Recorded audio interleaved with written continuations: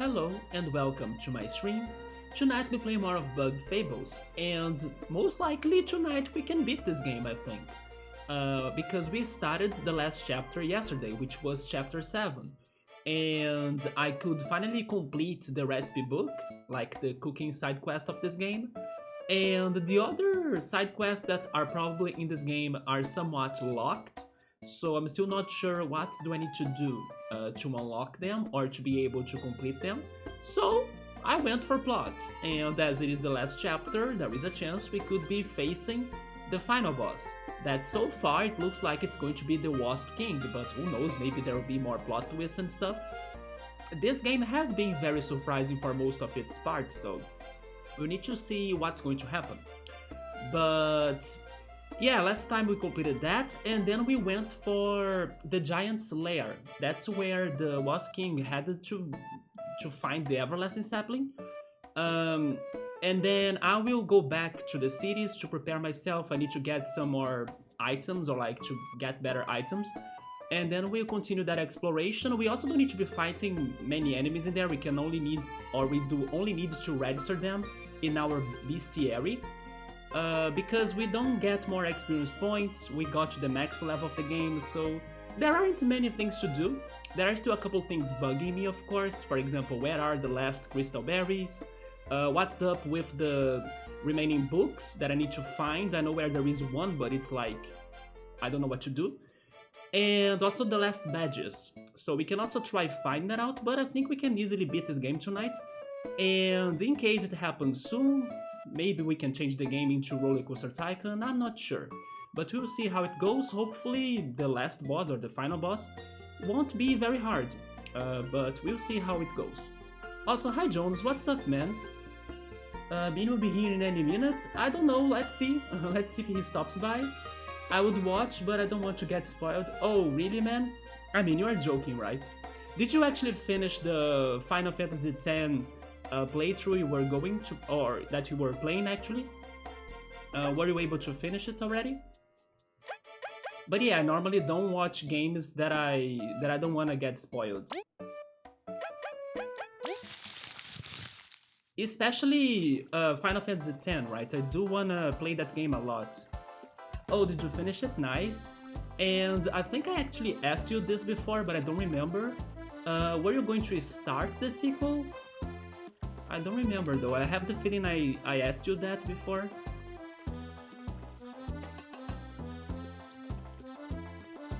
Oh, you're not going to start the sequel? Alright then. What have you been playing now though? Or maybe which games do you plan to be playing like next year or like anytime soon? After this one that I'm hopefully beating tonight, I'm planning to start Sable. Sable was given away by Epic Games maybe last week or so. It was kinda something recent that happened. And it was the game that I was looking for the most to play last year. You're not sure?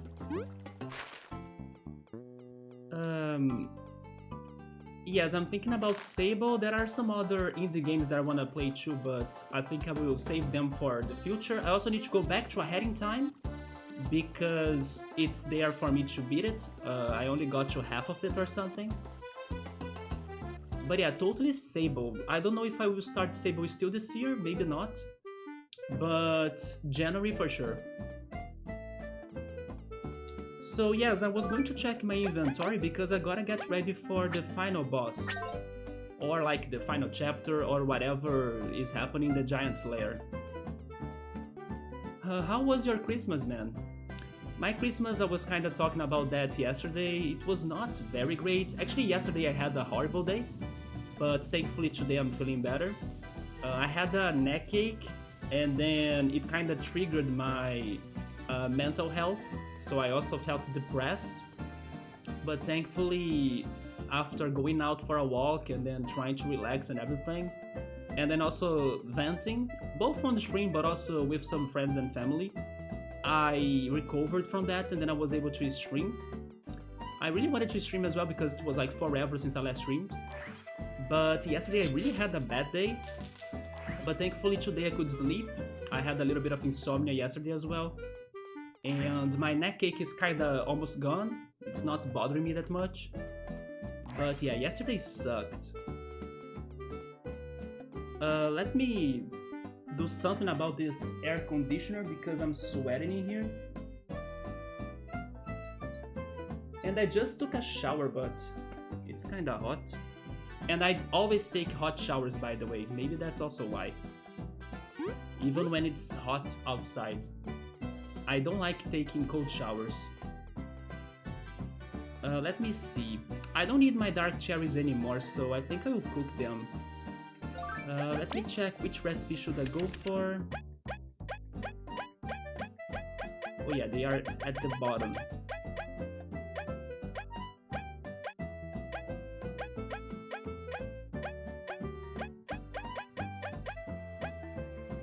No, not those bombs. Do I need to get the tangy berry again? Maybe, for the berry smoothie. This heals full TP. Or the miracle shake, maybe? 6 HP plus resurrection. To everyone, maybe? Reviving fallen allies so it can be everybody? You know what? It is better for me to go for miracle shakes. Hey, Ultros, what's up, man? Ultros, I was lurking at your stream today. Yes, you were playing some retro games in there. I even saw that Victor stopped by, but I was just lurking today. I think the last game I saw you playing was Mario World, right? Super Mario World? But then I think you were just, I don't know, playing some levels. Yeah, Jones was right. There is Ultros now.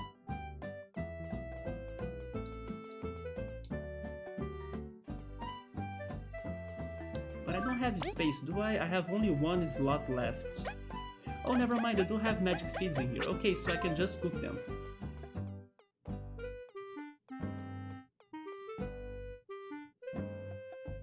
Oh wait, let's go to the other side, it's faster.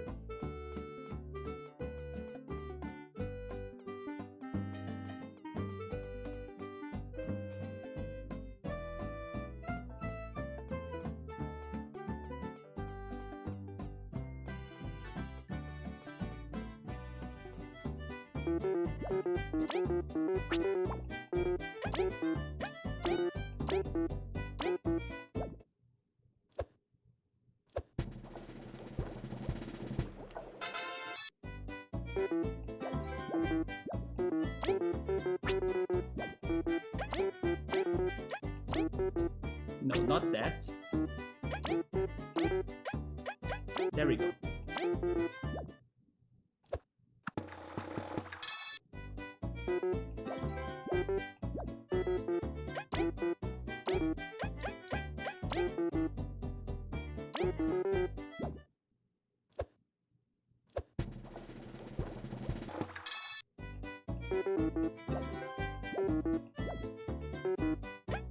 Man,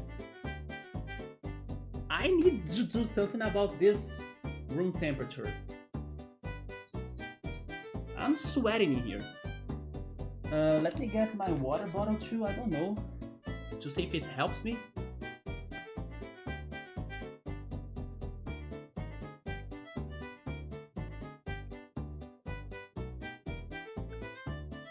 I could turn the fan on, but I think it's going to cause noise.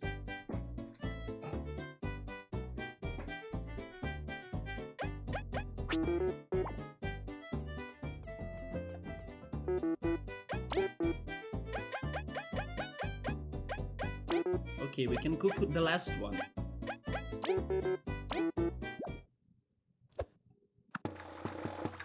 There we go. Alright, so I have some resurrection items. Maybe now I need to get TP items. How are we doing? I'm feeling much better today, man. Just sweating like crazy, but I'm doing alright. My neck ache from yesterday is almost gone, or it's kinda not here unless I force it, right? I'm not feeling it that much anymore. And mental health is good. Also, I could sleep well. So things are back to normal. Yesterday was just a roller coaster like of emotions or like depression day. But yes, thank goodness it was much better at the end of it. But I'm doing alright. Have you started feeling better too? You also kind of felt angry or upset yesterday, right? Yeah, after that's the thing. If I can sleep every night, then I will be alright, you know. It's when I don't sleep well that I can get problems, especially if it is, I don't know, at a somewhat triggering moment. For example, the end of the year kind of triggers me. Also because probably I was feeling lonely as I spent Christmas alone and everything. But it's most likely because of the neck ache that I had that made me feel super uncomfortable, and then I couldn't sleep well. But also because I was alone, yeah. Not angry or upset, just not sleeping night because you were so tired, low energy, and irritable. Sort of deal, but last night sleeping hit the reset. Yes, the same happened to me too. Hopefully Oliver also didn't bug you that much. Yeah, sleeping is like super good. Regarding my TP items, I think I will just prepare... I mean, I could also get something that I already have. Let me see what I have.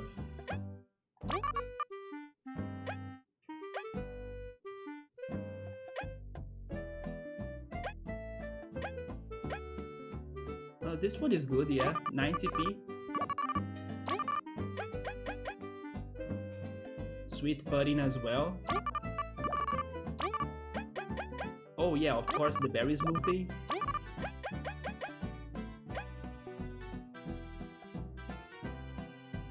This one, the donut.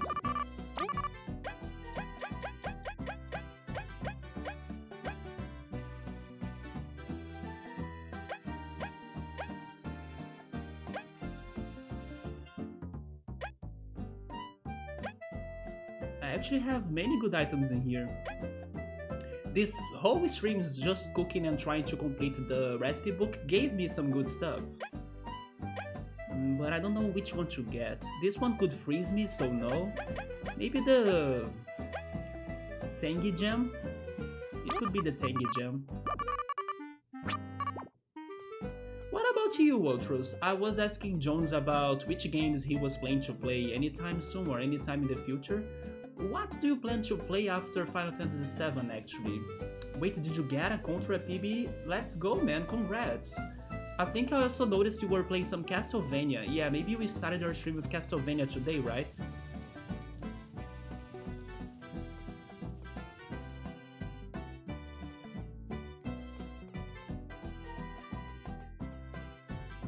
Okay, so I think I got everything I need.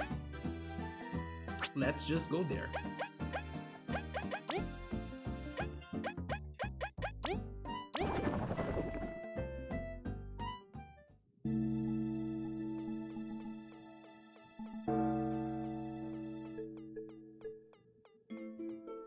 So you started with Castlevania, and then you went for Contra, and then some casual Super Mario World. But then do you know which game do you plan to start after Final Fantasy VII, or you have no idea? Wait, you still haven't played Chrono Trigger, right? Because I think when we were voting, the results were more towards Lufia, wasn't it? I have the feeling something like that happened. But you did play Chrono Trigger back in the day, like 15 years ago.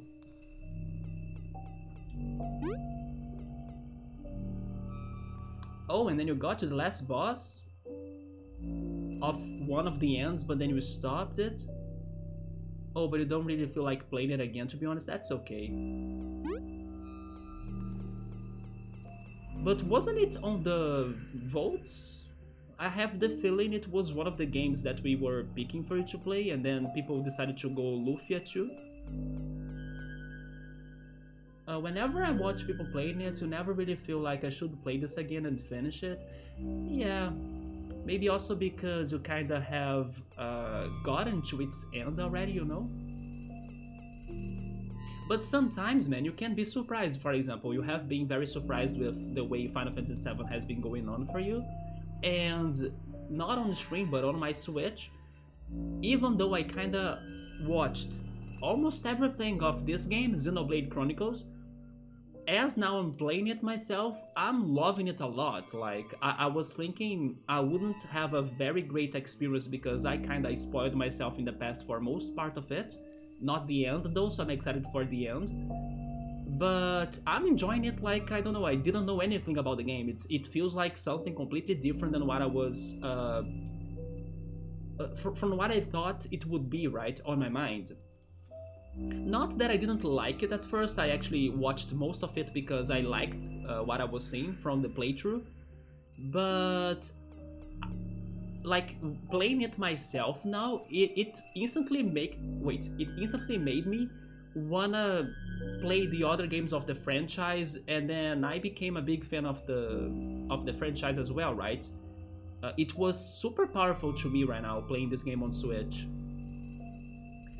Bini always says you say spoiled, spoiled actually, but I don't think you do. I try saying it like spoiled, right? I use it too though. If you somewhat go back on my old streams, Jones, my accent was much worse. Yes, Ultras knows that. When he stopped by here to watch me playing Final Fantasy VI, I had this one accent, especially towards Brazilians. Brazilians probably will have that accent a lot, because for Portuguese, it is very common for you to pronounce every letter of the words. So, like, spoiled, you know, something like that. And then only with, like, time and then getting people helping me to, like, hey, you should say these words differently or something, or even pay more attention to people pronunciations, I started to notice my own accent and then doing something to make it better, right? Or to communicate better. But back in the day, it was like spoiled. The one Ultras helped me out kinda recently was juice, right? Because I used to say it like juice, you know, but it's more like juice. It is more short. So yeah, there were some words that my accent was horrible back in the day. You will accent the ED in cases beloved. This one was Draco that told me about. Yeah, beloved, right? I don't remember any other case right now, but beloved is the one that you kinda say the ED. Yeah, and then Draco was the one that helped me out on that one. No, Juice was you, dude. I'm pretty sure it was you. I don't think Juice was me. I don't see the difference between what you just said there. Maybe it's because I got, let's say, to the best pronunciation possible already, so I kinda can't go back to previous me and then remember how I used to say it. But I know for sure you helped me out on Juice. Because I even remember you kinda typed on the chat something like this. You made me say it like that, you know, juice. But maybe, oh yeah, maybe before I used to say like juice, right? Or something like that. I used to pronounce that I. But now it's like just juice. The other one you helped me out was salmon. Yeah, salmon, right? That one, such a tricky word, by the way. You also helped me with that. Choose? Yeah, there is also choose. Definitely did not. I mean, there is a chance I can be wrong as always, but I could swear it was you. Unless this is more than a year ago, it could be. It could be older than a year, that's for sure. Oh my god, that one... I think it is Mort Gage, isn't it? Oh, by the way, I just got attacked in there. No, actually, but I don't need to fight it. Like I was saying in the beginning of the stream, after I register the monster on my bestiary, I don't need to fight anything, so let's run. There we go. Although this guy doesn't disappear, so he can easily get me again. Although he can't fly, so I'm good. Yeah, but I did not notice that he was coming. Did I say it right? I would say it like Mark Gage. I believe that's the pronunciation, right? Salmon, I don't remember this either. I mean, maybe those examples were older than a year, but I do think you helped me out with that word. Wait, they got me again. But sure, I can just run away.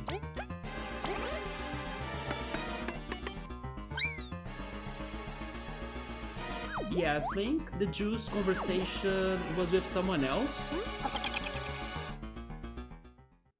Well, then I can't remember on the person, because I still don't even understand how you are or how I may have said that I was saying it wrong.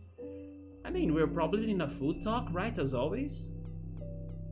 But I don't remember the context anymore either, like which juice we were talking about. Wait, there is nothing up here? Do I need to... Oh yeah, I need to drop this?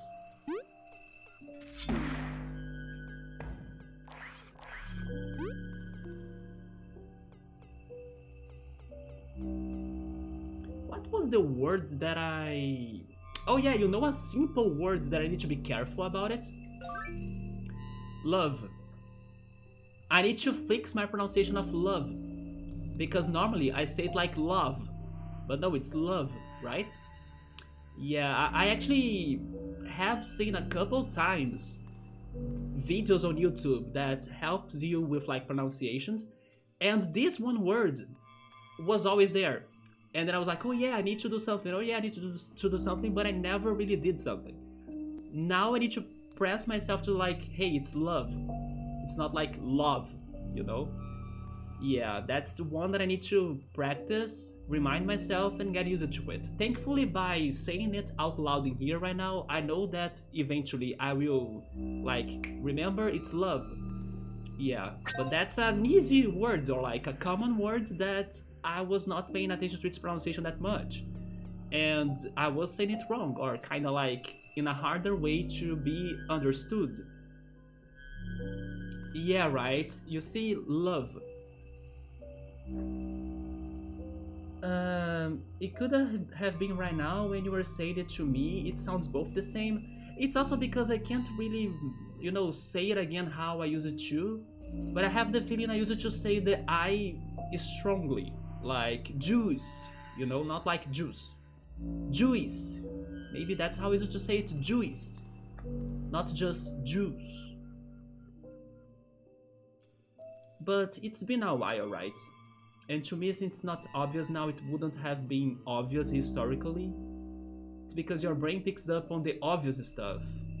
Then there is love versus love, yeah. But at the same time, you have no sweat with your English at all. You speak like 100% better English than 90% of Toronto. Yes, I understand that, like, what matters is communication. And when I go back to my VODs, I do notice that I spoke something wrong here and there, and it's all good, all fine. Something that I have been struggling like a lot lately. Can I just wait for the monster to disappear? I think it worked, right? Are the prepositions. Yes, I have been noticing that instead of like really thinking that much for like which preposition should I be saying between in, on, and at, I have been picking on for like everything I say. So yeah, I have been using on a lot. Every time I'm speaking something that needs a preposition that it could make sense for you to use in, on, or at, most of times now I have been using on, and I think people have been understanding me. But yes, I have been noticing that on me, right? You see right now, I just used the on again. Yeah. So probably I have been doing or committing some mistakes regarding the prepositions. But for communication matters, on has been working greatly. Oh yeah, if you were saying juice, it would have been ripping on me. Yeah, I think I used it to be saying it like juice, right? Like pronouncing the I and everything. And then, if not you, then somebody else, help me out to say like juice. Did you notice that I was saying non a lot? That only matters for like schoolwork? Okay, so I need to be more careful about that because I have been saying non a lot. I got you I don't know, a condition on my English. Again, I use the on, you see, that I can't differ in and on anymore. Like I'm always saying on. So I should maybe go back to that lesson and then maybe try to get a clear differentiation of them. I know like the basics, like in is when it's inside and then on it's when it's above it, or like physically speaking on objects or like or something like that. But when you use those prepositions together with verbs and like some other words that will require a preposition, not because you were saying that something is located in I don't know, in my shelf or like on the table, you know, when you are not saying something about physical localization, or like when it's something that it's regarding the verbs conjugations and the verb grammar, then I need to be more careful. Like you would say something like, you have a nice grass on your house. No. I should have said it like in your house, right? Did you PB... Did I say it like that though? On contra? That sounds wrong now that I stopped to think about it. But it matters like super little, yeah. It's also different when I type something and when I speak verbally, right? When I speak verbally, I don't think that much on those matters. Again, I use the on, you see? I'm not sure if it is on or not. But I'm now saying things and paying attention to what I'm saying, right? I actually do that a lot, but now I'm getting the on my sentences every time. You see, I'm not certain if what I just said was right, but it felt... It's how I felt comfortable to say it, basically. So it was like intuitive, right? But then if I stop to check myself out, probably I'm wrong. Or maybe I'm committing mistakes. But when I'm typing it, I think I communicate differently when I'm typing it. Maybe I would stop to think more about it. Or maybe not, I'm not sure. BRB, alright man. I need to solve this puzzle here, I have no idea where to go. I know I dropped a block, but then for what? Like, I have no idea.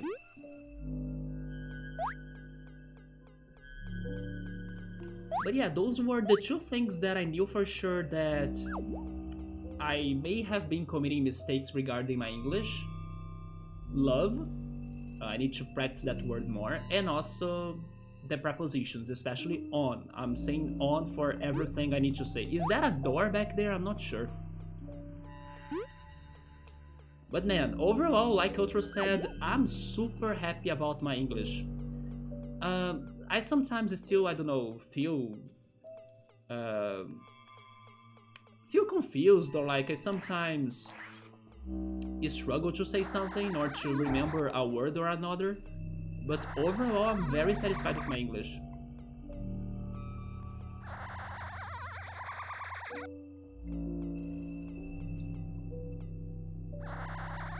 And then there are days and days, right? There are days that I can't say shit.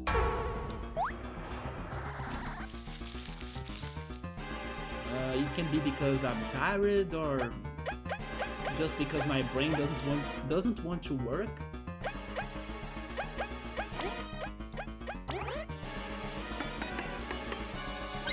Also, the more I stream lasts, the worse my English gets normally.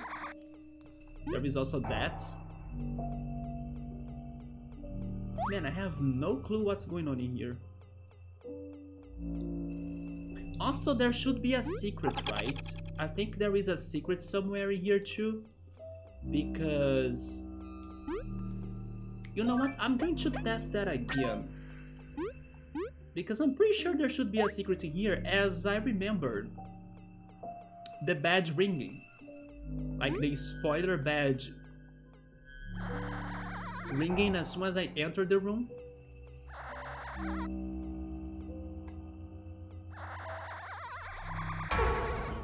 Are you kidding me? Come on, stop with this.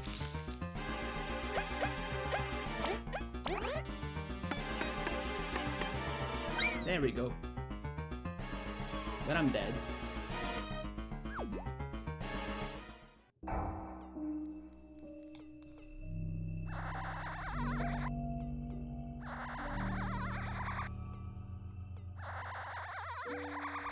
Okay, so now that I finally think my room is at a better temperature and I'm not sweating anymore, let me raise the air conditioner temperature a little bit.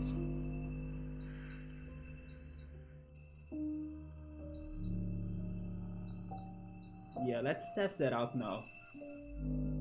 Also, by the way, I don't know if my hair is getting crazy or freezy, because as I took a shower and came here for the stream, my hair was still wet, right? That's the word. And it's been getting super freezy, so I don't know if it's kind of getting spiky or something, probably.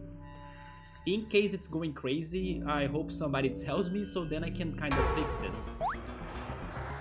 Man, I fell for the same trap again. I was thinking about shaving myself today, but at the same time, I still don't think my hair is that big or that long. But, oh my god. Why can't I avoid that? And he followed me, of course. So I'm now not sure if I should or not shave myself.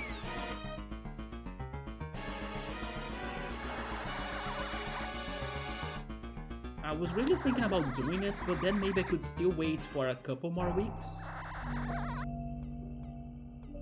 How can I avoid that?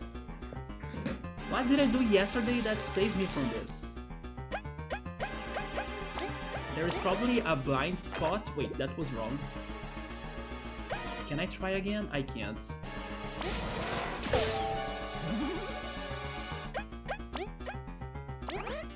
Down, left, B, A, up, down. Okay.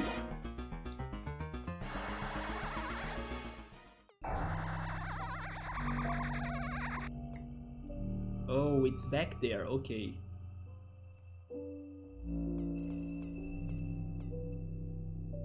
Yeah, it's on the back.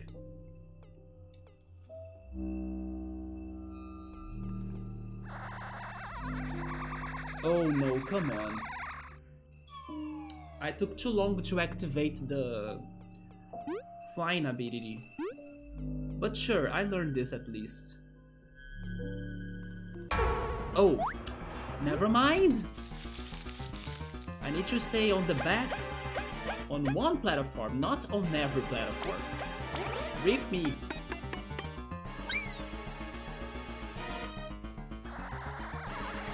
Yeah, on this platform I can stay on the back there. I hate how I'm backtracking just to check on something because I'll need to go back all this way, right? Although I'm stuck, I'm not sure what I need to do. Wait, is the enemy not respawning? You know what? That's good. Oh, there he is. Okay, I finally did it. Just took me a lot. Oh, he's back here though. Oh, come on.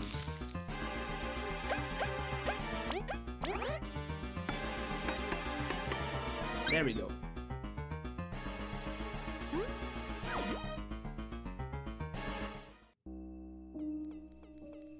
Since I'm back, where is Venus? There she is. Heal me? Yeah, heal us. Then I'm going to save.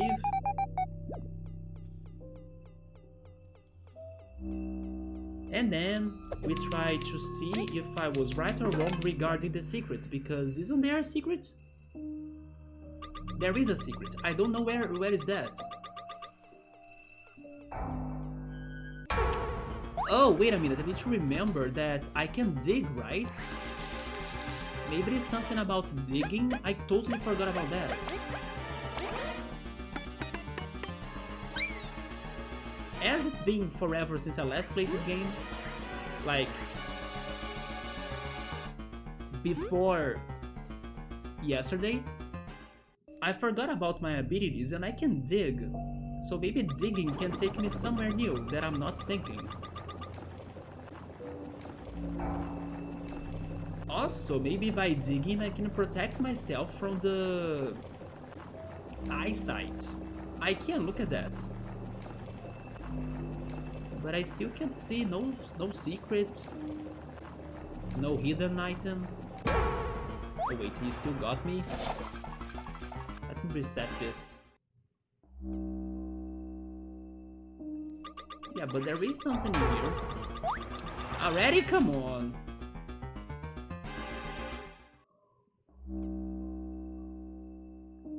Just dig.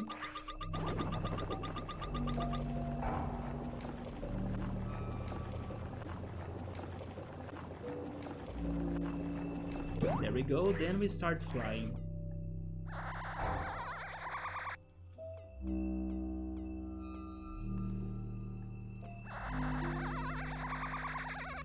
We still don't know exactly what the heck is that eye. Maybe it is an animal. It looks like a cat's eye in my opinion. But like regarding the context of this location, it would make more sense if that's a human's eye. But I don't know.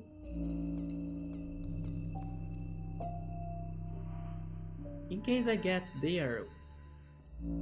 Oh, it is impossible for me to hide, right? So let's do the other path.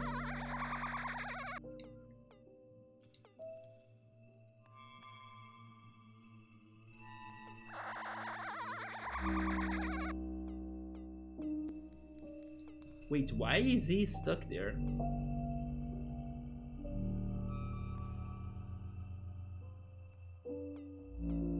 It took forever to turn.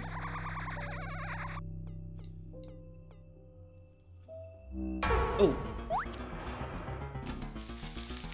You know what? I'm almost fighting this guy. No, I can run away and fly very quickly, right?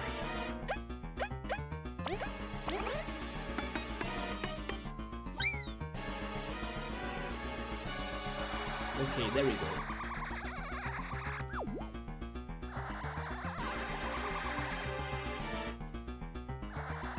So what the heck is the puzzle in here? Where is the secret item? What am I missing? Let's dig.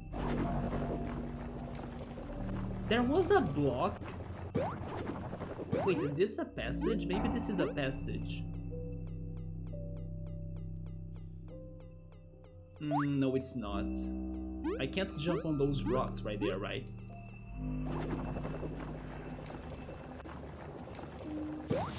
Oh! No, no, no, I'm not fighting you. I'm not fighting anybody. There we go.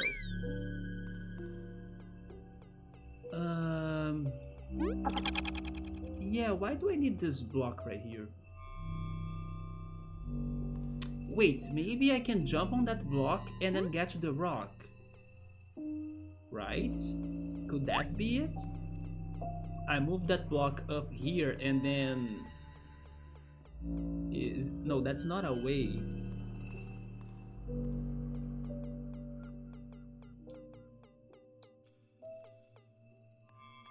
What a crazy room, I have no idea what to do.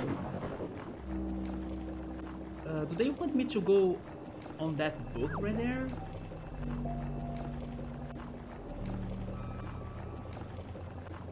Oh yeah, there is a...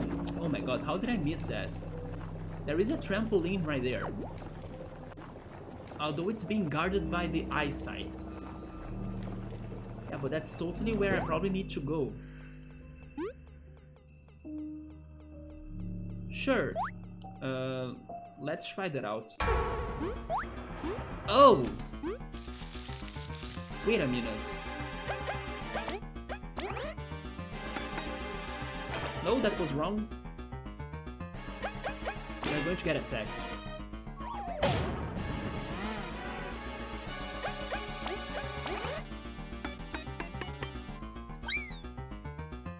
Tremble pulling?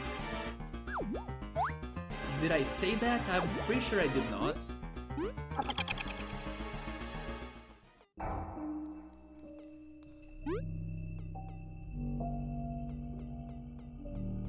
Yeah, it is being guarded.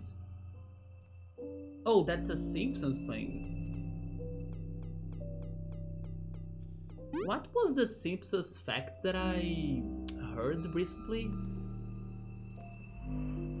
Oh yeah, let me actually check this because... let me see. I heard that The Simpsons is like super old, so I'm now curious to know when was it out?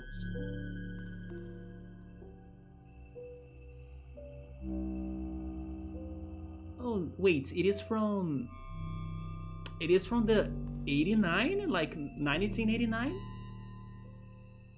Holy shit, so The Simpsons is as old as me. Yeah, it is from 1989, damn. Yeah, I heard somewhere recently that The Simpsons was like super old and I was like, seriously? The Simpsons is as old as me, because I was born in 89 too. Have you ever tried watching like the old episodes of The Simpsons? I wonder if they have a somewhat close quality to what we have today. Its major popularity took off around 1992, and then between 1992 to 2000, it would be the most popular and famous run of the show. I don't remember exactly when in my life I kinda watched The Simpsons, but I have the feeling it was a little bit later than the 2000s. Yes, I don't remember when I started watching that. Not that I followed all of the episodes, but when I kinda got cable TV and then the episodes were on some of those TV channels, especially Fox TV, right? But then... when was that in my life?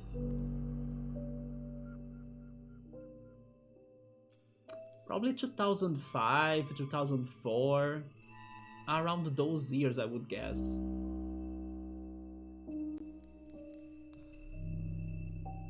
Season 1 and 2 is really old, but from 3 onward it gets better, it's fine. Even in the 2000s they were rerunning the episodes from the 90s. Because of the quality, that's not too different. Like from season 3. I wish I could remember what was the topic, like that this came up, like this information came up, right? That The Simpsons was super old. But yes, I don't remember the topic. I probably was talking about some other shows or some other animated series. And then somebody brought that up, right? And I was like, are you kidding me? The Simpsons are that old? And then it is. Like, up until 2010, several times a day across different TV channels, there was always an episode from 92 to 2000. Visually, it's not that much different at all. And those are just the best episodes? Okay. Do you know from which season or like from which year is my favorite Simpsons episode? The one that Maggie gets sunken, right? Gets sunken in the crazy plastic balls pool, and then deep down there she finds sunken ships, lost people, treasure, all sorts of things. I think there is even a Statue of Liberty there, a UFO probably. That's my favorite Simpsons episode, and I still remember laughing so much from that situation of Maggie getting sunken in the plastic balls pool, right? The ball pit, yes. That's season 4, that's from like 1993. Damn, so you're not joking, the quality is good. Like, I wouldn't guess that episode would be that old, right? Yeah, that's my favorite episode. I remember enjoying it so much. I should rewatch that because it's been forever and I loved it so much. I also don't remember how was the rest of the story because I can only remember she getting sunken into the ball pit. And the ones everybody knows and talks about, if you tell me any one little tiny scene from an episode you remember, I could probably tell you the episode and what year. Ultras, you probably have all of the DVDs then, right? The whole The Simpsons collection. And then Jonas has a Homer emoji. Okay, so Jonas is also a Simpsons fan. I think there is somebody else that likes that too, right? Was it Victor? I'm not sure. But yeah, those animated shows, I think the one I watched the most was South Park. But even South Park, I haven't watched it all, right? So... Jonas, Hair Jonas, right? I mixed up 2 episodes because I thought the ball pit was at the Evil Daycare. The Evil Daycare Center in season 4. But it's at a daycare center at Itchy and Scratchy Land. Okay, Itchy and Scratchy are those animals, right? The cat and the mouse. Oh, you do have some DVDs? And then you have season 3 to 12 on your PC. Oh my god, freaking Homer is now having a feast. And just watch the episodes all time on TV like 4 times a day. Every episode has 20 minutes, right? The baby is looking happy. Add more balls. Oh, that's how it goes. You said it's season what again? Season 4? Okay, season 4. I need to look for that episode. Although it won't be on YouTube. Do you think it would be on YouTube? Probably not, right? Wait, season 6 actually? And then Maggie just gets buried with a bunch of shit, yes. Homer is eating octopus. The craziest thing about The Simpsons, even though I don't watch the show, is how they predict the future, right? Yeah, I remember people always talking about that on Twitter especially. Like how The Simpsons predicted some crazy facts of the future. Of course, it's coincidental, but still it's kinda impressive, right? It's kinda scary as well. Simpsons are tight as far as access. I think Disney streams them or whatever, but you can find them if you look around. Yeah, regarding streaming services, I only have Netflix, but I kinda don't think it's in there. Maybe it is, let me see.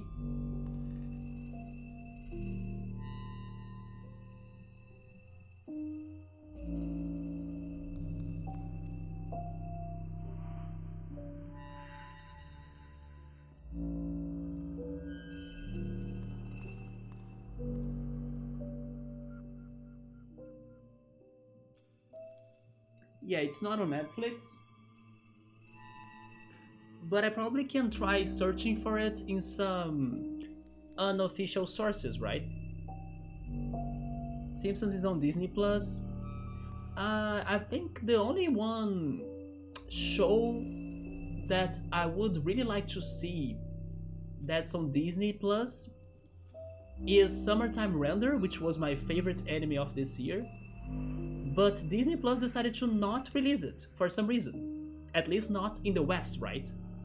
So pretty much everyone that was waiting for Disney Plus to release that show, they couldn't watch the best anime of this year, basically. So that was a BS move by Disney, in my opinion. But besides that, I think Disney Plus doesn't have anything that gets like to my attention that much, right? Not that I can remember though. So it was never one of those streaming services that I always, I don't know, wanted to really check it out. Neither Disney Plus or is that other one called the Star Plus? Yes, Star Plus, right? I looked a bit more into the whole them predicting the future thing, and then what I learned is that politicians, media, etc., and then the players would actually hire firms to design an event around something subconsciously familiar seen on TV. Wait, but so in short form, it's like watch an episode of The Simpsons and then, when we have a chance, we try to recreate it in real life. That sounds too much conspiracy to me. Like, do you think it is that easy for them to do it? Like to recreate that one event from The Simpsons in real life just because? I think no. Like Donald Trump going down the elevator, it was like frame per frame from the... Oh yeah, okay, maybe after an event happens in real life, then sure, they can try recreating it in real life, right? Although right now I don't have the basis for like telling you how was the prediction of The Simpsons in that one episode and how that started, for example, regarding Donald Trump. I don't remember how it was that in there. But after the situation has happened in real life that Donald Trump got elected, then sure, like we can get him to do like a scene on an elevator that looks like The Simpsons, right? But I was thinking like before that, like, I don't know, The Simpsons predicted that Donald Trump would be elected, and then it happened, you know? But years before it actually happened... Wait. Before they tried to recreate the scene? Because the Trump administration and media team saw that and said this is how we will film it.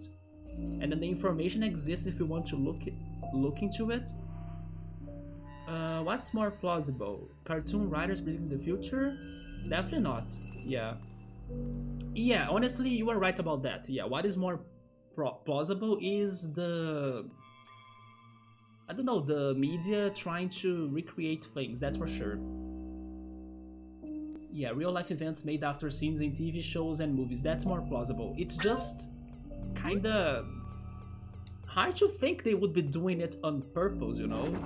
Now that I'm stopping to think about it, it kinda makes sense why they would do it, but still, I don't know, it's kinda messed up as well, right? That they would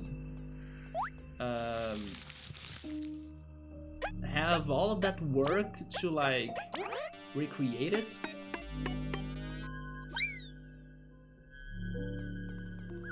How the heck do they want me to get rid of this claw right there?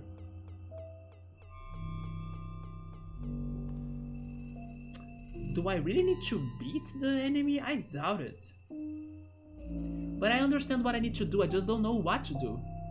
I need to take that claw out of there so I can use the trampoline, but...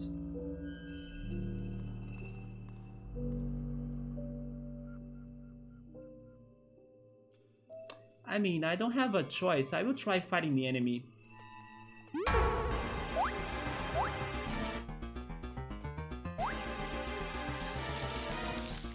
Although the claw is still there, right?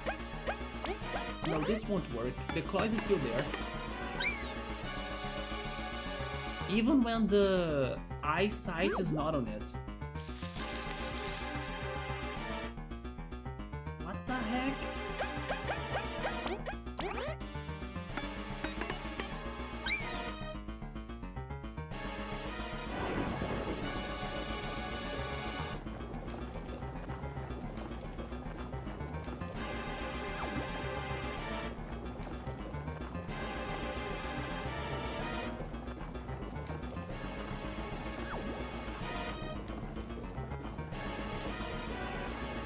it's not malicious or anything or some deep conspiracy of writers. It's just very skilled and smart campaign media marketing teams knowing how to hit people subconsciously.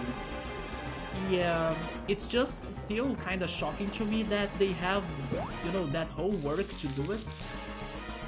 And then creating conversations, and then politics and media is theater too, just a different kind. Makes sense to me as well. That's why newsrooms have producers and write segments, and most read off stuff written for them by other people, and in some cases just lucky guesses based on what be predictable in worldly events. Yeah, sometimes The Simpsons will also bring up like topics from like recent days or like present time, right? And then those topics might be more important in the future, and then people will be like, oh yeah, The Simpsons predicted that this would happen or that would happen. Yeah, sometimes The Simpsons and also other cartoon or animated shows, they will tackle more present time topics or situations.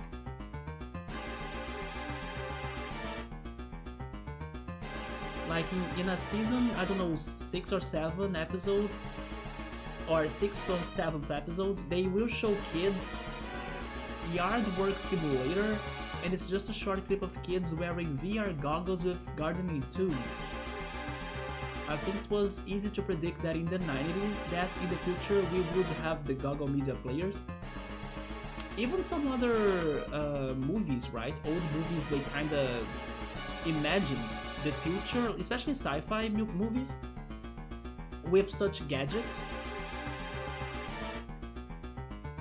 It's not like, ooh, they predict the future. Yeah, in that case, I see what you're saying. It's just that technology advanced, right? Into something smaller, something with a more futuristic design. You know, another show that's probably going to do that a lot for the future even? Black Mirror. Have you watched Black Mirror, Ultras?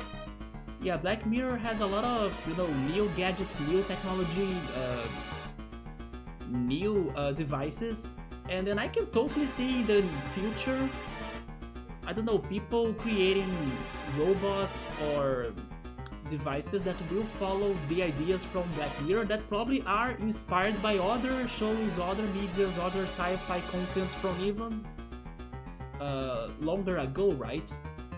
Or longer before. Actually, in Rock in Rio, like the last Rock in Rio we had in Rio, they did recreate a Black Mirror, let's say, idea, which was a security dog, but of course as a robot. So yeah, they had in Rock in Rio this one security robot, pretty much guarding the event, or like he had a security camera that would be connected to a monitor room where they would be checking if everything was okay with the event. Yeah, they freaking recreated the robot that scared and disturbed so many of the watchers of the show, because that episode is one of the most disturbing episodes. It was about dog-like robots that hunt humans, and he was in Rock in Rio, like, was it last year or this year? I can't remember anymore, but he was in the last Rock in Rio. Although, let's be honest, recreating a dog robot is not anything very crazy surprising, because for our technology today we can easily do that, but just an example that they could be getting ideas from Black Mirror and then doing it in real life.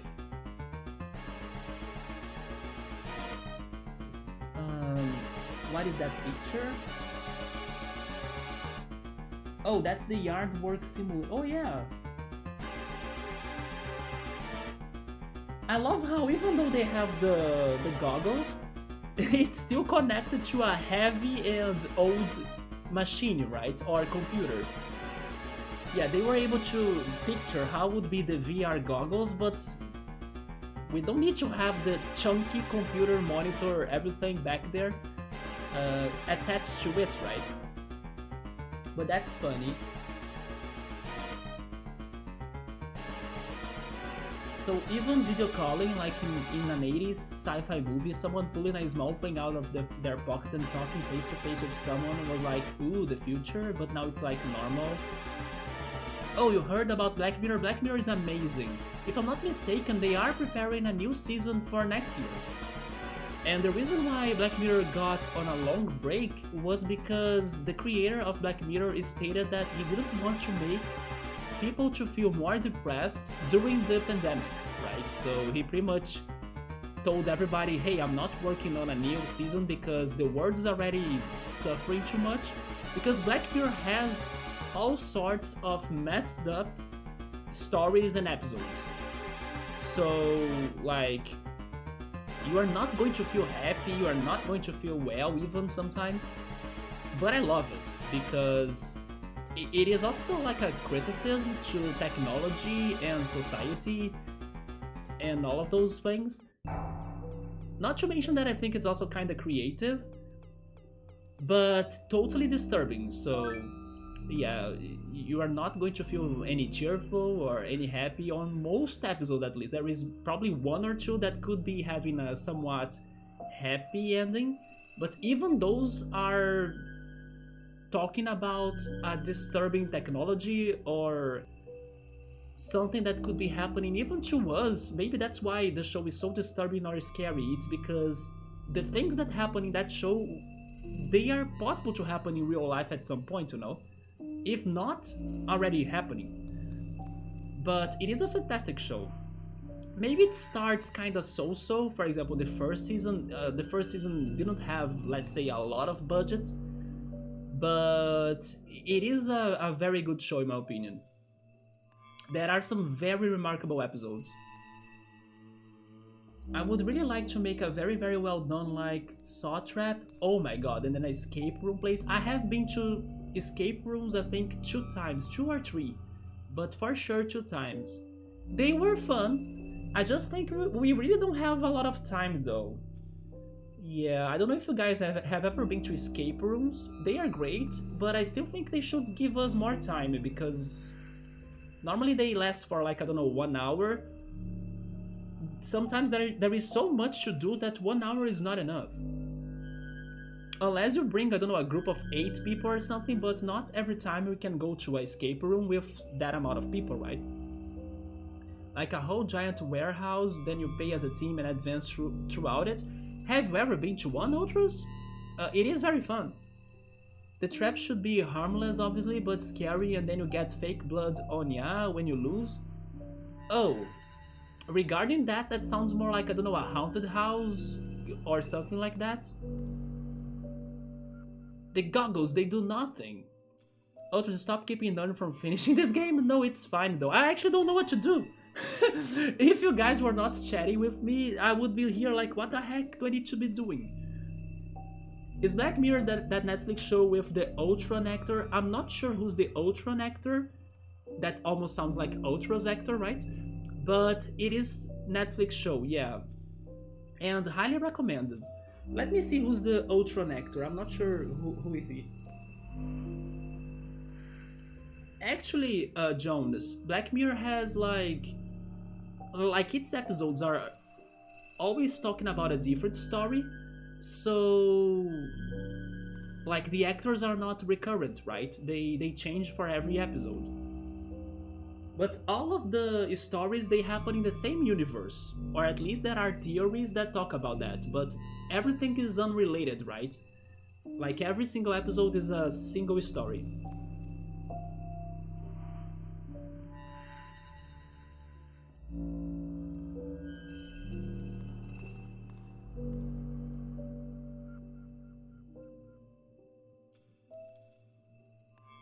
You know what?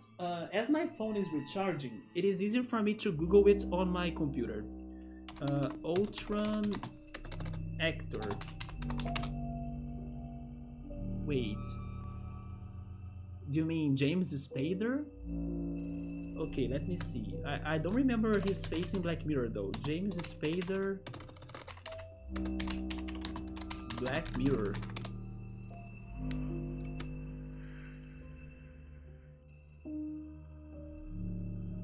Maybe? What is this website talking about?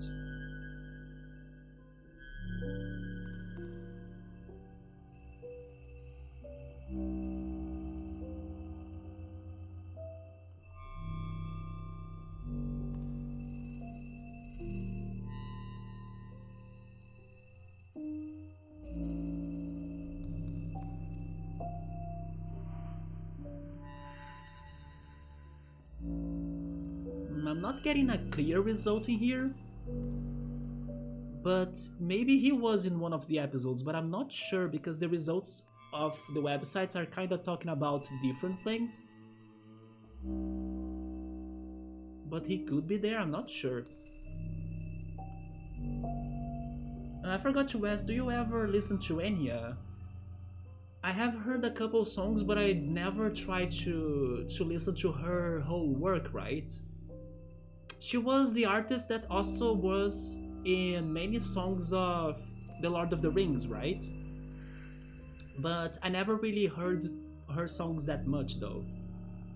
I see, but you'll probably never ever sub to Netflix again. Netflix has been not very worthy, right? For you to subscribe to them. Yeah, they have been expensive and also they cancel many shows. And also, it feels like the more time passes by, the less content they have to offer. It's Ultron wait, I can't say that. Gamironi? Oh, by the way, I see that Subaru. Wait, Subaru sent me a message in here. Okay, there we go. That I'm not sure, but her music is just sort of like ambient synth 80s type. Okay, I should check more of her songs then. It sounds like my thing. And then she has the angelic type voice saying things, that's true. Like ambient, almost like Donkey Kong Country type stuff. I never, from like what I remember from her songs, I never made that connection between her tracks and Donkey Kong Country soundtrack. But if that's what you're saying and I trust your taste, I should really look forward to listen to her. Because, yes, I don't think I have gotten to maybe the songs that feels like Donkey Kong Country that much. But I do think I have heard her soundtrack of The Lord of the Rings before. There is one song on my mind. It has a weird name, but I'm not certain if it is an Enya song or Bjork song, right? But it's called Ori something flow. Let me Google that. Orinoco or something? Enya. Orinoco Flow. Yes, I have heard this song in my life before. Yeah, Orinoco Flow.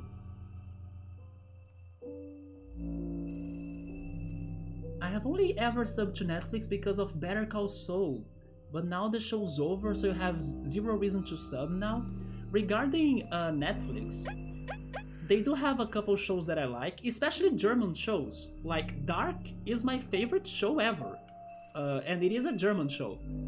Yes, Dark was amazing, and then the creators of Dark released 1899 this year, which was also very great, although I still preferred Dark, but it looks like this story could get more seasons, so let's see how is it going to develop, right?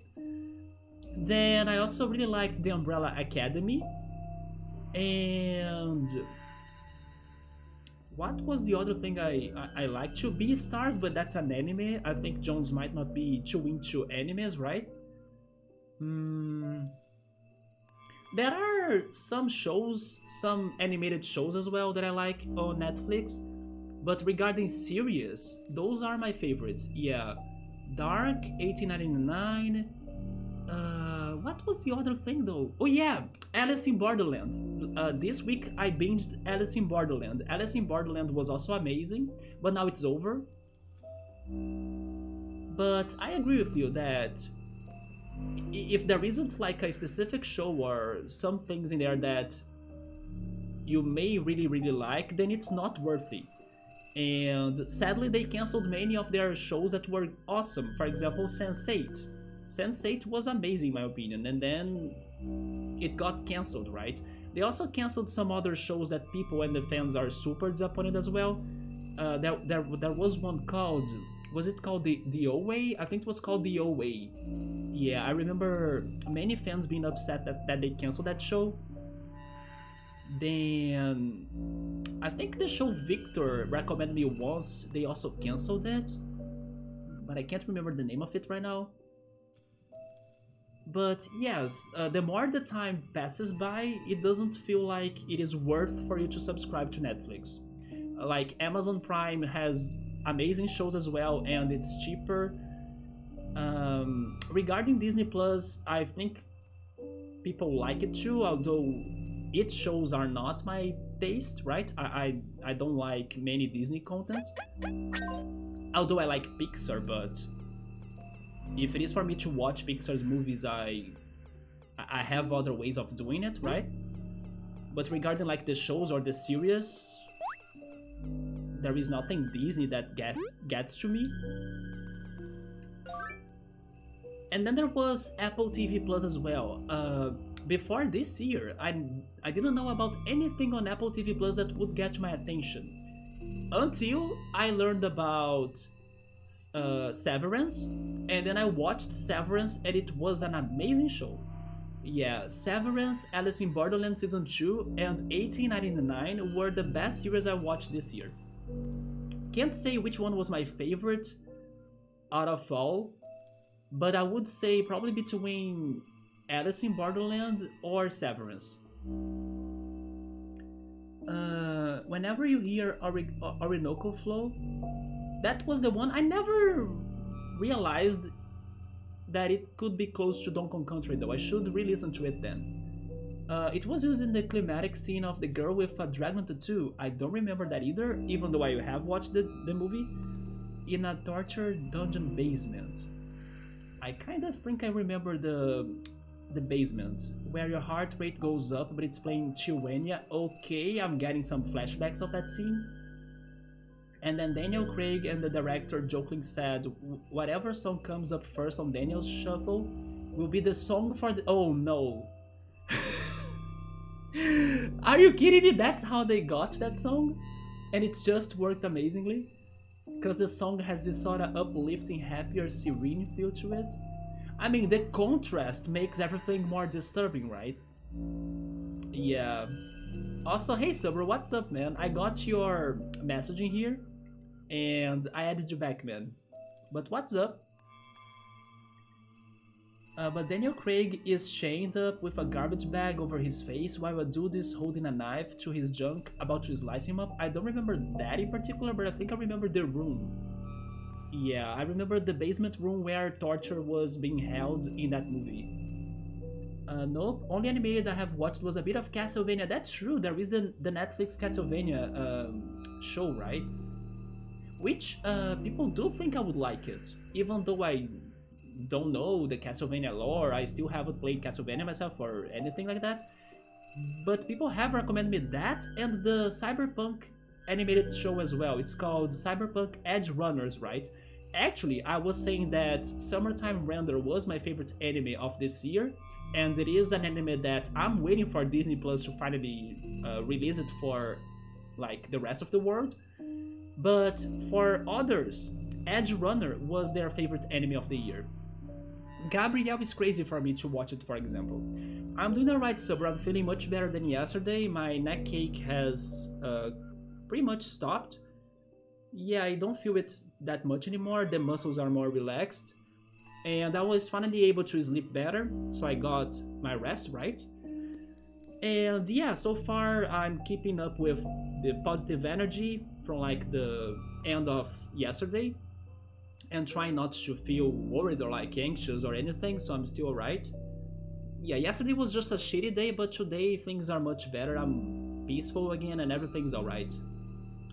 Daniel Craig always has trouble with his junk in his movies. That's a weird statement. Is it for real?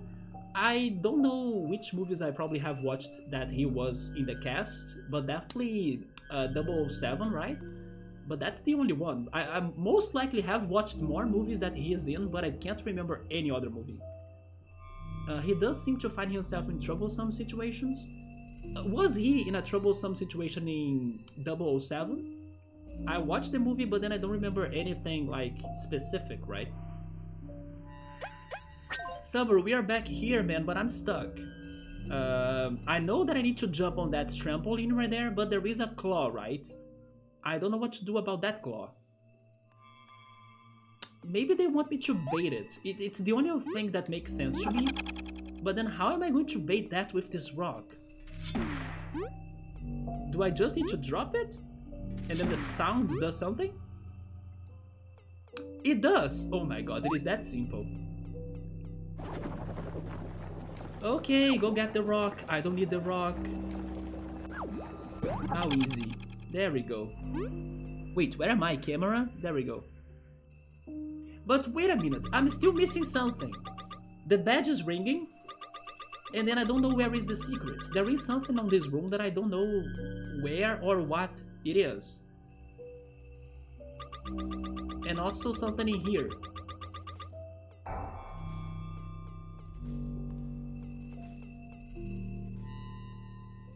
I'm pretty sure the basis of James Bond is getting into troublesome situations. Yes, but at the same time, James Bond is OP, right? So nothing kinda beats them up, or like nothing really... How can I say this? Nothing feels as challenging for them to not to overcome. It's just like freaking... how was it called now? I think the name of the character in the movies are... Or the character name is like Ethan from Mission Impossible, if I'm not mistaken.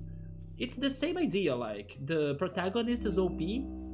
No matter what happens to them, they will, you know, overcome it. That's why I still don't think or remember anything very troublesome on James Bond. In Casino Royale, he gets his nuts punched by a tightrope. Okay, so he did get captured then. Yes, I don't remember that anymore. I actually have only seen Dragon Tattoo and maybe one 007 movie, Skyfall. I went to the movies to watch Skyfall, there we go. And I didn't think it was that good.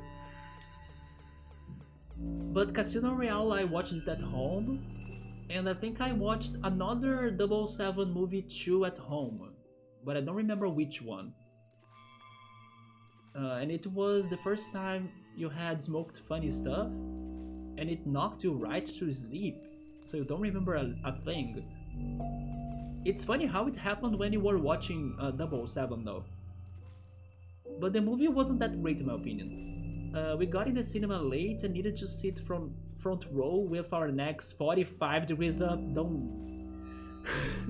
Don't talk about it, man. Yeah. In my hometown's movies, or in the movies room, right? Or at least in the old movies, because now there is a new shopping center or like a new shopping mall, and then there the movies are amazing. Like the room is great, the quality is awesome. But in the old one, the one that I used to hang out with my friends during my childhood, there was like a pillar in front of some seats. So like, who thought about that architecture, right? Yeah, there was a pillar in front of a couple seats. So if you were unlucky enough, you would need to sit there with a pillar right in front of you. And I think I had to sit there, or like I would be on the floor or something, for... was it Troy? I think the movie I had to watch while sitting there was called Troy, right? A medieval movie? Yeah. So, Ultras, there is something worse than sitting in first row. It is like having a pillar in front of you. And one of my friends snuck in a whole apple pie. So we were eating pie off a dude's lap. Is that forbidden for like the movies in there? Because in here, I mean, it depends of the movies, of course, but the one in my city, it is allowed for you to bring food to it. That's actually how I used to go there. I used to go to McDonald's or Burger King, and then I ordered like a combo, like an offer or something, and then I brought it to the movies instead of buying the movies food, right? Like the crazy expensive popcorn or the soda. No, I go to McDonald's, order everything for like takeout, and then I bring it to the movies. But maybe that's just something on, or maybe I should say in. Now I'm confused, is it on or in? But maybe it is something that will happen only for a couple movie brands in Brazil, and not really, you know, internationally speaking. Probably it's not going to be allowed for you to bring food or anything to other movies, right? But in here, at least in my city, it's fine. Casino Royale single-handedly started the Texas Hold'em poker hype. I used to love playing poker, believe it or not. I cannot bluff though, but I think poker is a very fun game. I remember playing that with my family back in the day. Everybody and their grandma was playing poker after movies gotten successful. I don't think that hype hit me or hit like my family, but I do love poker. Yeah, poker is great. Yeah, I remember my friends trying to like martinis and that failed because they were too strong. So like everybody kind of fell asleep or passed out or something. But it kicked off the poker for sure. So funny enough, yes, there are no outside food policies in all theaters. Okay, so I'm glad that in my city it is not that crazy, right? But are not legally binding in any way, or legally, right? Legally binding in any way. I see, so people can still sneak in, right? You can't disrupt a person's possession or transport of food unless your facility is certified free of allergens, like peanuts, but theaters are not. Okay, so if you are smart, you can argue if you're caught. Most people don't know that, but it's not a big deal. People sneak in shit all the time. They don't like search you. Sounds good to me, right? I like playing poker, but I get bored super fast and start betting irresponsibly just to get it over with. I mean, I'm the easiest to read poker player. Like, I don't bluff, basically. So if I don't have anything good, I won't try it. I will quit, right? But regarding the game, or like the rules, I like the game a lot. I remember that for some years, I also used to play it online. Of course, not betting real money, but just for fun. But it's been a long time, like it's been forever. Casino Royale then had that effect on poker. I can guess that... how was the show called in English? Is it the Queen's Gambit or something? Queen's Gambit. Yeah, the Queen's Gambit on Netflix again, another Netflix show. I'm pretty sure the Queen's Gambit promoted chess, right? Like crazy. I have not watched it myself, this show. I heard great things about it though. And I think chess was probably highly promoted thanks to it. This year even, right? It is something that got out this year, isn't it? The Queen's Gambit. Or was it last year? Wait, seriously? It is that old? 2 years already? Holy shit. What the heck? Why does it feel like it was this year? Holy shit, okay, I did not feel this time passing by at all. Okay. But that show promoted chess. I tried playing chess thanks to my uncle. My uncle is crazy for chess, so I do know the rules. But I honestly... I don't like it that much, I can't think on strategies for it. So I'm not good, right? So I never really invested that much on chess. Okay, so now we have ice block puzzles for who knows what. Maybe they want me to jump there?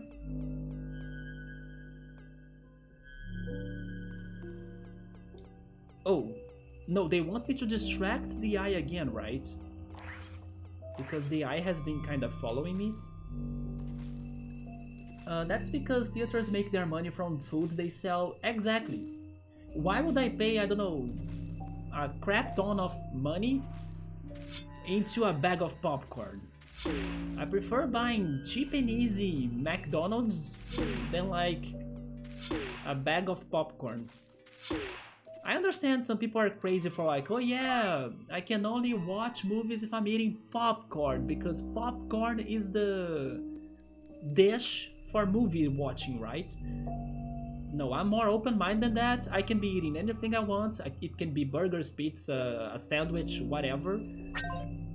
And I don't necessarily need the popcorn, you know?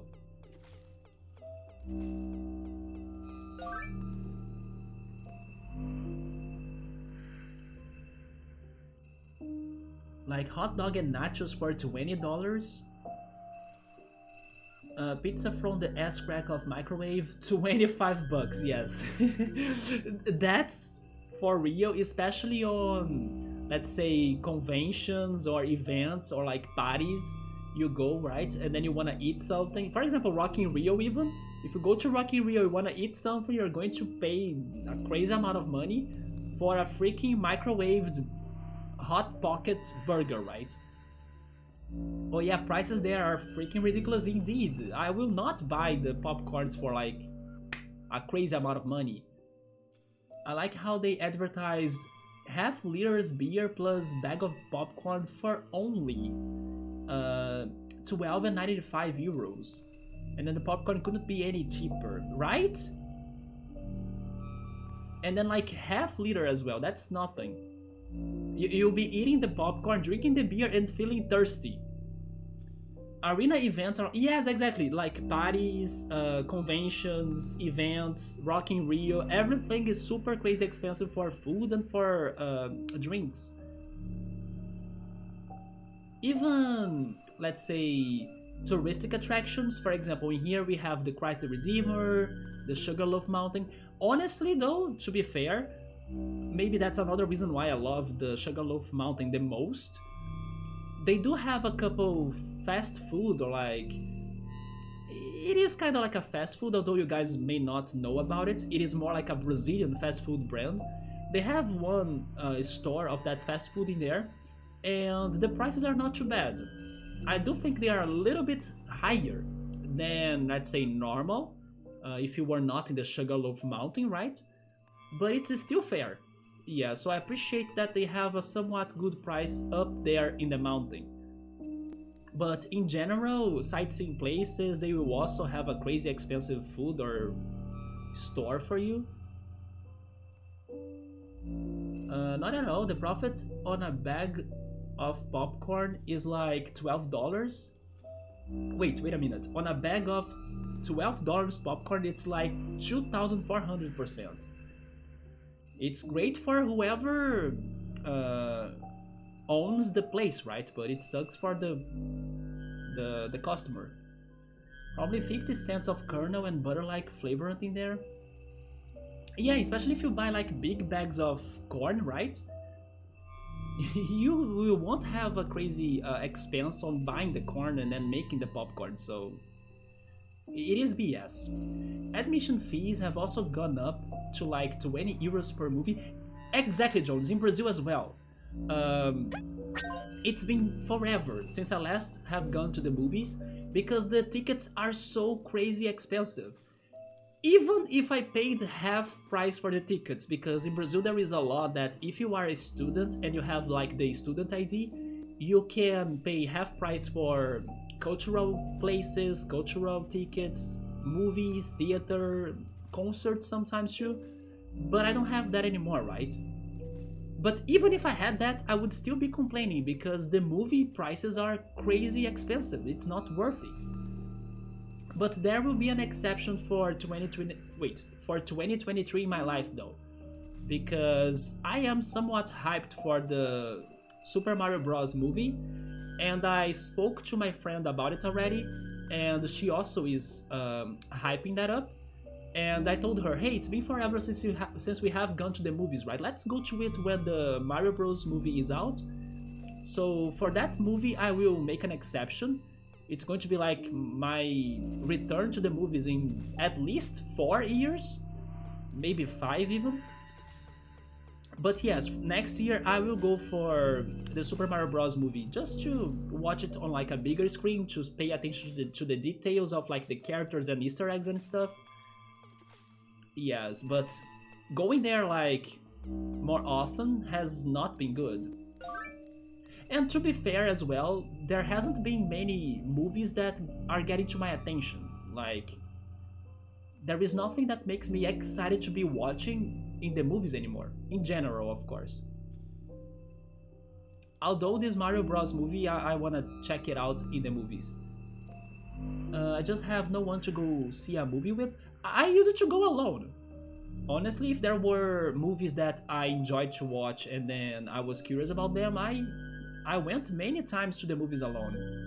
This one in particular, I do have company, but that doesn't stop me from going to the movies. It's the price. The price is not worth to me. My friend always gets the $10 popcorn at the hockey games, and then it helps you to drink more beer. Exactly. There is also that. For 13 euros, you can buy a week's worth of food. You see? Even with inflated prices. I used to go to a shithole music venue in a basement. It was run by the shittiest people, but they had 355 milliliters beer cans for $3. It is much better to go to that place, right? Or maybe you go there, buy the beer, and then you leave it. You go drink the beer elsewhere, or something like that. The cheapest concert beer ever. Subway is saying that after you are drunk, if the food's good or if the quality is good, it doesn't matter anymore because you are drunk. He has a point in there. The movie theater's current buying power is probably super strong too, so they get it less cost.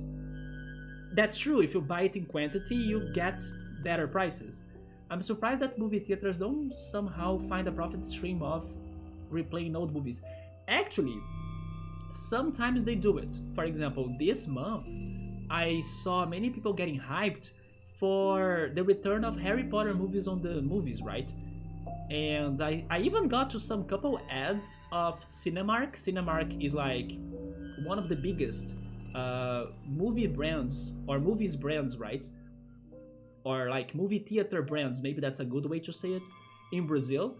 And I got to some ads of theirs promoting Harry Potter and the Chamber of Secrets Returnal to the movies. And yeah, people were hyping for that. There was one downtown Toronto that did. It only played old movies. Oh, actually, we're talking about something more recurrent.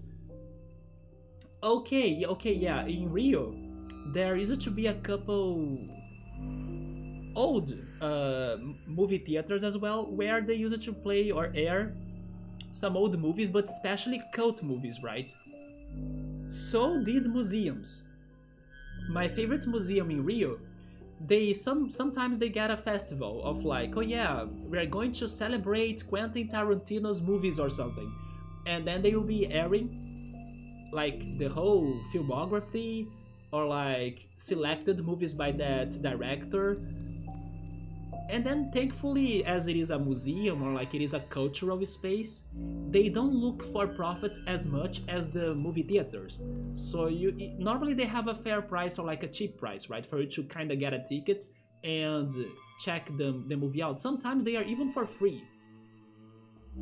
So yeah, there are a couple places like that, but they also won't have, or at least for most part they won't have, let's say the comfort or the OP quality of a proper movie theater. But honestly, for free or like for a cheap price, it's fine, right? But then don't you find, or can't you find maybe a museum or maybe, I don't know, a cultural space where they could be airing some classics or some old movies outros in there? Although it's hard for me to actually picture you going to the movies, right? Because you don't watch many movies in general, so yeah. But there was one downtown Toronto that played only old movies. Maybe it just isn't a model that works. It doesn't work for profit. Like I was saying, it is more like cultural speaking, right? But honestly, it depends on the museum actually. This one that I mentioned in Rio, it is a busy museum, so their movie sections would still get crowded somewhat, or at least full rooms, right?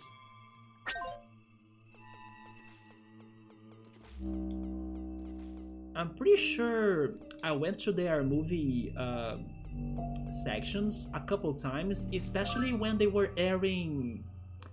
How was that movie with Scarlett Johansson again? It was like a very weird movie, like.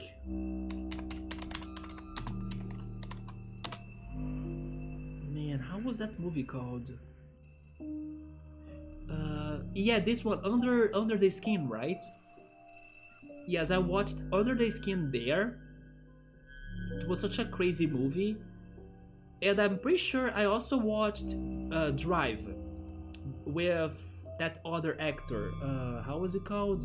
Ryan Gosling. Yeah, Drive has, by the way, a fantastic soundtrack, a retrowave soundtrack. It was one of the first references of retrowave I got in my life. It was like, what is this soundtrack? And then I learned about retrowave. Thanks to Drive, yes. Lucy. I did not watch Lucy in that museum, but Lucy is an amazing movie. Yeah, Lucy is amazing. Highly recommended. Nightfall. Wait, Nightfall? I don't know which movie is that one. Nightfall.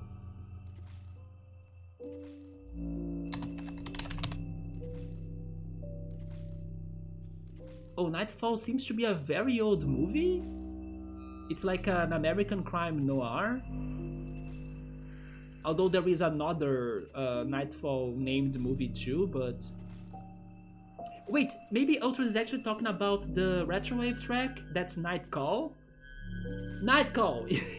Okay, there we go. Yeah, Night Call is the main theme of Drive, right?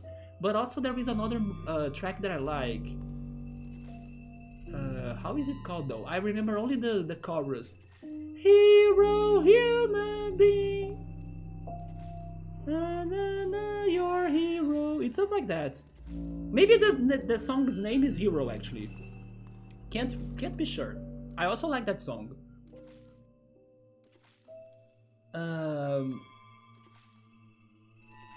I remember when I was in college and then they had Terminator 2 playing for a week. Oh my god, you made me remember. Can I have a tiny crime confession on this channel? Please do not bring me to the cops. You made me remember that when I was in college as well, these group of friends, they heard, or like, there was this thing about sneaking in other movie sections in the movie theater. And it was a somewhat common thing amongst the teenagers, right? Let's say it was not their idea only. Because there was really not a, let's say, good security between the movie rooms or like the theater rooms. So you could pretty much, if you wanted, go to a movie room, watch the movie there, and then go into the other one to check out the other movie, you know? So yeah, these group of friends, they watched a movie with me that I don't remember which one it was anymore, but we sneaked in another movie room to check Terminator. And then I don't remember which Terminator was it anymore. But yes, we did that, so sorry. Don't bring me to the cops. But that was the only time I did that though. Yeah, that was the only time I did that, at least. I don't know if those friends did that again, but that was the only time I did that. And it was for a Terminator movie. Nobody caught us though. Ultras only recently saw Drive after your recommendations. What did you think about it, Ultras? I love Drive. I even have the DVD somewhere. Yeah, it is somewhere here, right? Not sure where is it. Yeah, it's somewhere there. But Drive is amazing.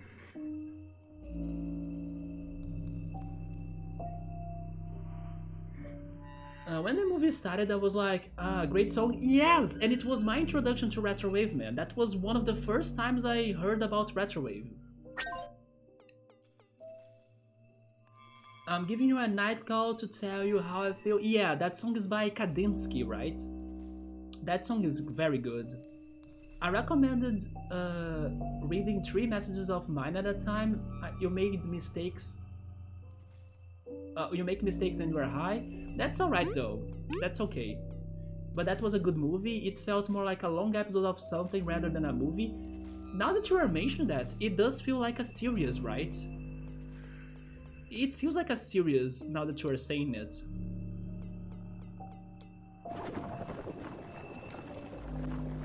And at the same time, it is a somewhat very simple story. But I don't know, the execution just works. Also, the ultra-violence of that movie also works, you know? But it is a very basic movie, it's a very simple story, like there isn't anything crazy about the plot of it or, you know, anything that would be, oh my god, I was mind-blown by, by the story or anything. No, that doesn't happen. It's just the execution. There is something about that movie that's captivating. Maybe it is the lighting as well, the soundtrack for sure. But the movie is it's a super basic story, like there isn't anything crazy about it. But it is very pleasuring to watch it, yeah.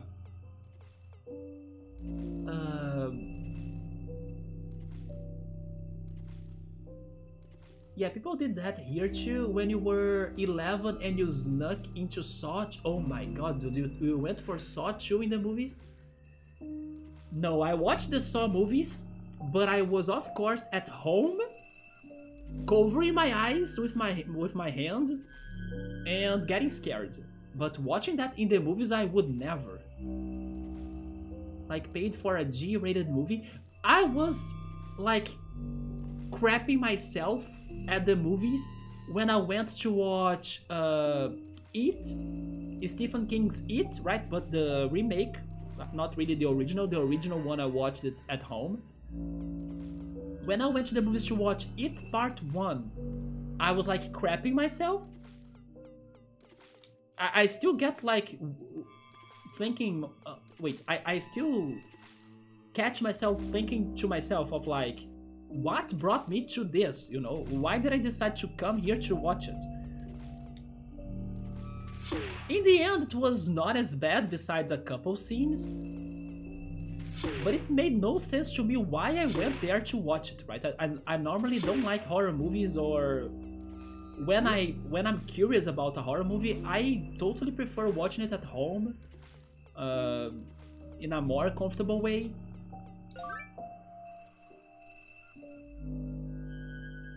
And then like you paid for a G-rated movie, then you walked into Saw. Yes, I did that too. But I don't remember which movie I was watching before though. It's movie hopping, that's how it's called. I did that once in my life at least. You could totally do that here in our theater. Okay, so it's something more common than what I thought. At least I don't feel like a criminal anymore. There we go. Everyone on my chat has done that. Have you as well, Subaru? Yeah, I'm feeling okay now. And then myself and another friend tried to do that to see 300. 300, I watched that in my hometown. In the movies that had the pillar in front of the seat. That's where I watched 300. Oh no, but you guys got caught and then you left. And then Subaru's like, stop, you violated the law. Sorry, Subaru. That's on my boat playlist. Oh! Wait, you have a boat playlist though? That's awesome. It also had that filter. Oh yeah, filter on the whole time. Can't stand these filters filmmaking uses. Wait, you don't like it though? That life is sucked out of the visual, if you ask me. Sometimes it works. Like I was mentioning the lighting of Drive, I like that a lot on that movie. But sure, it could be a problem for some. Also, most of Bryan Cranston's lines were improvised. Who's that in the movie though? You love when directors give actors free reign over their dialogue? That's true. It can feel more natural, it can feel more dramatic as well. You made me remember Leonardo DiCaprio in... Oh my god, how is that movie called? It is a Tarantino movie if I'm not mistaken. Yeah, what is it? This movie though?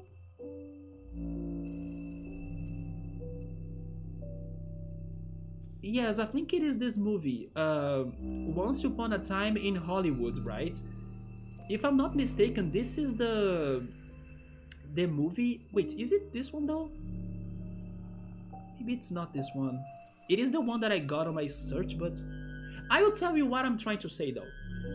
There is a movie, maybe it's not this one that I found, that there is also a chance it's not Leonardo DiCaprio, but I kind of think it is him. That something happens that he hurts his hand a lot when he was kind of hitting an object on a table, but then that object kind of got to his hand. So he pretty much either broke his fingers, something very bad happened to his hand. And he continued performing like nothing has happened. And I think he also improvised with the things he was saying, but he endured the hit, right, for that scene. And then only after the scene was, let's say, captured or filmed, then they rescued him. Or like that he kind of revealed, hey, my hand is like bad or something. Yeah, there was a story regarding those lines. That's the movie. Jones knows it. It's Django. Yeah, was it Leonardo DiCaprio now? That's the one movie, exactly. I have definitely it's him, isn't it?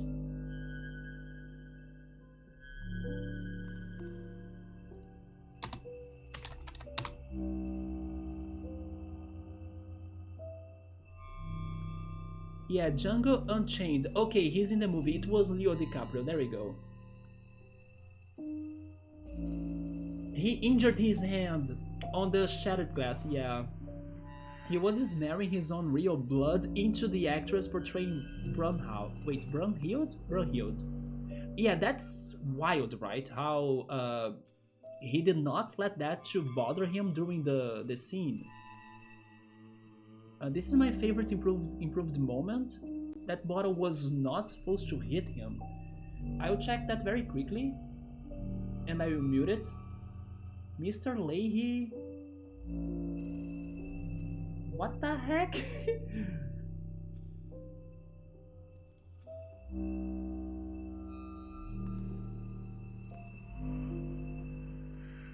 Wait, did a bottle? Oh, okay. Okay, there we go. On the second part of the video, a bottle did hit him. There we go.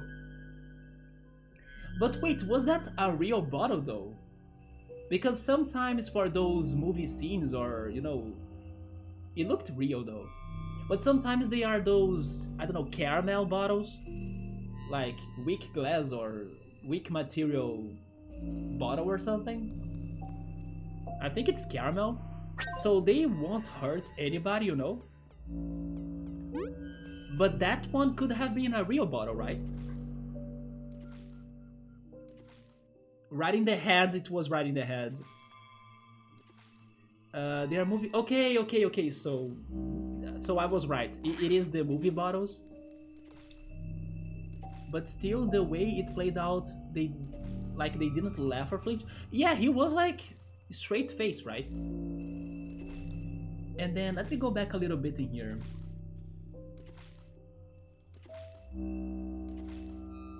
Ultros has watched Saw 2 and 5 in the theater. Good old days of grade 6 with a friend in grade 7. Mitchell was the name.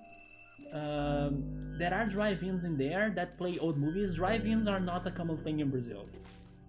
Maybe there is one in Rio in the lagoon, right? Or in the lake. But it's not a common thing. You have never been to a drive-in. That's funny because I can totally see you liking the atmosphere of a drive-in, especially if they have a somewhat Corvette in there, right? Sabri is saying that he has never did the movie hopping because he was not like he didn't go that much to the movies, right? Some of the music I have isn't like company friendly. It's hard to explain, not offensive. I just think when I'm on my boat with someone chilling there, it's more chilled and neutral type music.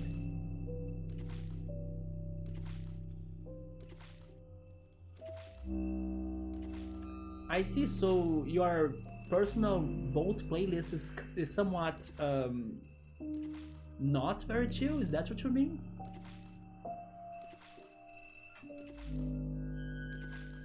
But I don't want to be casting lines to Hammer Smashed Face or something. I mean, if I rode a boat or anything, a song that I would have on my playlist is totally Christopher Cross Sailing. Yeah, I do love that song a lot, and I actually have a connection to that song between that song and my city, because it was one of the first songs I heard when I moved to the city. Yes, I still remember that. When I was doing my first ever grocery shopping, after leaving or like moving to this city that I am right now, I remember that song was playing at the supermarket, Sailing by Christopher Cross. And it is a song that reminds me of course, sailing and the ocean. So if I were, I don't know, having a boat playlist or something, I would have that song in it, for sure.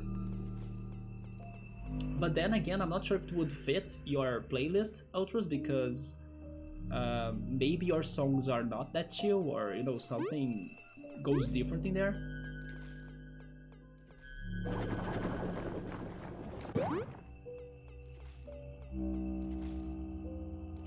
It's just hilarious. Which movie was that one, though?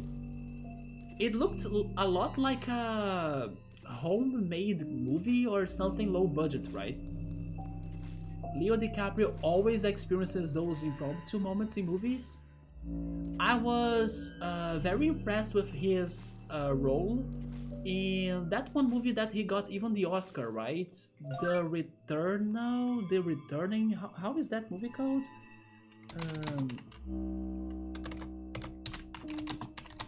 The one that he fights the bear.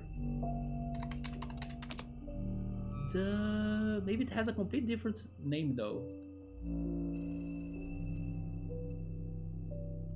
Oh yeah, Shutter Island was also a fantastic movie too.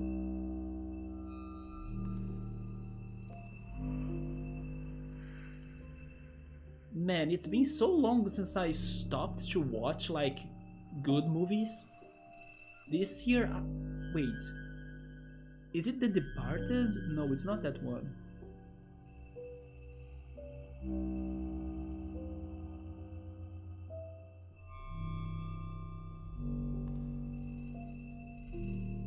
Oh yes, have I ever watched The Great Gatsby? I think I have never watched that movie. Everybody talks about it, right?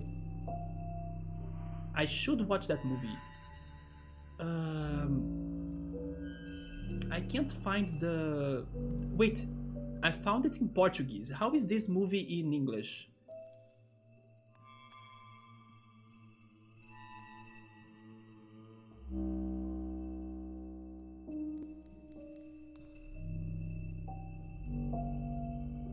Yes, I don't know the name of this in English. Let me see.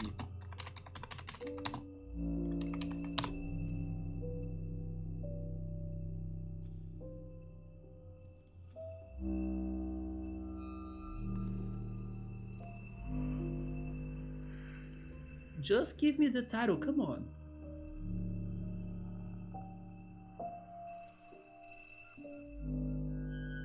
No, everything is in Portuguese. Wait, The Revenant. There we go, The Revenant. That's the one that I was saying. That movie was great. The Revenant. BRB, okay, Subaru.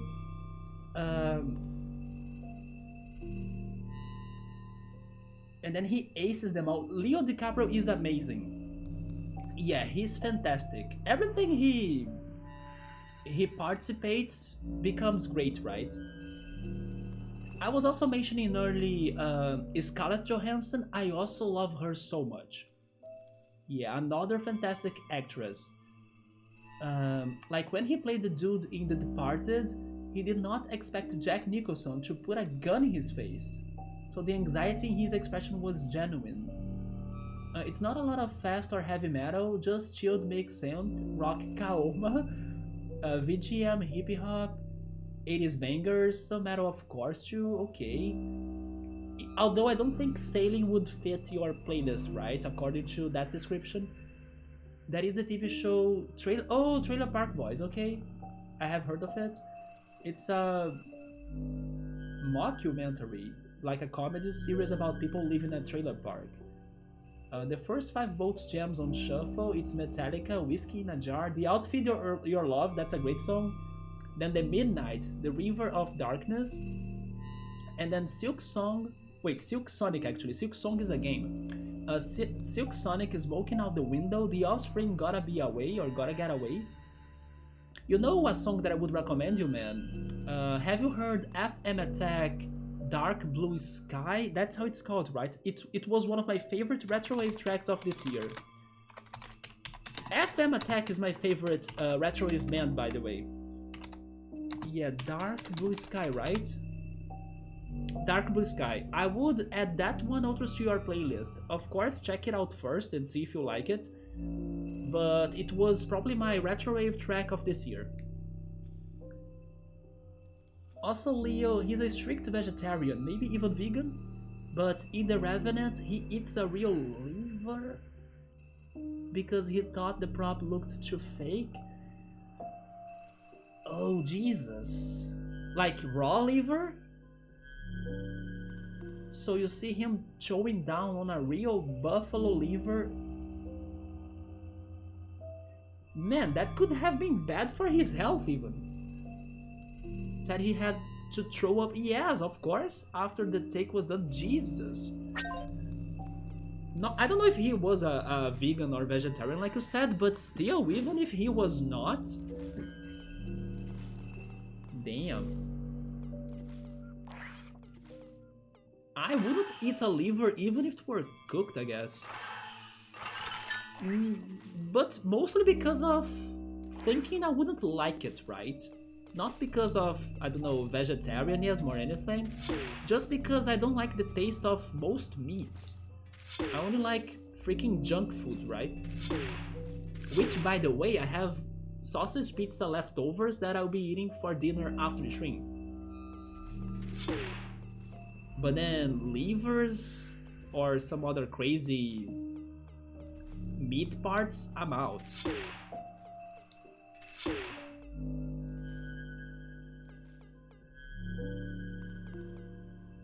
Yeah, I think they want me to distract this radar. But then can the ice cube do that? I don't know. Oh! I'm resetting this. No time to fight that.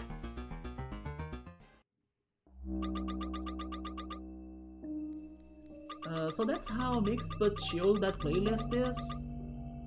I mean, if you take... Although, wait a second, I don't know how is the sound of most of metal tracks you have on that playlist. But I was going to say, if you take the metal out, then it sounds somewhat chill, yeah. With the 80s songs and then the VGM. But that's not what the Liver King says. He's at least a vegetarian. It was a raw liver. The method acting at its finest. And I was so relieved he finally got the Oscar. Oh yes, right. Totally deserved. Even though it was a very long movie, I was hypnotized by the movie. It was so atmospheric, and then I don't know, the hours did not feel like passing by, right? Another movie that did the same to me, Blade Runner 2000, is it 49 or something? Blade Runner 2049, yeah. Super long movie, but I loved every minute of it. Fantastic. I understand it's not for everybody because like it has a somewhat slow pacing and everything. Many people need to be watching something that there is action every time or like there is something going on every time. No, that movie was more like thoughtful and beautiful on its details. And then there was a whole mystery as well that you were kind of thinking together with the protagonist trying to crack the case. And then it was so rewarding when, before the reveal happened on the movie, you could crack the case, you know? So when I realized like the answer of the movie, I was like, oh my god. And then, I don't know, 5 minutes later or 10 minutes later, there was the movie reveal. But that movie was so good. It has like 3 hours almost or something, but I did not feel that time passing by at all.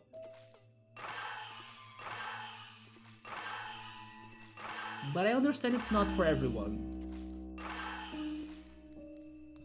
He's probably eaten human babies? No, come on. Now that's too much, right? The metal songs are chill side, okay. So probably some melodic songs. What am I missing in here though? Why is this? I mean, I understand this is like the last area, but why is this area so tricky and, you know, hard to get it? I don't know if they want me to use this as a distraction or if I need to use it to jump on it to get to where I need to go, but I also don't know where I need to go. I'm guessing it's up on those coins, but who knows? I guess it's the best shot, right? So let's try it. Yeah, it's probably up there. But then now I think I just need to avoid the light. Yeah. And then where do I go from here? Nowhere? Oh wait, do they want me to get to the silver coin maybe?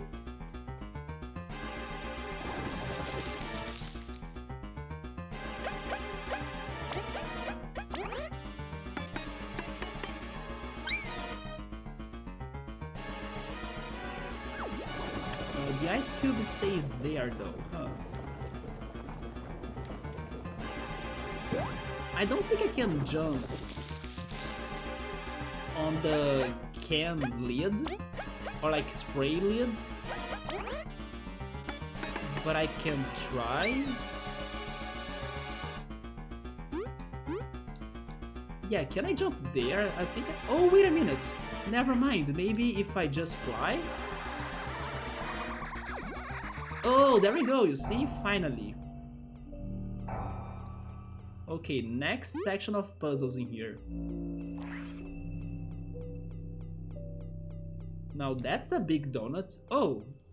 What is this? But I don't have the space to get it though.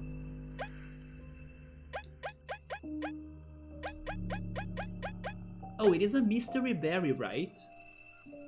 A weird berry native to the Deadlands. It looks dangerous, but it tastes delicious. I mean, I could get that, but there is no point to get it anymore. I got all of the recipes, so cooking it won't give me anything new.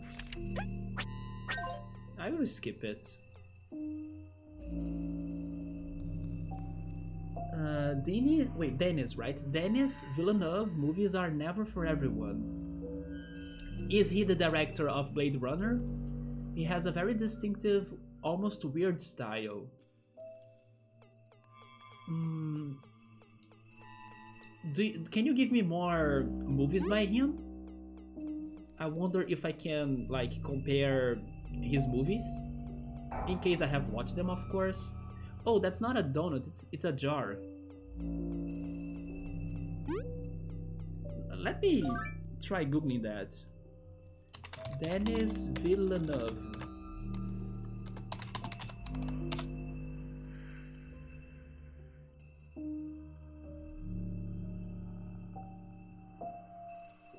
Oh yeah, he worked on Blade Runner, Arrival as well. I gotta be honest about Arrival though. I thought it was a little bit overhyped. It is a good movie, but I don't think it is as what people mostly say, right? I don't know, I didn't like it that much. Part of it could be because I somewhat misunderstood something about the reveal or like the answers of the movie. It could be that. But I did not like it that much. And then he also worked on Dune. I still need to read Dune and to watch Dune, right? I have the books, but I didn't do anything about them. Yeah, from the list I'm seeing here, the only other movie I have watched by him was Arrival. I even tried rewatching Arrival, but still... I still don't see it as many fans of the movie see it, right? It is good, don't get me wrong, but I liked Inception more, or Interstellar as well. Dune you enjoyed very much. I know there are mixed opinions, right? Yeah, I'm not sure why there are mixed opinions. Maybe some people didn't like it because it was somewhat different than the books. That's just a guess, I don't remember what I read about it. But I know some people really didn't like it, yeah. Inception was good. Yes, I loved Inception. Also Interstellar. But my favorite sci-fi movie is probably Contact. Contact is such a good movie. I was mentioning some cultural spaces in Rio where they used to air some old movies. There used to be the Jedi fan club of Rio, and they used to air sci-fi movies together with like a sci-fi based meeting, right? They used to have meetings where they would air some sci-fi movies at the planetarium of Rio, and the best was that everything was for free. So there was like a time of my life, probably 2012, 2014. Oh, you know what? Maybe it's a little bit later than that. Maybe it's 2014 to 2016. That's my guess. Yeah. It was before I started streaming, so I would guess those years. I used to go there a lot, like to the Planetarium of Rio to check out the meetings about the sci-fi movies they were airing, together with interviews with fans and important people, right? I mean, important quotation marks, but like people that were either big fans of the movie or that knew a lot about the movie or that could talk about the topic of the movies, right? So it was super fun to watch like a sci-fi movie at a planetarium inside a dome. It was like in the dome that you normally see the stars and things. No, it was like movie watching. And they aired Contact in there again. It was so damn good. I also watched for my first time the Planet of the Apes in one of those sections. I also watched The Abyss. I think that's how it's called in English. Star Troopers, Wall-E, probably my favorite Pixar animated movie still. It's funny how I went to the Jedi Sci-Fi Club meetings, but I was not a fan of Star Wars, and I'm still not, right? But I'm very thankful to them because those meetings were very fun. Yes, I used to have a good time and then I killed myself. Thankfully, they respawned me back here. Interstellars you have yet to see, but you will someday. Yeah, I do recommend Interstellar. Arrival as well, even though I don't think it is as good as most people like it, right? But it is also interesting. You just watched Contact. Contact is probably my favorite sci-fi movie. I love that movie so damn much. I wish I had the book. Recently based on Jonas' suggestion. So Jonas is doing the job writing here. Like, he is recommending you to watch the good stuff. Yes, Contact is brilliant in my opinion. It is so good. A Planetarium, yeah. Contact and Interstellar back to back, two of my all-time fave sci-fi movies. I think I like Inception more than Interstellar. Maybe it's because of the hype of Inception. When I watched it in the movies, I was like mind blown by everything they did in there, like the crazy cameras, shots and stuff, right? The visual effects. But indeed, fantastic sci-fi movies for sure. But then Contact, I think it's my number one. Oh, you also watched The Abyss? Yes, I watched The Abyss in the Jedi Club, right? Many years ago. Recently based on John's suggestion. So Jonas is like a sci-fi guy, right? But then again, yes, he's like a huge sci-fi geek. Regarding other famous sci-fi movies, I still need to watch. Um, I mean, there is a very specific reason why I want to watch this movie. Yeah, this one I'm pretty sure Jones loves it because he even plays games about like this franchise. I'm talking about Alien. I should watch the first Alien movie. I don't like monsters that much, I don't like horror or anything like that, but there is a specific reason why I wanna watch Alien, the first one. It is because I remember I was told, or probably I was watching a video about this or something, that Alien had one of the first very smart female protagonists in movies or like in, I don't know, general media, right? So I need to go back to it so I can like meet this character. I want to see how smart is that protagonist of Alien, right? Because I think she was like one of the most important first female protagonists that were like super smart and stuff. So I want to check that out. Sometimes I have the feeling to watch older movies, and then Jonas has plenty to suggest.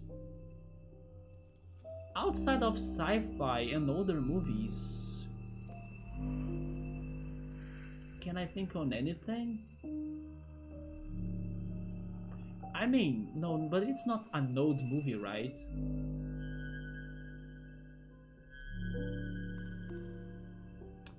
I don't know. I will need to be more precise or specific. For example, there are some movies that I like them, but they are very disturbing, and I like them because they are disturbing, you know? For example, one of the best movies I have watched in my life was Requiem for a Dream.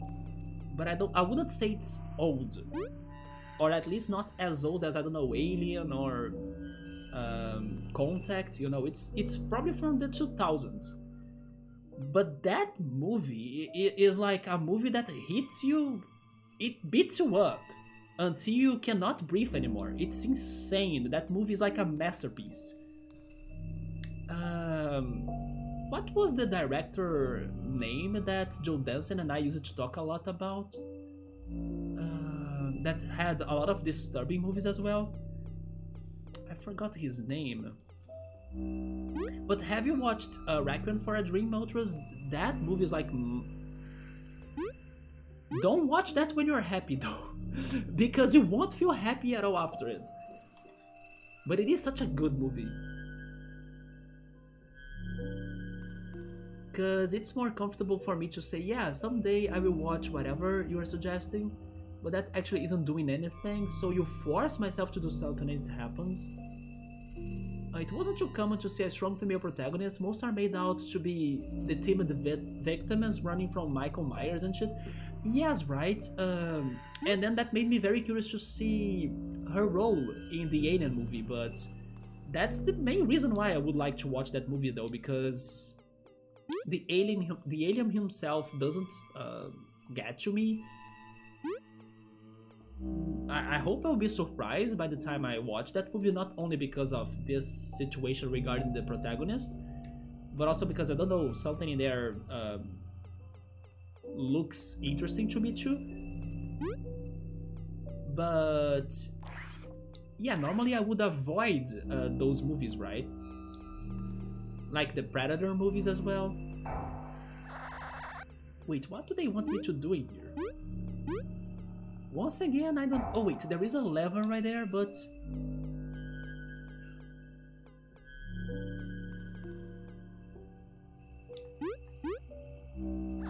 I think I can fly here, right? Yes. And then what?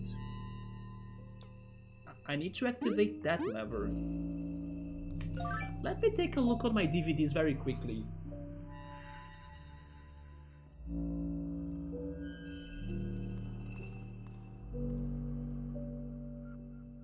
Yeah, another sci-fi movie that's very good is Minority Report.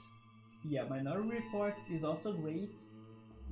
I don't know if Jonas has recommended you Blade Runner already, Ultras, but both Blade Runners are also very good, although they are somewhat slow going.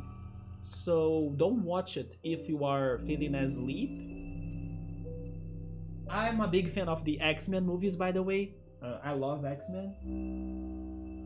There are some disturbing movies there, or like cult movies there, but I don't know if I would recommend them.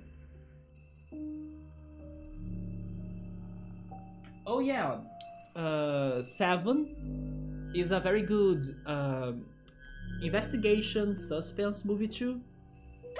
I'm not sure if Seven is the only name for it in English. Yeah, right, Seven.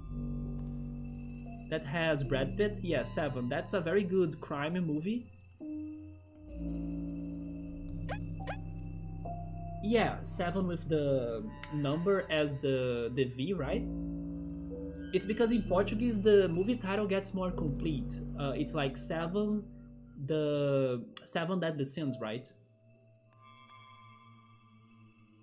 And then I think I would recommend those for now.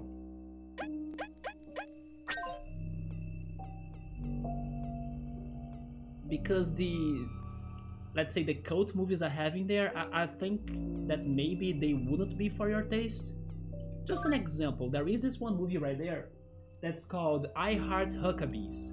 It is a very crazy movie, and I love it because of that. It's kind of thoughtful, it kind of jokes but also talks seriously about psychology or like, you know, crazy things about life and our mind and our behavior and stuff.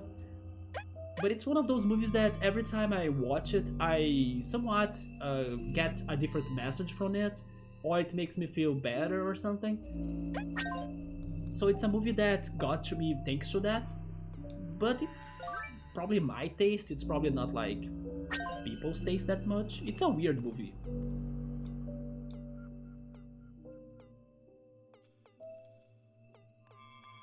There is one in there too that's called Trance. It's also a little bit mind-blowing, but I think 7 is more. But Trance is also a good movie. We were talking about poker earlier, right? There is a blackjack movie in there. I think it's actually called 21.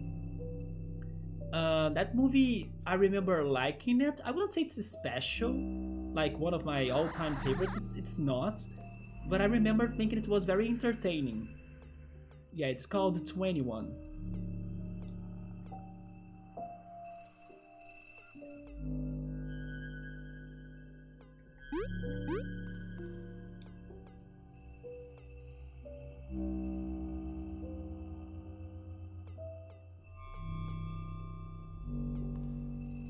Oh, of course. I should recommend my favorite movie, right?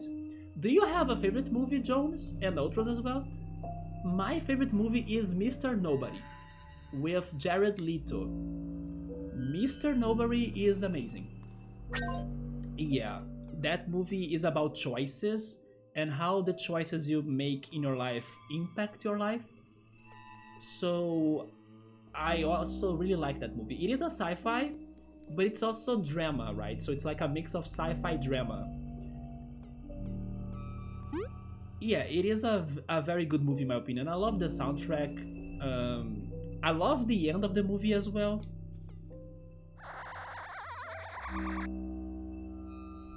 It is a tough one, right? I used to have another movie as my favorite. The other favorite of mine is called Waking Life. Although I wouldn't recommend Waking Life for everybody, it is again a cult movie, a very weird movie, a thoughtful movie. It's not for everyone, but it kind of impacted my life when I watched it. It made me think about stuff and it changed my way of seeing things. But then Mr. Nobody is a movie that I can totally recommend because it has a better plot, and it is worth like watching it as well regarding how the story gets to the end. It's also mind-blowing. It kind of made me think about a possibility that may not be real, but who knows? It's like a good idea to think, you know? But yeah, I freaking love Mr. Nobody. But as of now, you would actually say Interstellar. Because that movie hits you on so many levels. I think I should rewatch Interstellar then. It hits you visually, scientifically, timely, musically. Yeah, it is a very good quality movie for sure. I do think I prefer Inception because of the timing, right? Inception came first, so the impact I got from it was higher or greater than Interstellar. But maybe if I have watched Interstellar before Inception, I could have been more shocked on Interstellar than on Inception. It's because after you watch something first, you start comparing everything, right? And I don't know, I got more attached to Inception, I think because I watched it first. But probably if I really could take my nostalgia glasses out of me and analyze more sci-fi movies and comparing it to Inception, I could maybe even get movies that would be better than Inception, right? For example, Interstellar, maybe even Arrival, although I still struggle to see Arrival as great as many people see it.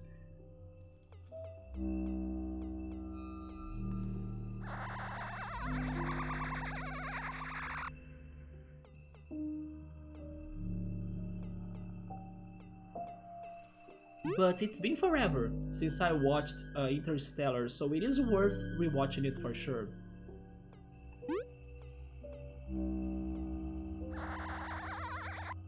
Man, I don't know if I need to try crossing this. I actually think I can't. Yeah, I will try returning. And then maybe the boomerang can do something?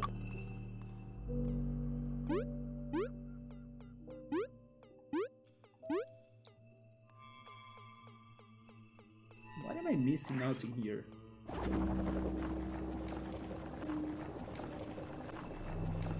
You think that Interstellar has the best Hans Zimmer score of all time?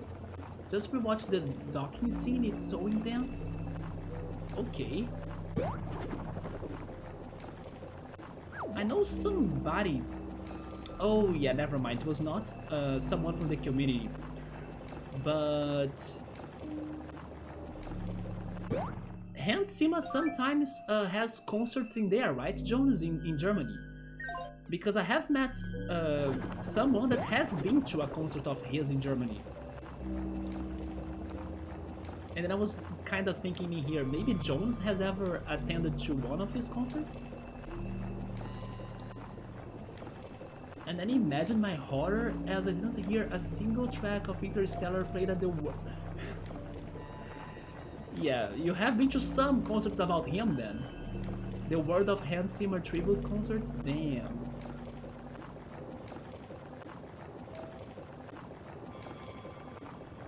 How long was that concert? Maybe if it were... Because like his tracks, I can imagine they are long, right? Like they are probably very long tracks. I'm not sure, but that's my guess. So depending on how long this concert lasted, maybe they didn't have time to add all of the songs, but they were able to play the usual suspects, you know, Lion King, Gladiator, even Mission Impossible 2. They also didn't play anything Inception? Yeah, that sounds off.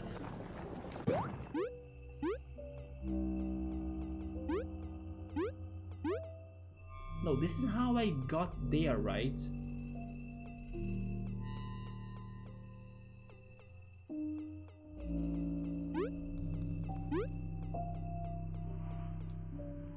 This makes no sense. I also don't know how to get to that berry. Oh, this is how. And then I can't jump higher.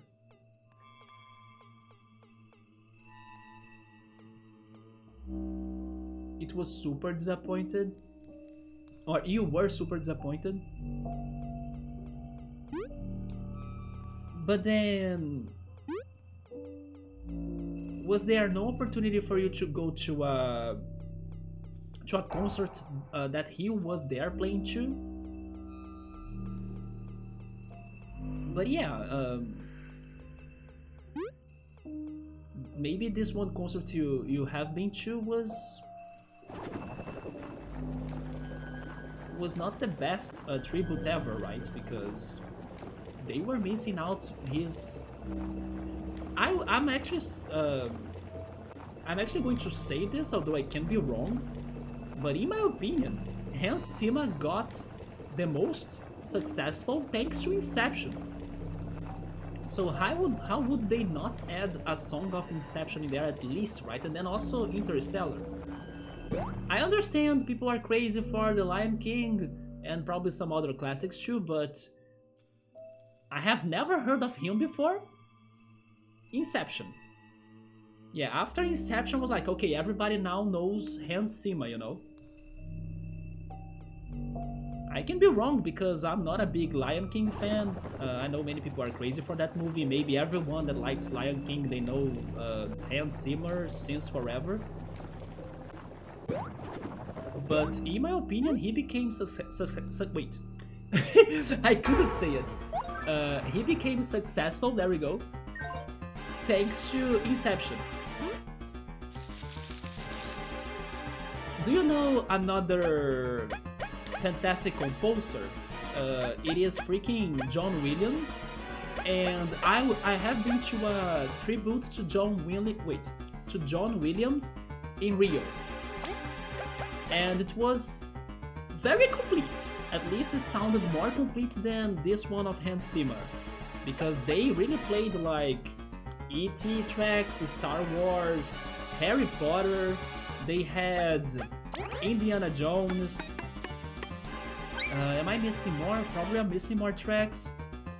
Did he also compose Back to the Future? Maybe not, right? Then I'm now probably mixing up things. Oh, that's how I jump over here? Finally, right? There we go. Yeah, I went to this John Williams tribute. Once again, thanks to some cultural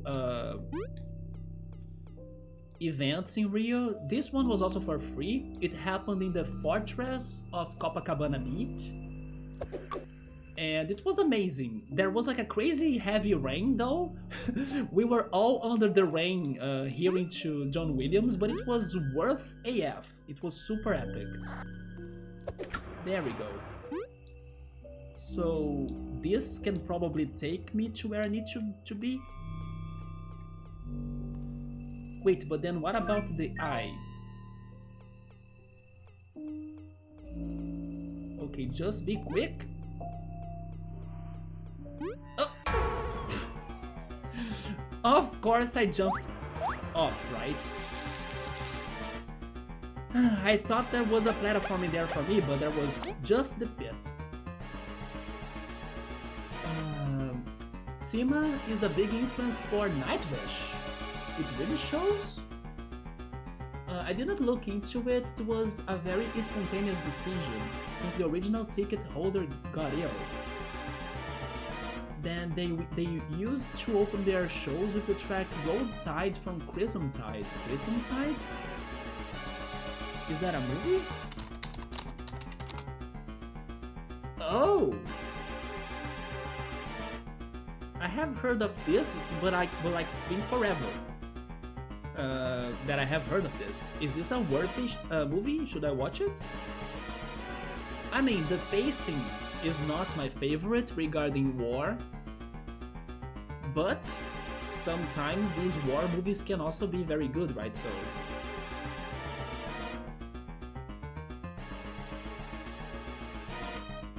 yeah, and this is for sure a somewhat famous movie. Yeah, I have heard of it. People shit on that movie, but oh, you love it? No discussion about that. John Williams is a living god. He's amazing, yeah.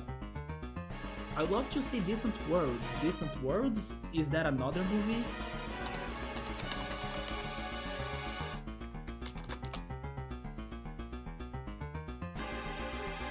My search is telling me it's a game. Distant Worlds movie.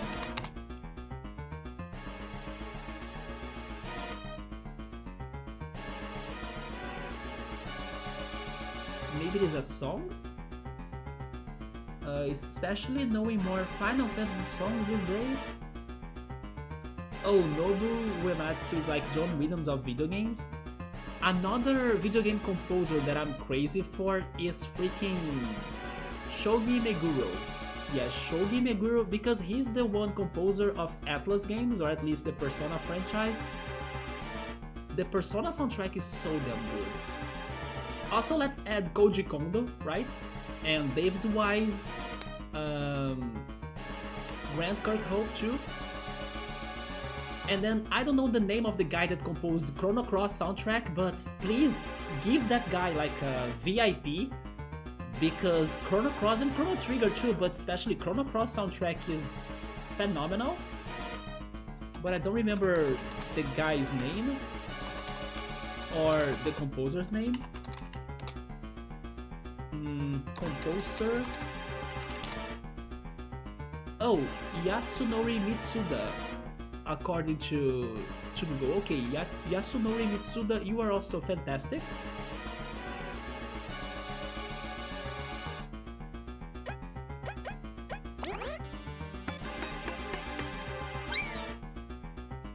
But totally, Nobu Uematsu can be the John Williams of video games, but I have a question. Was he also behind any other somewhat known or popular video game soundtrack that I cannot remember right now? Because I only think on Final Fantasy when I hear his name, but I wonder if he has had more variety of games and franchises too, right? Just like John Williams. For example, I pointed out Shogi Meguro because I love his work, but he's very kinda stuck in the Persona franchise and maybe some Shin Megami Tensei games as well, right? Although I still gotta play those games, so I can't say that for sure. Man, these enemies now really cornered me. Oh, by the way, give me a second, let me check something on my phone.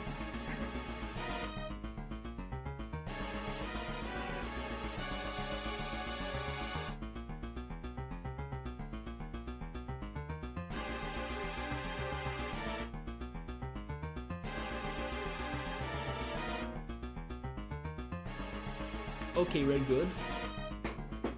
This talk is making me first miss watching movies because it's been forever since I last watched a movie, or at least a very good movie. And this is also missing me going to those cultural events that I'm missing, right?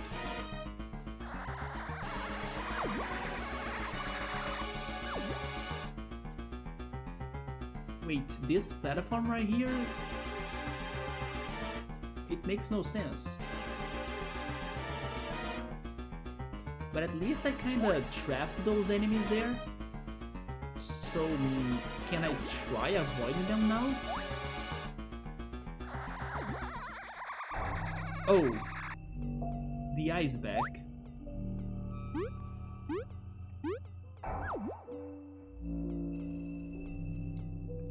You know what? Maybe now I can do it.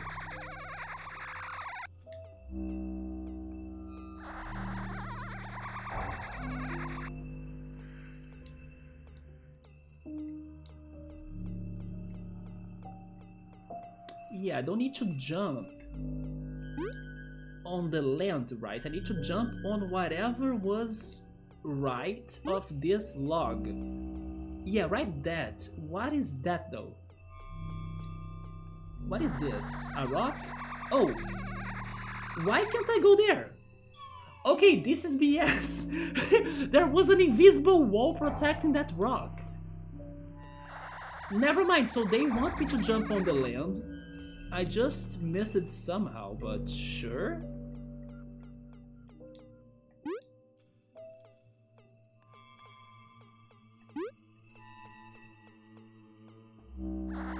Wait, let's wait for the eye to return.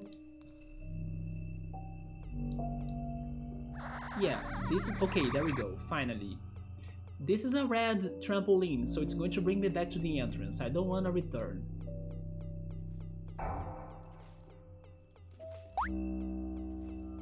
And then I'm not sure what is that red crystal? It could be a save point, but it's red, so I'm not sure. Is it going to hurt me in case I save? No idea. Oh, there is a hockey game today, man. Alright. I'm guessing the Leafs are playing. Good luck for them.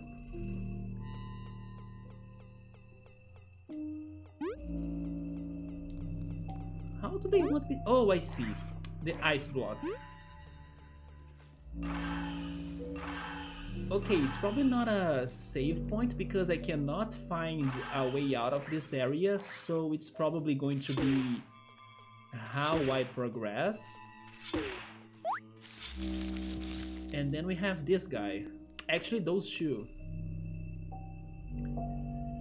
If I just run away, they will keep on chasing me, right? There we go.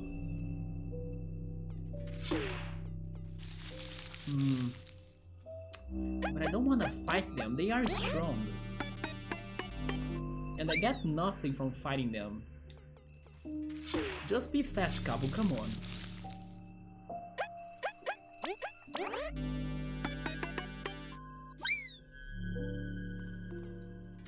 There we go. So what is this? Oh, this is a healing. Oh!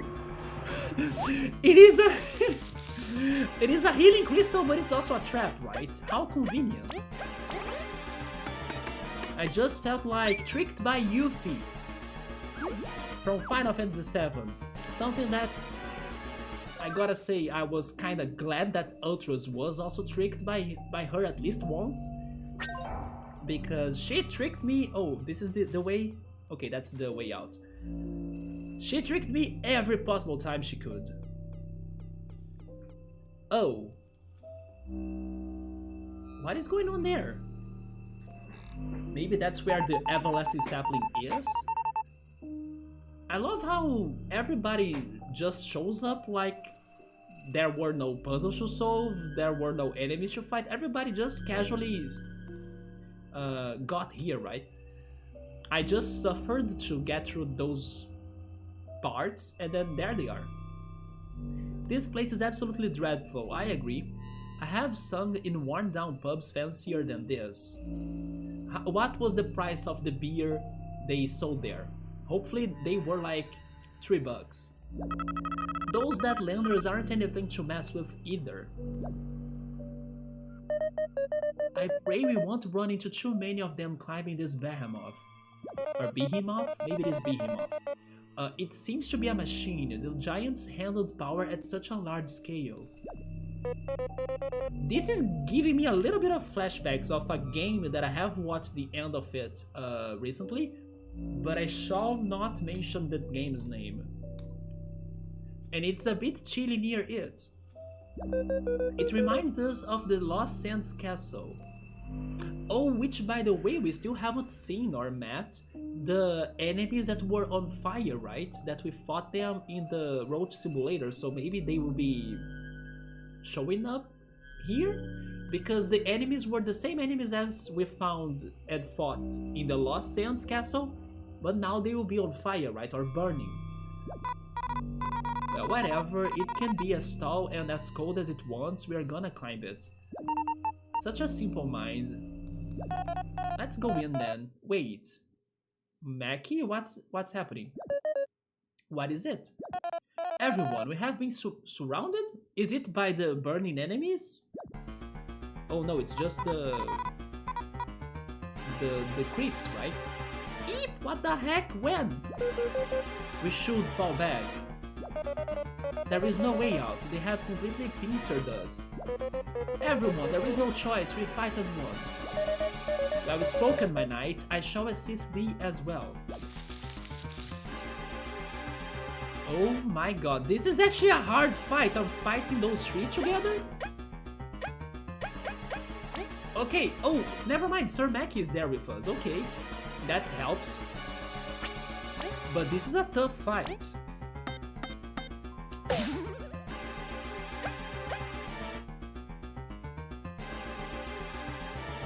I don't know if I should think on a strategy, but for the first turn, I will actually protect myself. I'll be using, what is it? Bubble Shield. Yes, Bubble Shield saved me in the Road Simulator last level or last battle, so I will hope it can save me here too.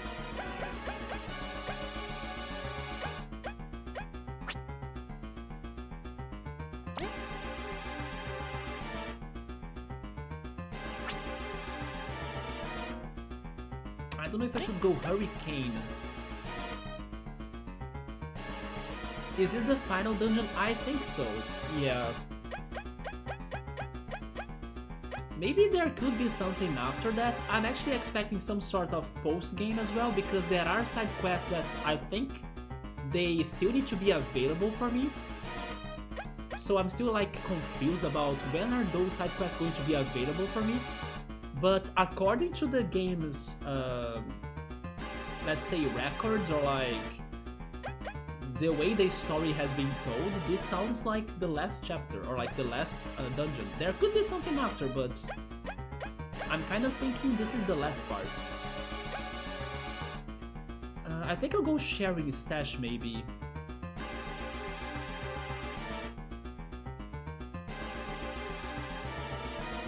I can't be sure though. No, let's keep with the bubble shield for some time. Let's just do a simple attack.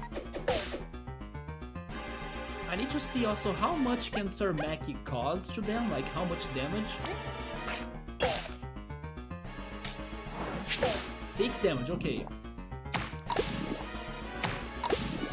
Yeah, these guys attack a lot. They are annoying AF. The last... Oh, that's the laser attack? Okay, the laser attack is not too bad, but that last monster, the one that has the claw, right? He can put my party to sleep, and it's very annoying. So protecting myself is a very good strategy. Because otherwise, they will beat me up very fast, right? Let's at least get rid of one of them. Although right now I don't have Leaf available, but I will turn Relay to protect myself again, yes. I'll leave the work for Sir Mackie, the extra party member that's with us, and also my Chomper. So I can get rid of the first enemy. Let's do another Bubble Shield.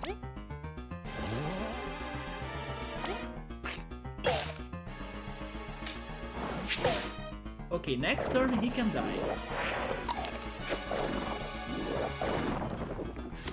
And also, I believe after this turn I will be healing some TPs. Thanks to my badge.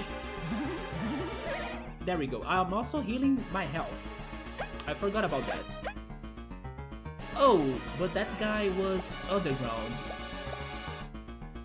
I will go attack him. Yes, let's make a change in here. Turn Relay. And then Leaf, get this guy out. There we go. Chomper and Sir Mackie can kill him. Actually, the Chomper can kill it first, right? Oh, but Cabo can only target him, right? That's fine. Cabo, finish this. And then we start hitting that guy.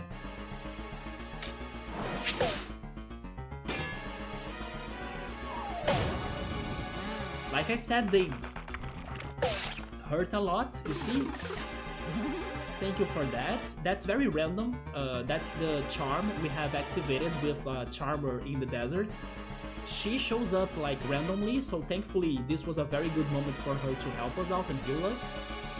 But it's random, so I have no control over that.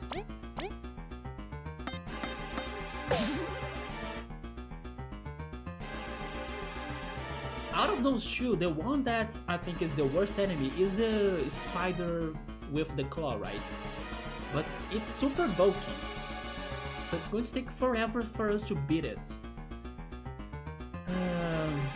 Because of that, I think I will go for the flying enemy, hoping the spider won't go for the sleeping attack, because the sleeping attack can be super bad. So sure, Sir Mackie will help us to beat this flying enemy too, so let's do a break to drop its defense. So now my Boomerang can do more work with the Tornado Toss. There we go. And now it has 11 HP still, so 2 more turns for it to be down.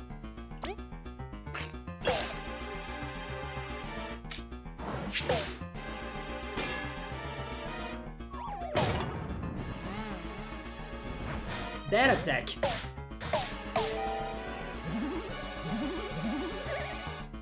At least Cabo is awake.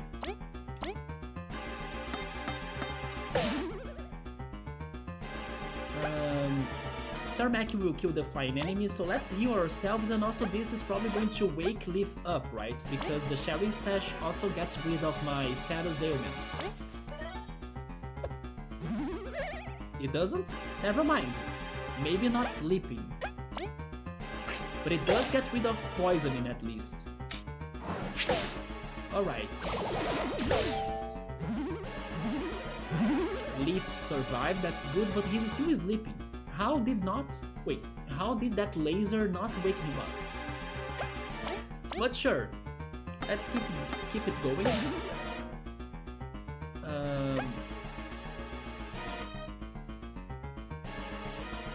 Should I heal again? I'm not sure. You know what? I will do it. Let's go Secret Stash on Leaf, just in case. Then Sir Mackie will cause maybe 4 damage, because he has 2 of defense. And the Chomper causes 1, right? Yeah. Wait, Sir Mackie ignores defenses?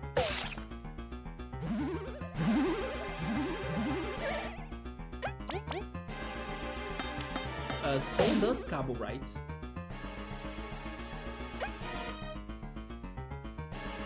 Just in case again, although I now think we got this, I will heal Cabo.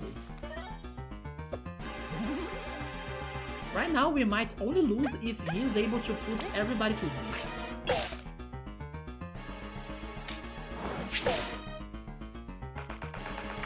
Which is what he's not doing, so we're good. Yeah, there we go.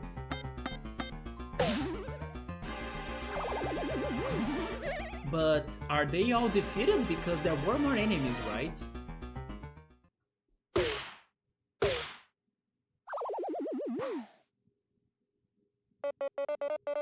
Oh yeah, there was something that I noticed in the menu screen of today's game that I forgot to mention it. Like I was thinking about it when I was starting the stream, but then I forgot to mention it. There was a new character in the menu, right? Because every time we complete a chapter, a new character shows up in there. It was a wasp, and I have defined it is Queen Vanessa, but at the same time, she looked different, so I wasn't fully sure if it were her. But I just wanted to point it out because we completed chapter 6 last stream, like yesterday, and I noticed that there is a new wasp on the menu screen or on the opening screen, but she looked different than Queen Vanessa, maybe because she was not wearing something like a crown or something. I need to see Queen Vanessa again so I can remember her looks, but when I saw that character in there, I felt like something is different, you know? But there is a new wasp in there.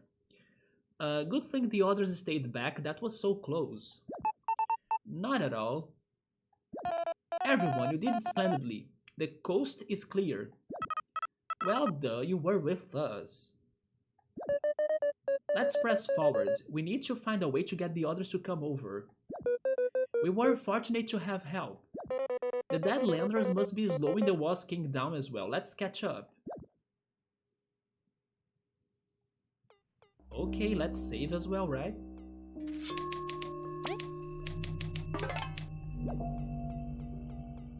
I'm still surprised that 2 of the previous rooms we have explored, they had secrets. Also, what was that? Oh. Give me a second.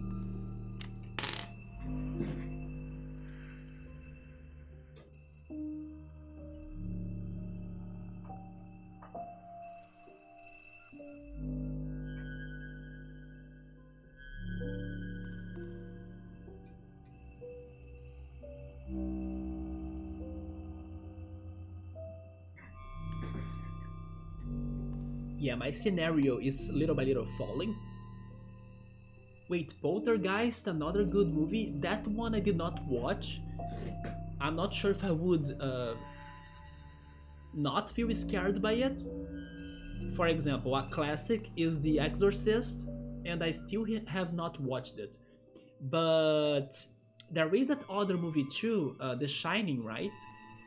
I'm very curious about The Shining story or The Shining plot, and I should watch it. Yeah, I know I probably might get scared of it too, but it is one that I'm curious enough to surpass my fear to check it out. I even bought the book of The Shining, but I still have not watched it or read it. Regarding Poltergeist, yes, I'm not sure how I will feel about it. Maybe I'll be feeling scared of it.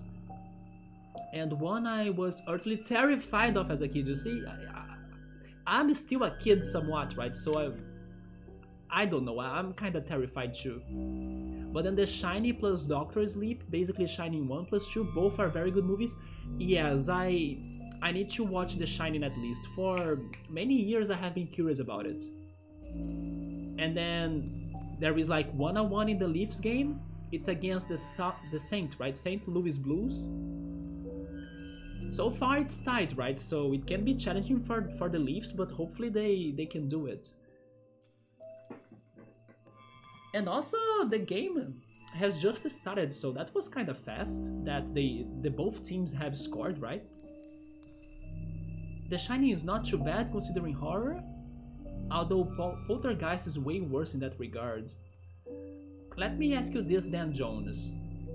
Does Poltergeist have a somewhat surprising plot? Or something, I don't know, mind-blowing maybe? Because, for example, maybe my favorite horror movie, even though how can I say this? I wouldn't be watching it again, like naturally, is Saw, like the first Saw movie. The reason why I say that is because I was not expecting a very smart conclusion to that movie. I was like mind blown by the way the plot unfolds by the end of it. So, I don't know, in case Poltergeist is another smarty movie, you know, that something is revealed and then you kind of get mind blown or something, then you could convince me to watch it, yeah. But the story is not surprising. But then why do you like it that much then? Is it because of it's a classic? Or just because it is really scary or something? Because if it is for me to just get scared, I don't know if I will go for it. It's because supernatural being, as in ghosts, dead people, etc. I'm pretty sure that I have seen a couple scenes. And also it is an old movie, right? So probably I won't think it is as scary anymore, right? But sometimes it can still get impactful to me. Another horror movie, and then this time it is a recent one, that I have some curiosity towards it, but then I don't know if I will really go for it, is Hereditary.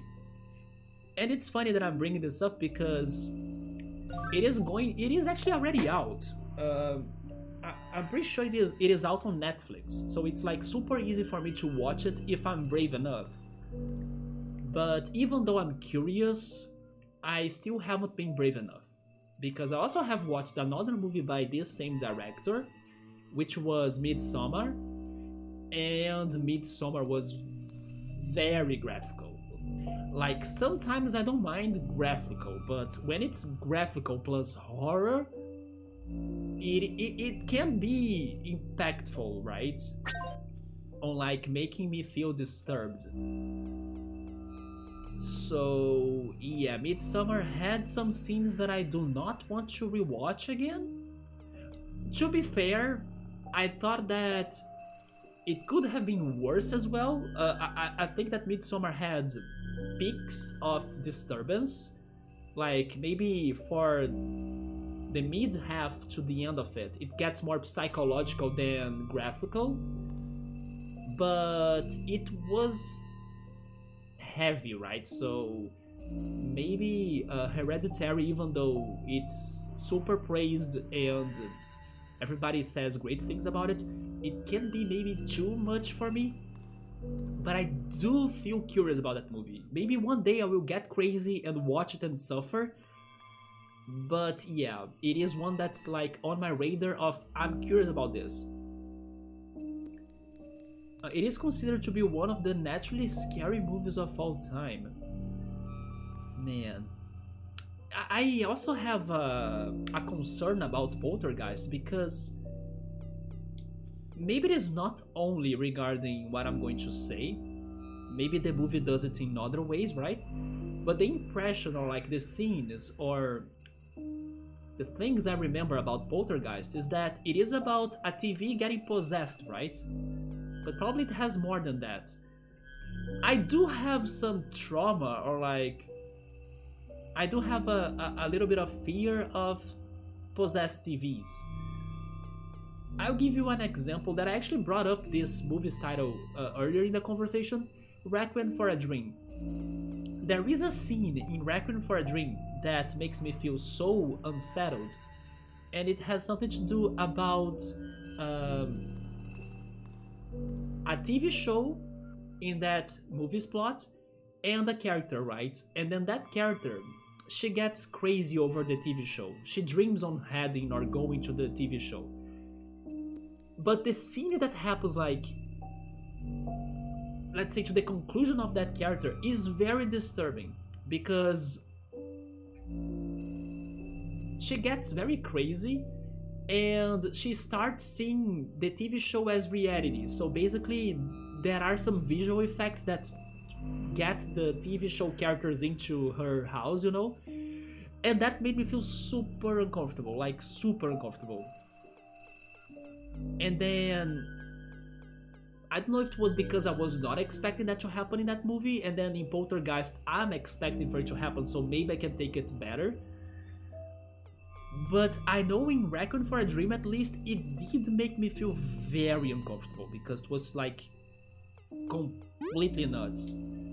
Again, I love Requiem for a Dream because it does what it needs to do, right? It wanted to be an impactful movie. It was kind of criticizing drugs in general, and they consider TV a drug as well, but also there is more than that, of course.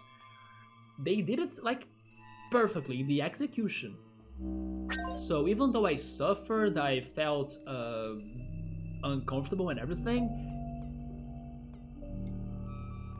it's like a proof that the movie was fantastic because it gave me feelings that I can't it moved my emotions, right? It got to me. It impacted me. So that's like what movies should be doing. Like, oh, if it is a horror movie, it should make you feel like crazily scared. Or if it is a smart movie, then you should be mind blown by the end. Or a drama, then you should be very sad. Yeah, that movie was like super crazy on my emotions. So Hereditary is more about psychological horror, but it is severe. I heard it is somewhat claustrophobic, and maybe so you have watched it, right, Jones? You don't think, or wouldn't you say that it's graphical? Yeah, it is not about a possessed TV. Oh, you mean now maybe you're talking about Poltergeist? But the TV is just the gateway to the other world. Oh boy, okay, that... I don't know how to feel about that. I think that could be actually worse than just being about the TV, right? Like this other world.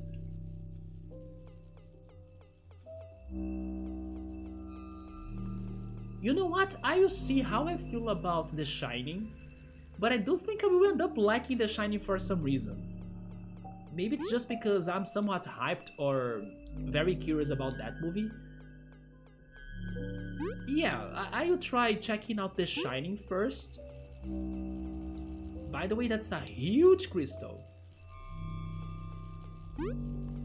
And maybe after that I can feel more up to checking Poltergeist 2, right? But then Hereditary, I'm curious about that, but I'm scared of it. But I think that if I give it more time, I will end up watching it because of my curiosity. A few minutes left in the first, it's tied so far. I was surprised they scored fast, right? Both teams. I'll probably fall asleep before the end. Are you that tired? I mean, we were tired yesterday, right? Thankfully I could sleep like properly, so I recovered a lot of my energy. Says Osp, where are the other explorers? They stayed behind, the Deadlanders were too tough for them. Maybe we can open a path for them to come over? Maybe, but this place is something else for once. I fear for our safety. It's gonna be fine, we have all gotten super strong. Yeah? But then we need to have our items with us, without our items we are dead. Zosp, calm my fluff. I must look dashing when we take down that tyrant. Are you nervous? No, it's gonna be fine, it's gonna be fine. It will, I promise, we will protect you. We don't need it, seriously. We're gonna do it anyway. Yeah, because we are good people. Not because we like you, Motiva. Even though it's super old, that machine is still working. The giants made pretty sturdy stuff. Such a massive machine for us. The legends say the giants were huge, so these machines must have been normal size for them. Handling such great power, how could they have vanished? And with the state this place is, how could it happen in such a terrible way? That's a very good question. What happened to them for them to vanish? But then they are talking about a machine, like... A machine for what? Because I still don't understand this place. I understand there is that plug right there getting power from the crystal, but... I cannot grasp the machine they are talking about, right? I don't know what it does. We must press on, we cannot let the Wasp King get to the sapling before us. Honestly, I think he will get to the sapling before us. Climbing that thing will be a monumental task, however. They are talking about this door, right? Also, I'm forgetting to check the dialogue of the areas I visit. By Venus, if we had... Wait. By Venus, if we had been ambushed alone, we would be fine. It's fine to admit we needed help, Vi. I know, but I don't wanna think we would have lost. Just because of that dialogue, I will backtrack a bit. But I know I will need to return to these places because I'm missing items, right? Who knows? Yeah, who knows where that is? We're just gonna keep ignoring those giant eyes, right? It's not just the eye, they are super massive. It is a good plan, Leaf, we are ignoring them. Preferably forever. Yeah, but the eyes are not ignoring us, so... They still trap us. But yeah, I don't know which items I'm missing, so I need to backtrack again. And then I can check the dialogue for the areas I skipped, right? But then what is inside of this? Wait, is this a fridge? It's cold. Am I actually in a room? I'm now thinking I'm in a room. Like, this is like somebody's abandoned room, right? With a fridge, with those messy objects spread on the floor, like that could have been in a room. Hereditary is not very heavy on graphical horror, it's about creating a constant feeling of discomfort and unease. It is comparable to make an arachnophobic watch a spider nest for 2 hours. Honestly, since you were telling me that it's not that ungraphical, maybe I could take it better than Midsummer, because Midsummer had a lot of graphical, right? Again, in general, I can take graphical alright, but there are limits, of course, and in Midsummer, there was no censorship basically, and it really looked real. So that's why it was so damn impactful to me, because they were not like preventing you to see the shit, right? They actually zoom it for it to like, we are going to show you something extremely graphical. Are you ready? Let's make it full HD, 1080, right? 1080p, full HD with like zoom. And I was like, it was so horrible. And depending on where you come from now in life, it can hit you on different levels.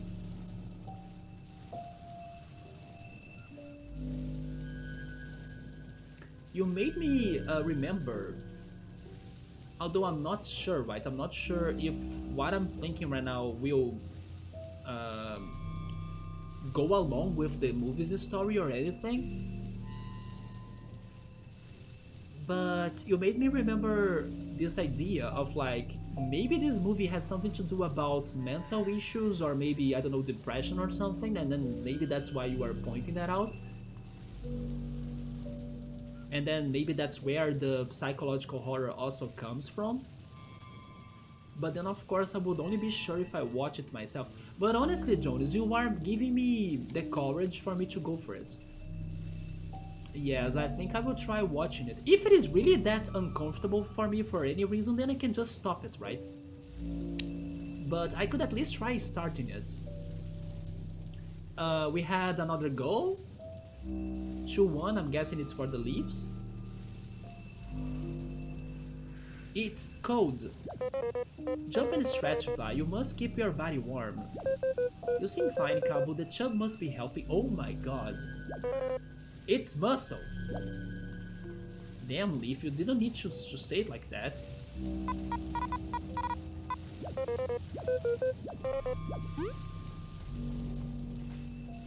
Wait, this guy was in the sandcastle.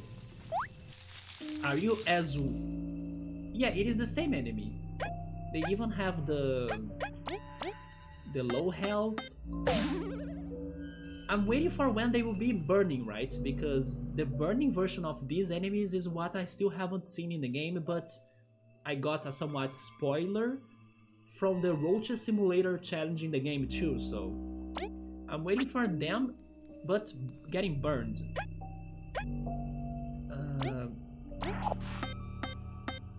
This might kill him? Not yet? Okay.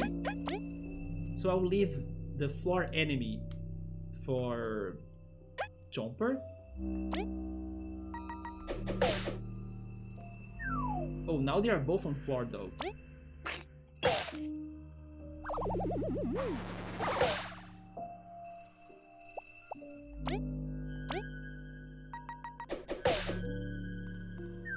It's the intermission now, there we go. How has been the Sephiroth team? I always forget their name though. Is it Boston? I have the feeling it's Boston, right?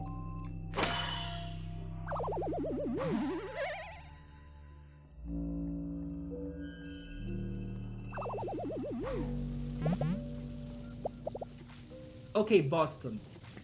The Boston Bruins, they are strong in first still, even though the Leafs had a crazy recovery journey. They widened the gap again between Leafs. Okay, so they are also reacting. They are 6 points ahead as of this comment. Okay, it's more work for the Leafs, but at least in my opinion, it's not still impossible, right? It's not like too many points. But I'm surprised they were able to like open more points, even though the Leafs were really getting there. Did the Leafs lose more matches? Because the last time you talked to me about the games, the Leafs lost the game, but it was like a loss in forever, you know, after so many wins. Wait, what is the puzzle in here now?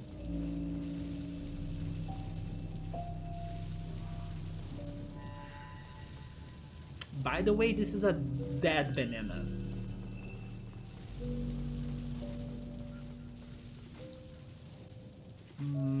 What am I missing? Oh! I'm forgetting that I can do this now. Also, by the way, I can walk on this. Okay, I was thinking this was water, but sure. I see. So they want me to move this ice block, right? And then probably I can fly to those ice cubes. Let's try it like that. But yeah, I need to remind myself that I can freeze. Oh. Okay, this needs to be lower. Maybe there? And then can I get to the ice cube right there? And then from it we get... Also, before progressing, there are secrets in here, like, could there be a secret? Behind this? No, right? But I need to pay attention for possible secrets. Maybe behind the tomato sauce can?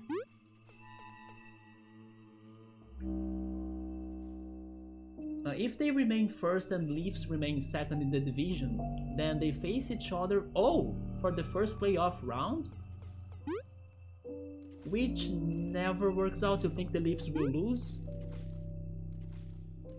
Oh, the Leafs lost but won the last two after that. Okay, so it was only a single loss. Which is why I was kinda like, seriously? They are still behind the Boston Bruins?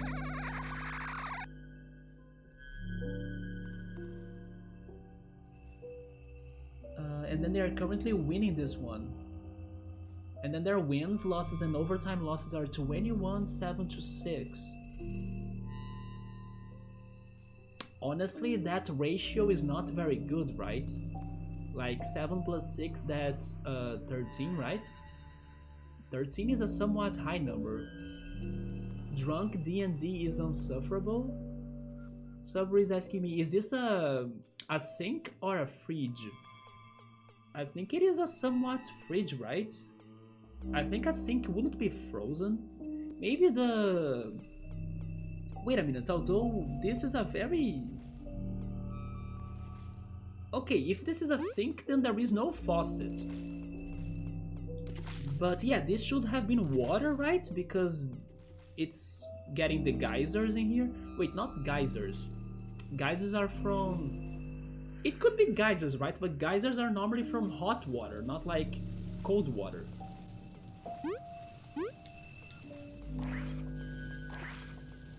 But I would guess this is a fridge also because there is an artificial light right there.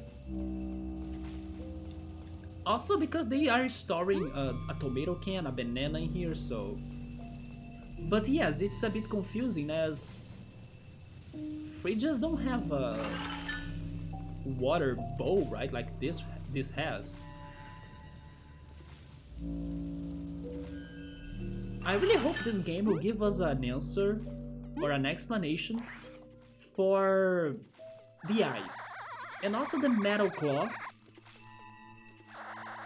of this area, right? I don't know if they will explain that, but I would love to get an explanation. Wait, this was not high enough?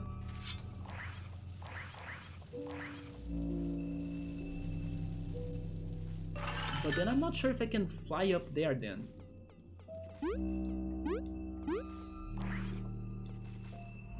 Let's try.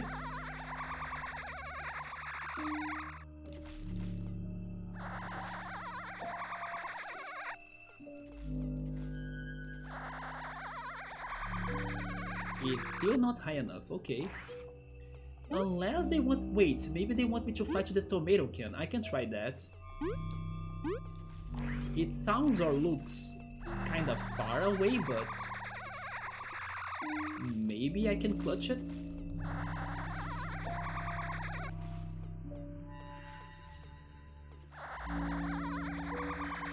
there we go, much better. Oh, totally a fridge, Subaru. But it's funny how it has the frozen parts, right? Man, they even have some coconut in here. I do have my coconut cake at my fridge as well. That was delicious. And they have a soda pop.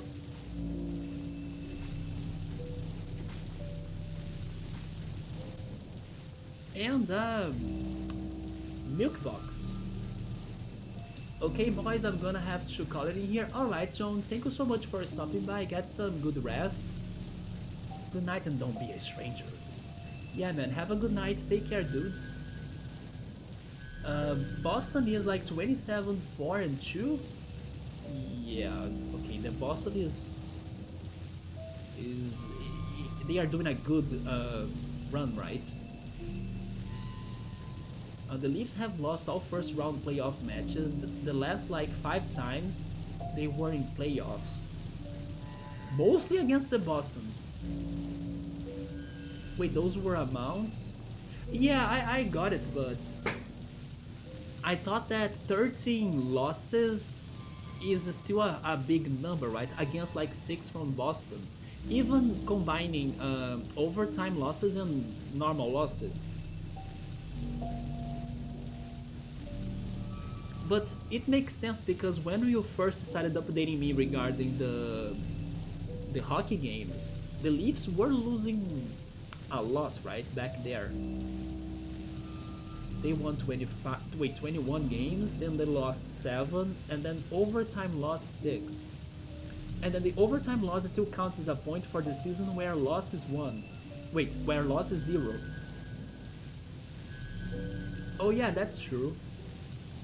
And then the wins are 2 points.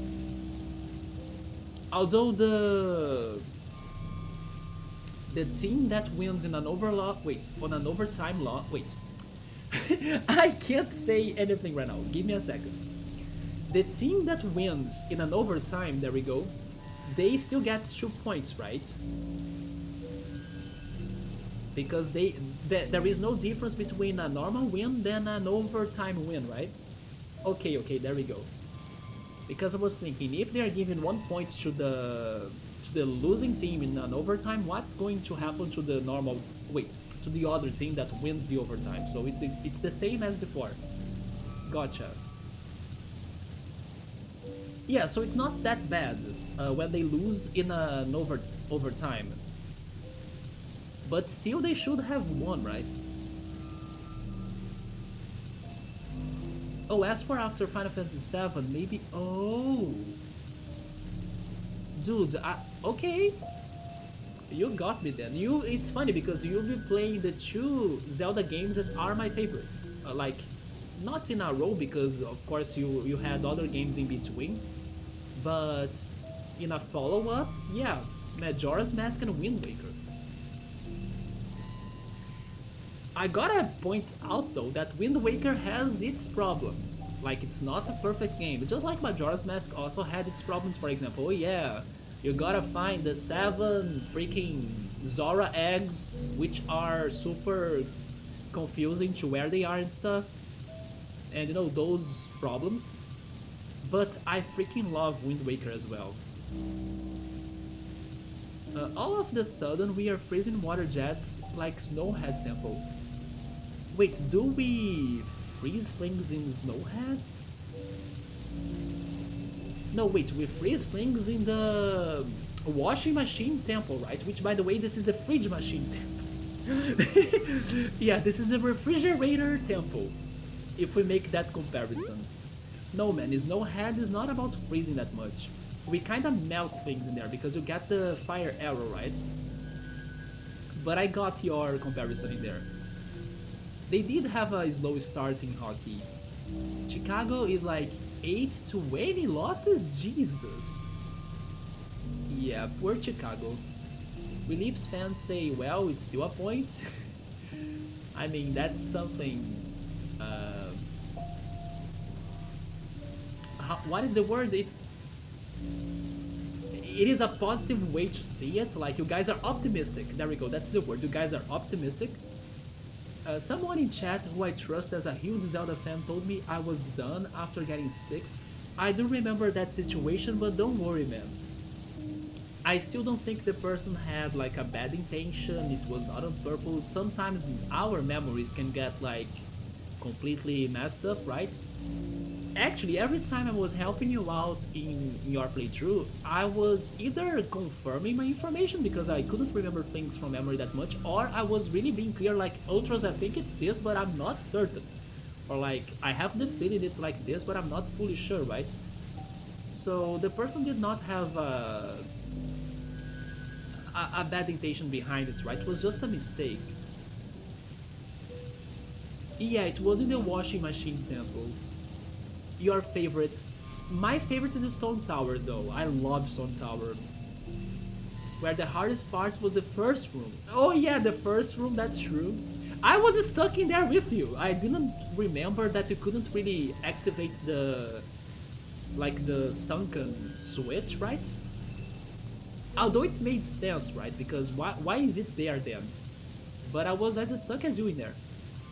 The rest of the temple was okay, some hard fights. You did great on finding some secrets. Because there are some fairies in there that I would never guess. Like, can you break the barrels by using the Zora magic? I never tried that and I would never guess that myself. But then inside of it there was a freaking fairy, right? Yeah, there were some very well hidden fairies in there. Also the boss fight, I hate Georg. As I showed you the clip, I could only beat him because I had a glitch happening in my game or something got different. But honestly, even though I suffered in that dungeon, I do like it for some reason.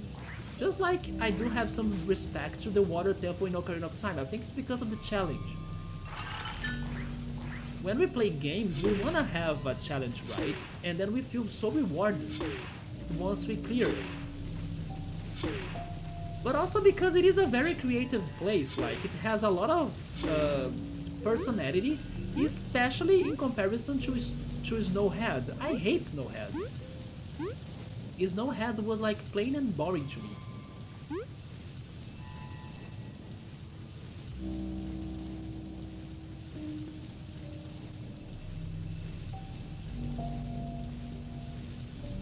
Okay, they want me to jump on the tomato can, but then what? Do I need to fly?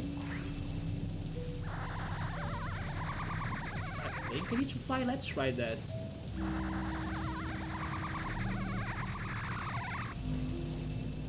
And then, do I fall? Where am I going? I'm not sure. Oh wait, I see where I'm going, now I saw it. I need to get to that soda pop, there is a trampoline there. But then I'm not sure if they want me to jump to the, or actually fly to the ice cube right there, or to the cans themselves. I will try going straight to the cans. Oh, of course. There are obstacles. So maybe they want me to get to the ice cube. I'll try. No, not the ice cube. Okay, so I do need to find a way to get through the stalactites. I hope that's the correct word. The stalactites. It's funny how I used English to remember the difference between stalactite and stalagmite, right? The only difference between those two words is like one has a C, the other one has a G. And then how I use the English to remember that? The one on the top of a cavern, or like the one on the top is the one word that has a C, of ceiling. So that's how I always think about that and remember it. So if it is on the ceiling, it is stalactite with a C. But if it is on the ground with G, it is stalagmite, right? By the way, I'm saying that hoping those words are in English, because I have the feeling they are a thing in English, but who knows, I can always be wrong. But in Portuguese, that's how I remember which one is one, right? But yeah, the freaking stalactites were on my way. In my way, not on. I need to stop using on for everything.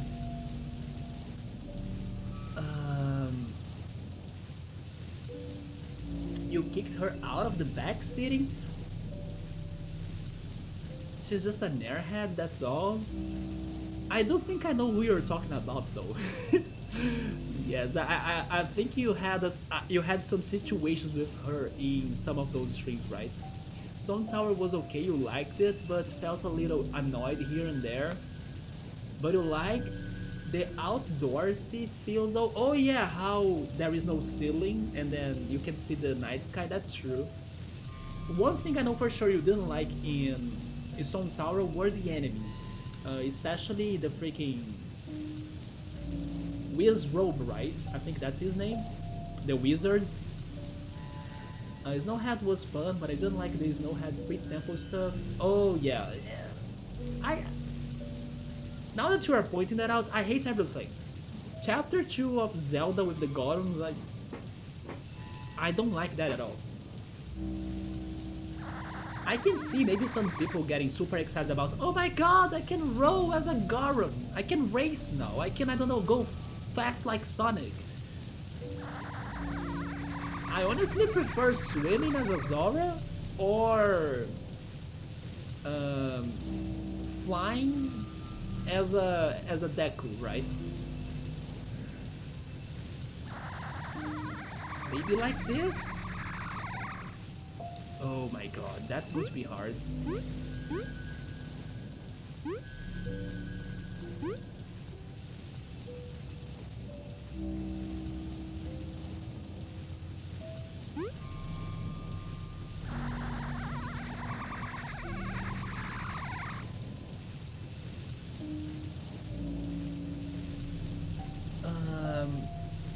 And also didn't like that effing baby, yeah. Also finding the frozen grandpa was annoying too. I do like the backstory of the Goron though, that he was like a brave soldier that died protecting his race, right? Or the other Gorons, but besides that, the sound of you flying reminds you of Yoko Ono's famous screaming into a mic. What? Which was turned off? It sounds like my flying, you mean she screams like that?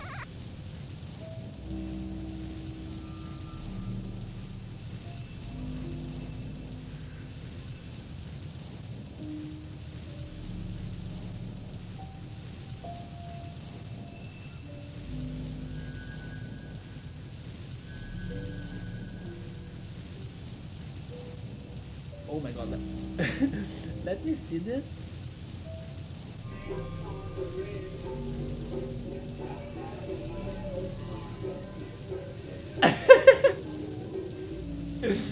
Okay, Ultras, that's perfect. It is exactly like that.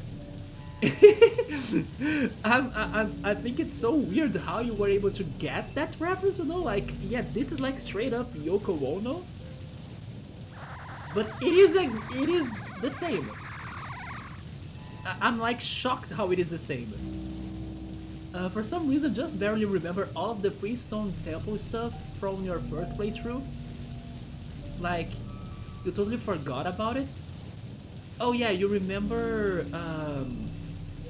yeah, you totally forgot about the last temple, which in my opinion was the most remarkable one, because you freaking flipped the whole temple upside down.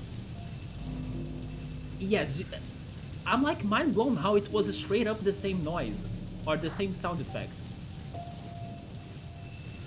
But then all of the stuff in the canyon, and the house, and the little girl, and the sewer. Oh yes, you forgot about that too, right? The trading side quest in the Gibdos, Gibdo is the mummy, right?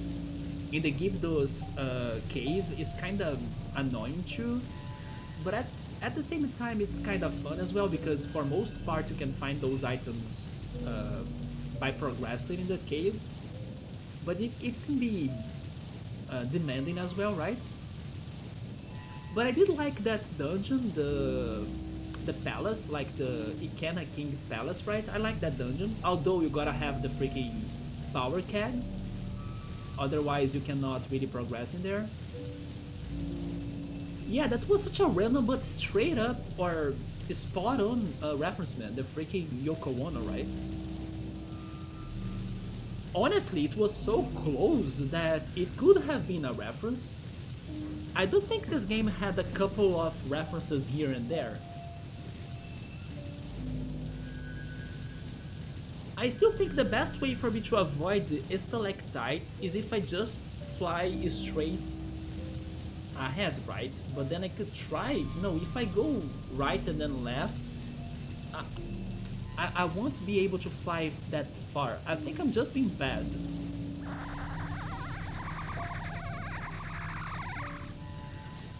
No, but it looks like it's still blocking my way. I'm very shocked how this last chapter, or like this last dungeon, has been giving me trouble, or... I mean, it could be because I haven't streamed much, and then I'm getting distracted by the chat and everything, but I don't think that's it. I'm really struggling with this area's puzzles, right? Which is fine because I'm patient, so I won't get frustrated, but I'm surprised because I was not expecting to spend a lot of time just trying to do platforming or like understanding what do I need to do.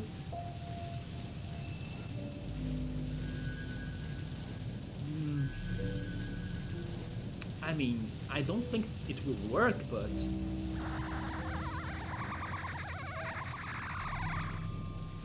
that was kinda close though.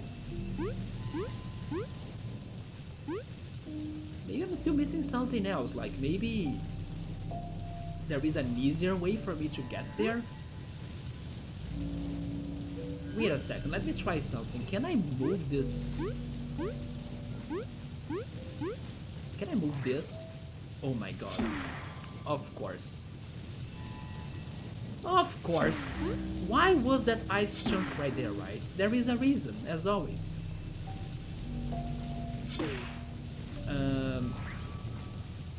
Now I need to get rid of the tiny one, because it is on the way.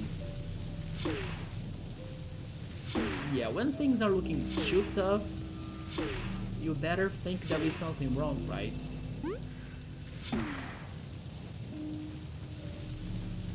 Oh, but I think I need to use this tiny ice cube to help me on this as well, right?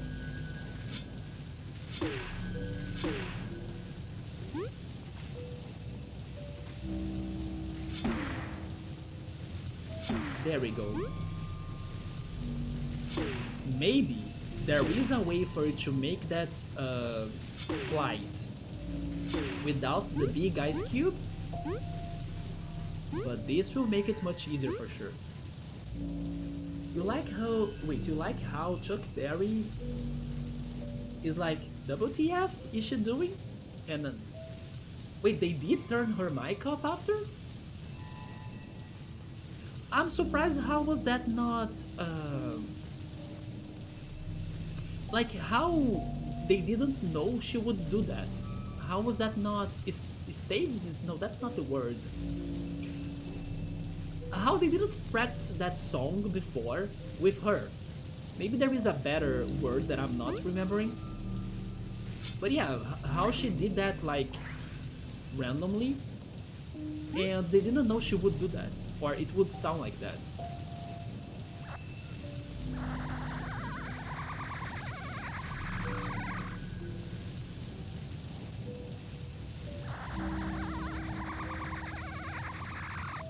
Okay, there we go.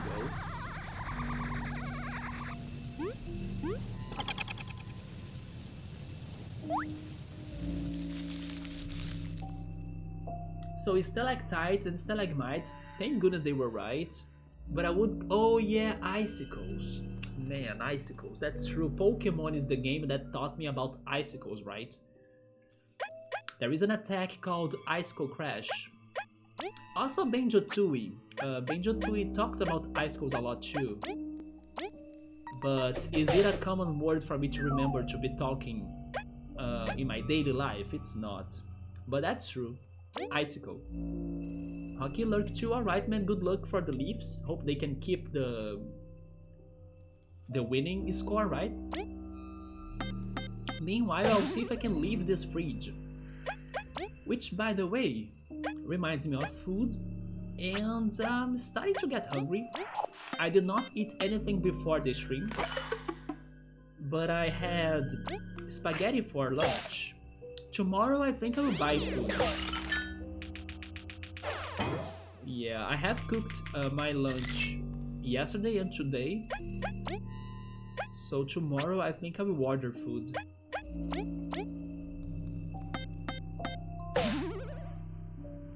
I hope this area had a somewhat better song though. I mean, this track is fine, but as we are taking long to progress, I think the song should have been different, you know? Maybe something more uplifting? Not uplifting, but something more energetic maybe, or dramatic even, not this sad. It feels like somebody died but nobody did. I understand they are probably hyping up until there will be a plot reveal, a plot twist, and then they are going to drop a banger, maybe a boss fight or like something crazy. But for this progression, this song is not fitting in my opinion. Not even outside of this fridge. Because it is not scary, it's just sad. Maybe they wanted to make this song to be scary, but I don't think it is scary.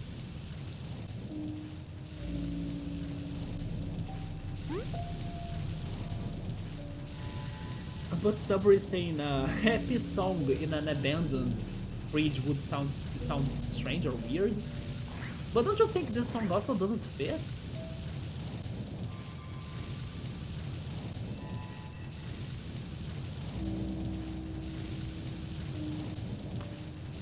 For example, when we have that secret lab area in Snake Mouth, that track, or that area had a song or a track that was very weird sounding, but somewhat electronic and robotic, right? I could see something like that working for this area. Also because they are talking about machines, and now I realize that the machine they were talking about is a fridge. So something electronic, also weird sounding, could work in my opinion.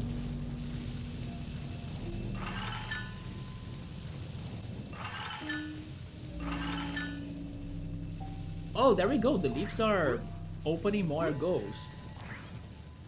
And they have a penalty even. So they scored even though they have one less player. And then the whole play was super janky, and the last second the puck rolled in.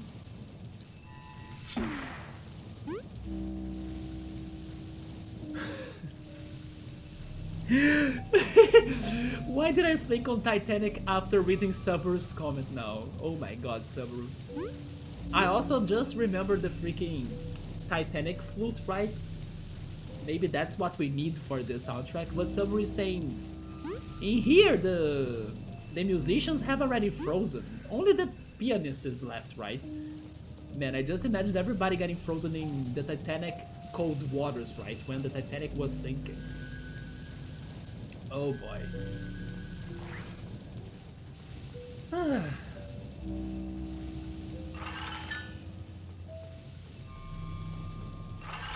Wait a second, can I... Let me test something. I'm still understanding why there are so many... I'm saying geysers, but I'm sorry if those are not geysers, because to me geysers are normally hot water, not really cold water, but maybe it works for both. I wanna see if the ice cube can get through the geyser. It can, okay. So how do I do this? That's where I need to get.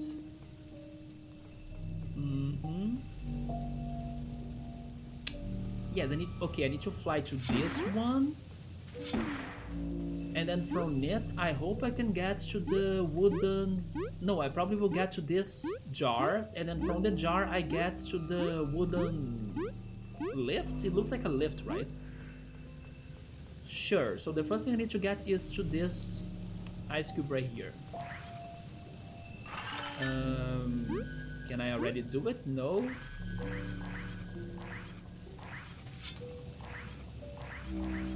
Oh yeah, by the way, don't forget to get the daily Steam promotional card, right? From the winter sale. I think in total there will be like 14 days. So there are lots of cards to claim. And also today they did, or like they revealed something on Steam that was like your Steam reveal of the year. That was very cool actually. It was pretty much statistics of the games you played, the genres you preferred playing, the achievements you have gotten and everything. I was surprised that I got like, in my chart, right, I got JRPG, RPG, cute, and simulators. Yeah, it's because of this game ahead in time. Those two probably gave it the cute tag for the games I played. Then JRPG and RPG, it's probably thanks to Cosmic Star Heroine. And then simulator, it's Roller Coaster Tycoon, right? Although it gave me JRPG, the only JRPG I remember playing on Steam and also on stream this year was Cosmic Star Heroine. Cosmic Star Heroine is it a JRPG? I think it was more like an RPG. I would say it's based on a JRPG, but I don't know if I would really say it as a... You know what? Maybe it is a JRPG. Maybe what I'm thinking is like, don't JRPGs need to be done in Japan for them to be JRPGs? But maybe it is a Japanese game, and I'm just like thinking it's not.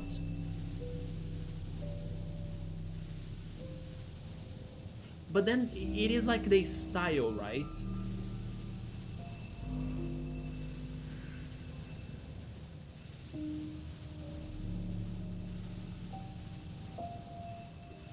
I'm not sure where is this game from. Okay, Z-Boyd Games. Where are they from? California, the US, you see?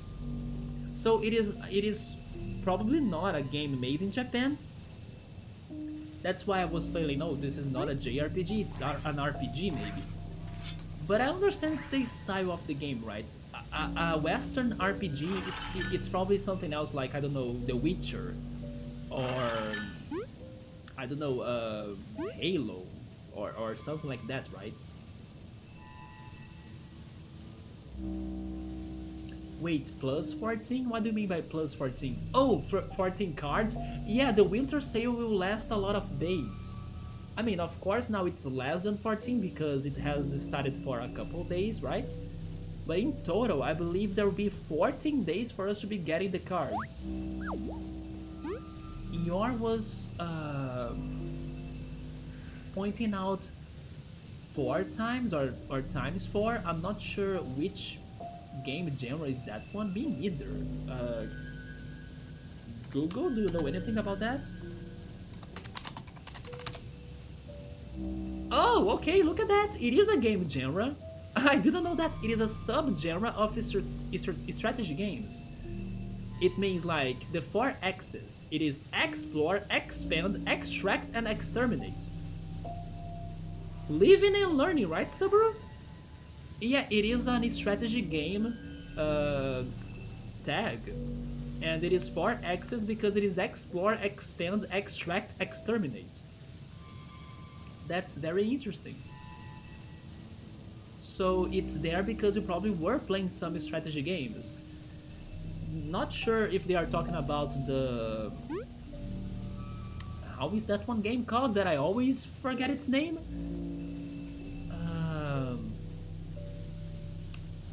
Fall Seal, right? Fall Seal?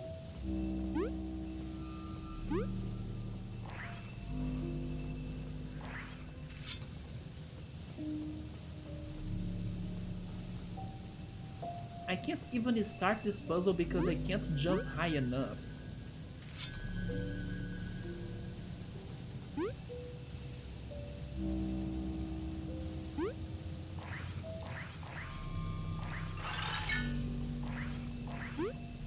Yeah, I can't jump high enough. Oh my god. Okay, I get it now. Man. That explains why the enemy responds so fast. I was a bit surprised by that, but I didn't say anything. I was like, I just beat you, why are you here? You are here for a reason.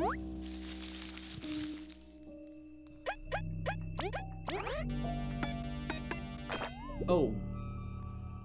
That was bad.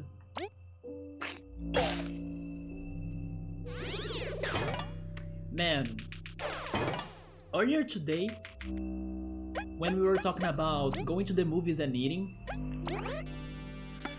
Ultras mentioned like hot dogs, and then I was thinking maybe I should ask Saburo what he has had for dinner, and then I wonder if it were hot dogs. I'm now craving hot dogs, but there we go, we finally did this. Oh, maybe not, because this now needs to be higher.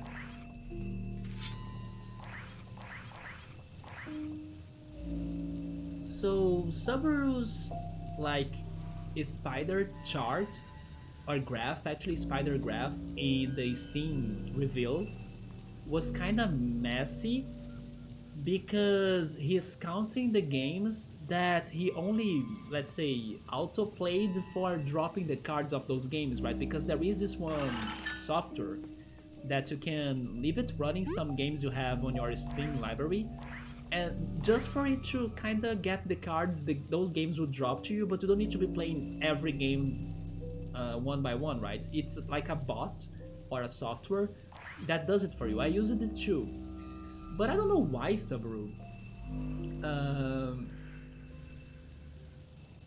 I don't know if they would, let's say, play those games long enough for them to really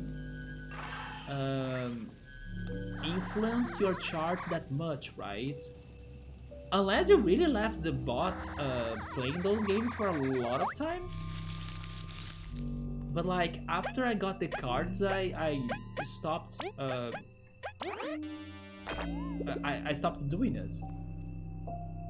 Oh, actually Subaru had rice, farofa, and then the barbecue meat that was a leftover from the Christmas dinner. That makes sense, right? Yeah. Christmas food lasts many days. Which, by the way, I need to go to the grocery store to see if my panettone and chocotone is now with a lower price. Maybe only in January, to be honest. The one thing that I feel, actually two things that I feel sad that I did not eat this Christmas were the ham. Like, Christmas ham is super delicious. And also my family's cold pineapple creamy dessert, right? But at least I got my coconut cake. I considered buying some Christmas treats or Christmas dishes online, but the prices were not good, so I gave up. They were too pricey. And also they didn't have like smaller portions, so I also gave up because of that. Oh no, the game is now tied, man. But even if it stays like that, there is still the last section, right? The last part, the third part. Sabri is saying that he hasn't played many games on Steam. It was just the first 3 on the list. Yeah, so that's why I think that the spider graph consider those 3 games the most for you. But it was funny how it was really balanced, like your chart, right? My charts did not. My chart had a little bit on like adventure games, but it didn't grow that much.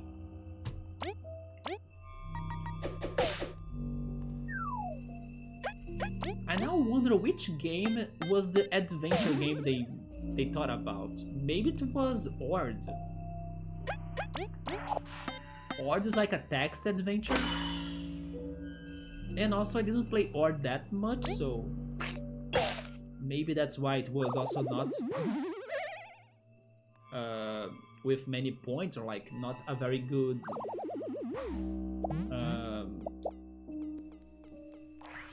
it didn't raise that much on my spider graph.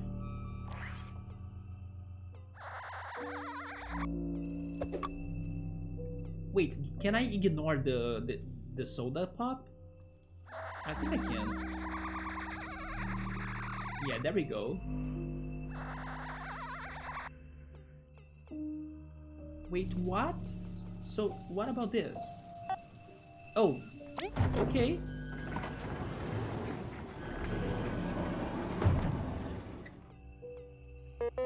This place.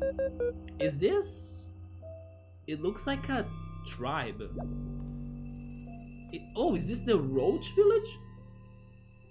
There is a roach statue right there too, right?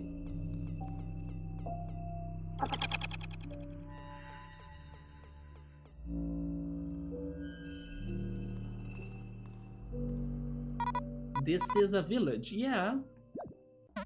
Halt or be impaled. Living roaches. No way! So some didn't vanish after all.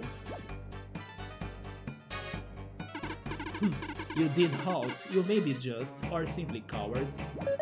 Please allow us to explain the situation. We are short on time. Blah, there is nothing to explain. Everyone's after the sapling today. The sapling? It is real then. Silence, you have spoken too much. Sorry, Elder. You come with that crook?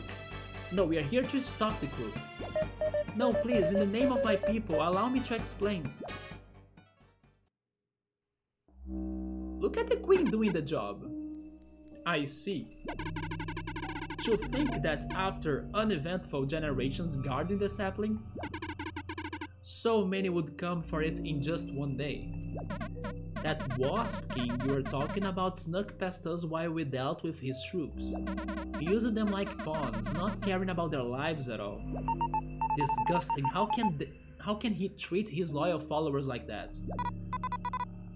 Huh? Do you have a heart? Was that Motiva saying? I was not paying attention to that. But I'm with Vi here. Do you have a heart, Motiva? Why don't you ever show that heart for us, though? You only show hate for us. Please allow us to go after him. And what will you do when you get the sapling from him? Just what are you planning to do with our sacred treasure? I mean, we had plans right in the beginning of the game, but we gave up on them. Also, by the way, Subaru, is my hair messy? Because let me check that myself. It's actually not. Okay, I'm good. Because as I started the stream without wearing any hats, and then after the shower I took, normally my hair gets some frizz, right? When it's drying, so sometimes my hair can be looking crazy and I'm not paying attention to that. But I just checked it and it's good. Oh, but that's not really true, man. I mean, it is somewhat still not too short, but it's short enough for me to give up on shaving myself. I was thinking about shaving myself, but I think I will save it for more weeks. But my hair is very thin, right? So if I don't wait for it to kind of get dry before going out or anything, or if I don't brush it more times, it gets some frizz. and then it gets spiky, right? The some parts of my hair will go like and it's going to get static, and then it's going to look bad, especially because since I have been shaving myself, and that has started in 2020. I don't have control, or like a very proper control over how my haircut will look after I shave myself, right? So it's kind of messing with, let's say, the sizes of the sections of my hair. So sometimes the back can be bigger than the front and something like that. And then I researched about it, and the frizz that people can get to your hair can be related to many things, but one important thing is like different sized hair. So I do think that sometimes there is like a long hair in the back and then a short hair in the front, and then when you kind of brush them, they cannot really create a group of hair that would be like easy to fix or like more stable in a or after you brush it. No, because they are different sized hairs, they don't, you know, connect. So one hair can be going up, the other one can be going down, because the sizes are different, so they don't glue together to give you a proper hair look, right? And then you get the frizz. Also, hi Chill Mode, what's up, man? How's it going? If I had a good Christmas, I had a good Christmas. I mean, normal, not really the best, because I did not travel back to my hometown. But what happened to me was a horrible post-Christmas. Yes, yesterday I did not have a very good day for most part, but in the end everything was better. But yes, I struggled to sleep well. I had a neck ache for some days, but then yesterday it hit my mental health, so I was feeling depressed and sad and everything. But then I found energy to like recover, and I could recover, thankfully. But the post-Christmas sucked to me, yeah. Is that static hair? Yeah, my hair can get some static, and then it gets all fuzzy and frizzy, right? You always need to use some gel. Yes, I sometimes think about getting a gel maybe, or a product, a spray maybe. But you wanna wear a hat? I wore a hat yesterday. Yeah. Also because there was a reason for me to wear it, which was the cooking part of this game. But I was kind of concerned about, is my hair going to be looking good or not? Because I did the same. I took a shower and then I straight up came to stream. And then sometimes, especially when I take a shower and leave my house very quickly, my hair goes crazy, right? It starts getting pointy and spiky, and then I look bad. Honestly, not that I care that much for my appearance, but it is still bad, right? It's not like how I plan to be looking like when I leave my home, so it can be bad. Your hair pops everywhere too? Yes. It's because it is very thin. And then again, if your hair has different sizes when you cut it, it doesn't get combined, like the pieces of hair, to give you a stable hair look, right? So it kind of, each hair has independence to do whatever they want, and many of them will go on static, and then they will lift, right? They will go up like a spike, like a thorn. 4, 3, there we go, leaves. Keep on going, leaves. No overtime, please. Yes, I'm better, to mode. I had a horrible post-Christmas though. I was depressed yesterday. Thank goodness I also feel that I'm stronger today, or like I developed some strength towards my mental problems, although as the neck ache was also making me uncomfortable and, you know, anxious and everything. Thank goodness it's almost over. It's pretty much over. I'm still kind of being careful, but it's almost not there. Yeah, thank goodness I could, in the same day, go from depressed to like normal again, you know? You also, everyone kind of had a shitty post Christmas. Some people were feeling tired because they couldn't sleep very well or rest very well. Yeah, my hair always looked the same. That's good for you to say it. No, I use nothing. Yes, I don't use a product. No. Always ups and downs. Consistency is key. Exactly. I think the best lesson of my year, and I have been using it since November.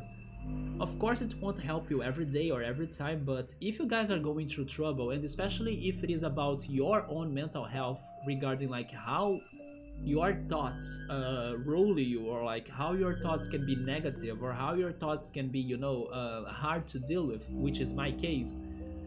The best lesson that I'm using that has been proving its worth is like, remember or tell yourself that your thoughts are not reality. Once I finally opened up myself to that idea, because normally we react to our thoughts, right? So basically, if you think something, it is somewhat likely for you to believe on what you're thinking, and then you react up to that whatever are you thinking. So after I finally heard, because this is actually a suggestion or idea that probably have stopped by my life many times, like, oh yeah, don't give attention to what you're thinking, or like, don't take things that seriously, or I have heard of that many times in my life, but I never really embraced the cause until November. And then I was like, I see this bad thought coming, and then I will not take it seriously. I just learned how to have my thoughts and leave them go. Like, they come and go. So it's been so freeing for me now. Like, I'm not like a slave of my thoughts anymore, at least for most part, of course. For example, yesterday I was feeling depressed because my thoughts were beating me up as well. But I'm practicing this more, like, don't take your thoughts that seriously. They will only make you feel emotional, or like they will drive you into impulsiveness or anger or depression or sadness. Remember, like, for real, that not everything you think is reality. It's like, it's a sabotage by our minds, right? So because of this, I did not jump into like more fights with people, or I did not beat me up that hard sometimes. I'm starting to really not take my thoughts that seriously anymore. Of course, there is a difference between like I don't know, intuition or like timings as well. Like, there are times you gotta do something, even if it is something that could be hurting you, but like it's necessary, right? Because deep down you feel it's the right thing to do. It's not just, I don't know, because you are thinking about it. But when it's just like random thinking, when things should have been better, or like things should be okay, I'm learning how to really not take my thoughts seriously. I'm like, okay, this thought is coming, but it's up to me what I'm doing with it. So it's not necessarily reality. I'm telling myself every time now, it's not necessarily reality, it's not necessarily real. And then as time has been passing by too, I have been noticing that it is very freeing to act like that. And it's been a positive thing to my mental health, because now I'm kind of having more control over my thoughts, because I'm not really going down into like bad thoughts. What is this? Is this a trigger? Or like, is this giving me bad memories? Should I be scared of something? Should I be anxious? Should I fight somebody? Should I react this way? Should I be impulsive? Should I be more proud as well? Should I ignore something? And I'm like, okay, this is a bad thought, I don't care. Or like, it's not real, it's just a thought. The value you give to thoughts is up to you. So I'm kind of like finally separating things and like working myself towards my own thoughts, right? But again, like Chumod said, there will be ups and downs. But I think I evolved on my mental health after I started doing that. So even if you don't take this message like right now, like I also took a lot of time to finally settle this in my life, I'm another person or another source of this information. If you deal with like mental problems, especially by beating yourself up or like thinking the worst will happen, or like if you also have, I don't know, sad depressive thoughts or something, remember that those thoughts are not real, or at least for most part they won't be real, and then don't take them seriously. Like let them they come and then let they go. Like think that they are not reality.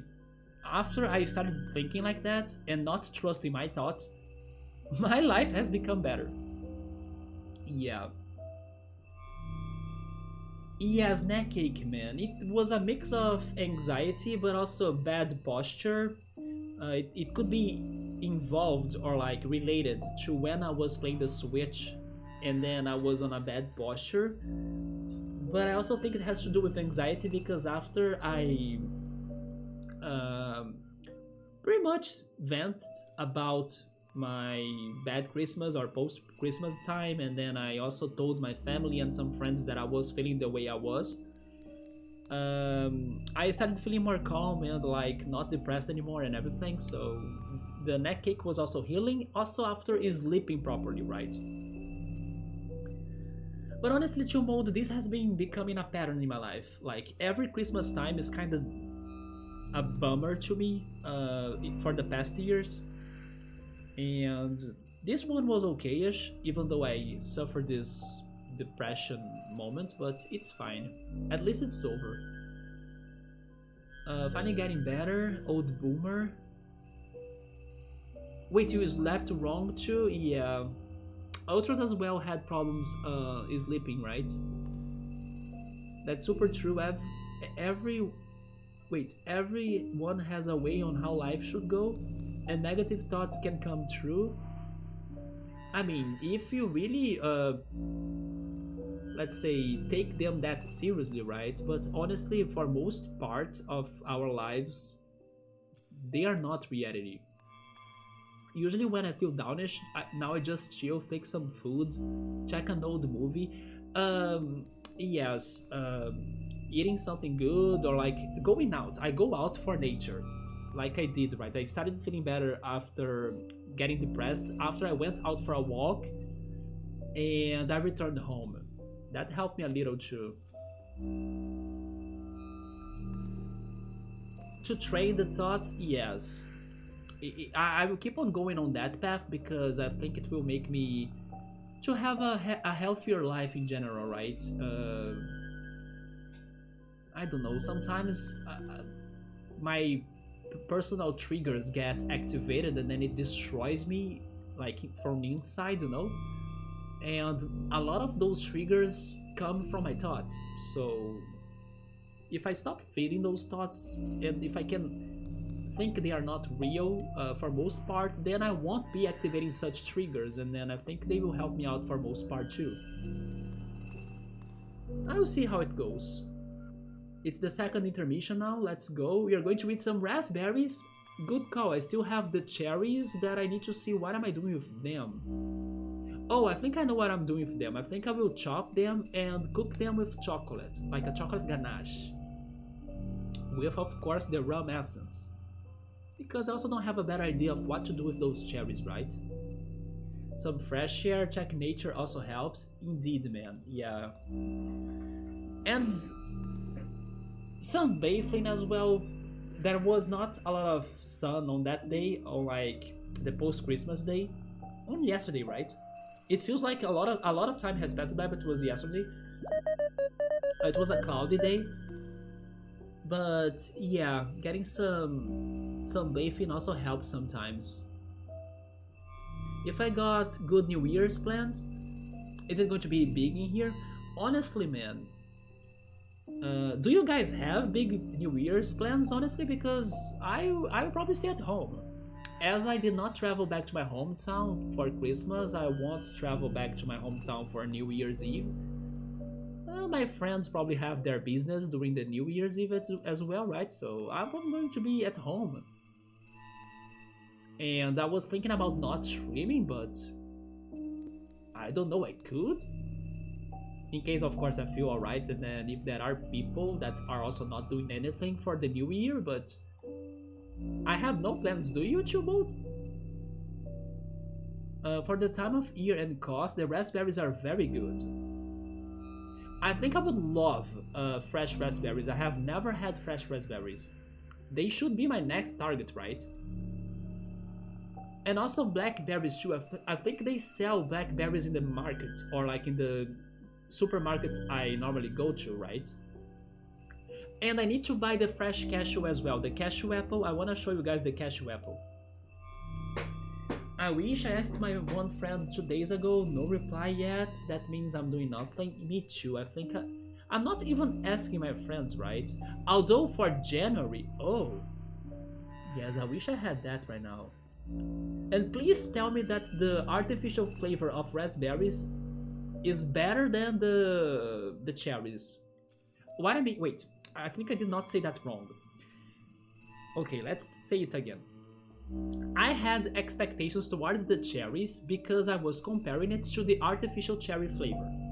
And then I was disappointed because the real cherries do not taste like the artificial. So I'm hoping that the artificial raspberries will have a closer taste to the real raspberries. There we go. So please tell me that they taste closer to artificial, because the cherries had nothing to do with artificial. And I like the artificial flavor. You got 2 of those for $88, right? $88. A cashew apple, what is that? So the cashew nut comes from a tree, which is like the cashew tree, but it's not alone. Under the cashew nut, there is an apple. Yeah, my phone has recharged, so I can show you the picture. Although Chumbo, the cashew apple is very fragile, so it's not easy to transport it or to import it or anything, so that's why it's not common. Even not in Rio, it goes bad very fast. But that apple has a delicious pulp, and sometimes I buy the frozen pulp and then I make some cashew juice. But I know that the grocery market here also has the cashew apple, so I should buy one for me to show it to you, right? The nut actually is the fruit. I remember being shocked by that. Yeah, that's the cashew apple. It can be picture. Are you loading? Hello? Change the picture. There we go. This is another picture. Look at that. There is an apple, you see? That apple is delicious. And I was going to say that the nut is the fruit, the real fruit, plus it protects the apple. When the cashew drops or falls from the tree, gravity will kind of flip the apple so the nut hits the ground to protect the apple. I was mind blown when I learned about that, because I was like, holy shit, that makes sense, as the cashew apple itself is very fragile. Yeah, that it is. So I will try buying one to show you once, right? Maybe next time I go to the grocery store.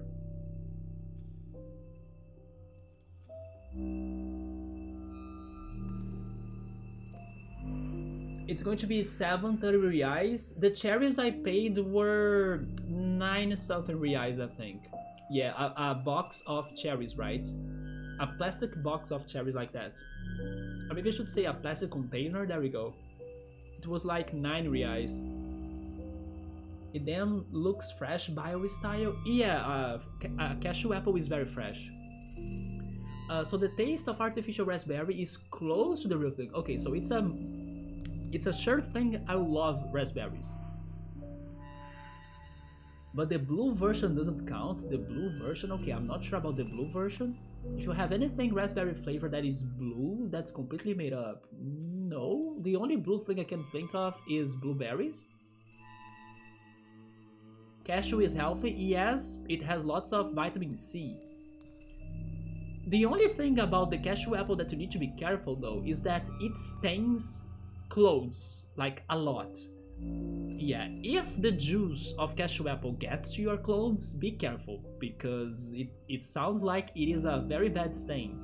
Probably there are products today that would clean it or wash it properly, but when I was like a kid, I remember my parents telling me a lot, like, don't touch your clothes after like eating a cashew apple or like getting a cashew apple, you know, because they can stain the clothes. Yeah, that was the cashew apple. Which, by the way, fun fact, in my parents' hometown, there is the largest cashew tree in the world, and I have been there. It is like a touristic attraction. The tree, it's a single tree. It pretty much fits a whole lot of the neighborhood. It is massive, and it is insane. I'm not sure how is that tree today. I still think it is alright. But some years ago, like last time I visited my parents' hometown, which has been forever, I haven't visited my parents' hometown since 2014. Back then, it was still giving cashews. But yeah, it takes a whole lot. And it's even growing more because it was getting part of the road next to it. So they need to kind of block part of the road or like half of the road to not interrupt the cashew tree growth, right? So yeah, that cashew tree is like massive. It is insane how a tree can get that big, a single tree. But it's massive because it grows to the sides, you know?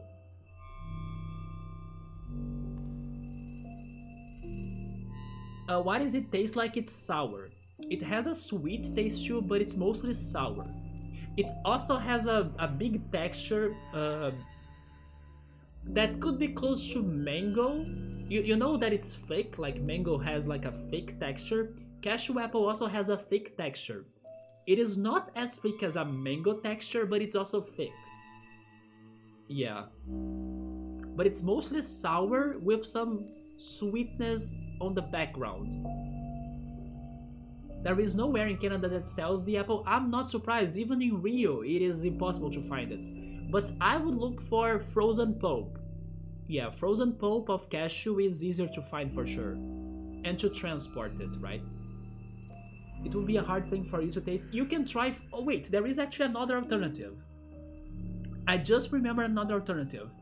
There is the cashew syrup? Maybe that's a good way to call it. That comes in bottles. It's like a dehydrated cashew. I'm not sure how to say that. Or maybe I should say concentrated. There we go. It is a concentrated cashew juice. And for some reason that doesn't go bad that easily. And then once you buy that bottle with concentrated cashew juice or cashew extract, I'm not sure what is the proper word for that, you kinda mix it with like liters of water, maybe 1 liter, maybe 2 liters, it depends on the quantities. And then you have cashew juice, right? It is like a concentrated cashew extract in a bottle. You can buy that too, but it's, let's say,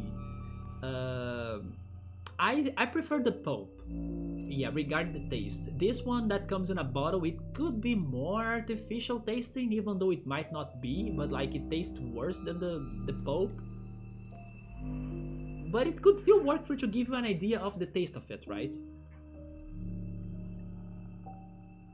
That's the blue raspberry. What the heck? Okay, yeah, that looks made up for sure. It's the Minute Made Up. You start a business, you too need a big box that keeps it bump free. So like we can be exchanging products. Is that what you mean, Chumon? Can't be frozen too, right? The pulp can be frozen. Yeah, the biggest cashew tree is amazing. It is a horizontal tree, you gotta make room for it. You like the mango texture? I'm not a big fan of mango because of the texture. But in cashew juice I like it. Not sure why. It is because it is not as thick, right? Mango is very thick. Mango can be sour. I don't know, I think on mangoes as being fresh and sweet.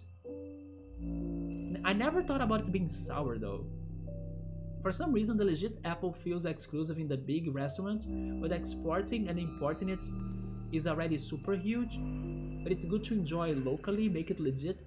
Yeah, locally speaking, the cashew apple is only common in the northeast region, and here down in Rio, in the southeast, it is not easy, although it's doable. Even my family tried to plant a cashew tree at home. We had some cashews from it, but sadly my mom decided to kinda get rid of the tree though.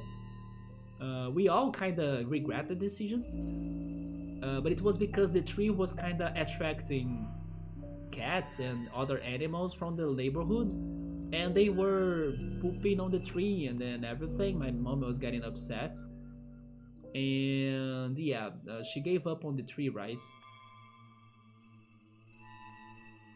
But today we do regret that because the cashew tree was amazing in our home, and it was giving us cashews. Wait, did you Google it, Chumod? I can show you an idea of how big is the cashew tree.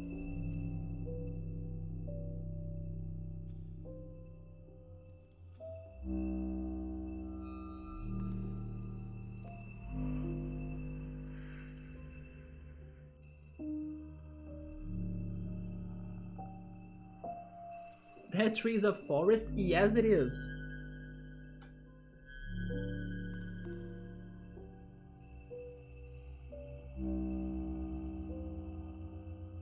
Yeah, that it is. So, believe it or not, that right there is a single tree. Yeah, this is a single tree. Like I told you, it takes a whole lot. And it's still kinda growing. Like I was saying, it was taking the road as well. I wonder how old is it? Wait, this website was going to say it. Oh, so this cashew tree was registered on the Guinness Book since 1994.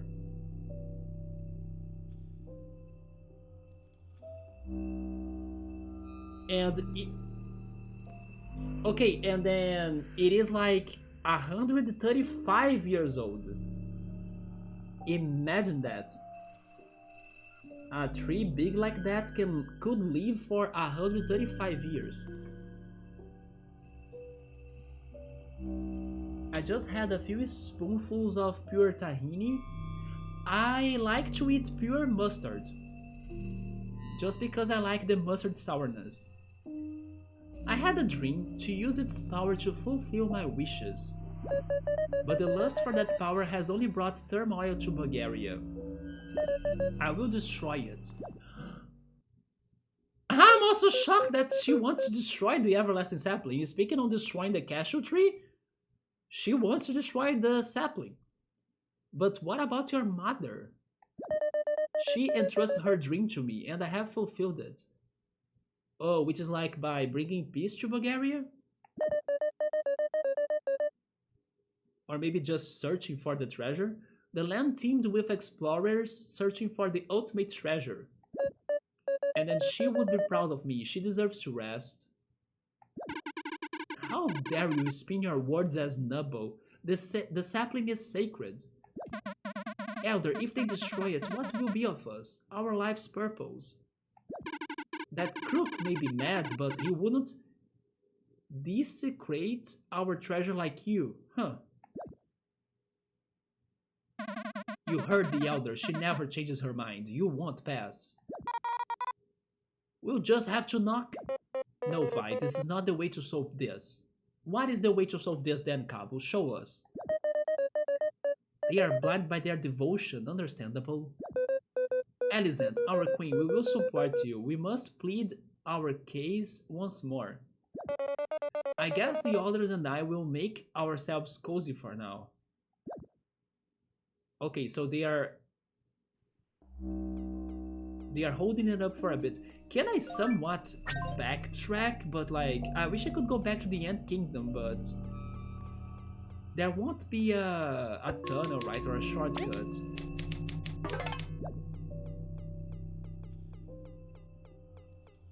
But yeah, we now have a whole city to check. Is this a shortcut? Oh, thank goodness. This lift should carry you back to the ancient entrance. We will hop in? Yes. So is this now an easy way to travel? Where is that though? Oh, it's next to Venus. There we go, we're good, guys. We can backtrack. Yes, because maybe now after I reach this place, we can get some new side quests in the End Kingdom, right? I need to investigate if we have new side quests. Tahini is sea salt with crushed mini seeds, right? Like sesame? But it's like the perfectly smooth, oily runny. It's like to mix with yogurt and parsley and lemon to use as a sauce on grilled chicken. We're doing that tomorrow? I don't know why I'm having flashbacks, but one thing I hated handling or working around as a cook was steamed tables. Wait, what is a steamed table? Do you mean, oh, maybe you're talking about those dishes that are served with like some sort of they are served with some sort of heating. I just hated having to pick up trays and have my wrist blasted with steam or get splashed with the boiling water. Oh, or maybe you're just talking about very hot dishes, right?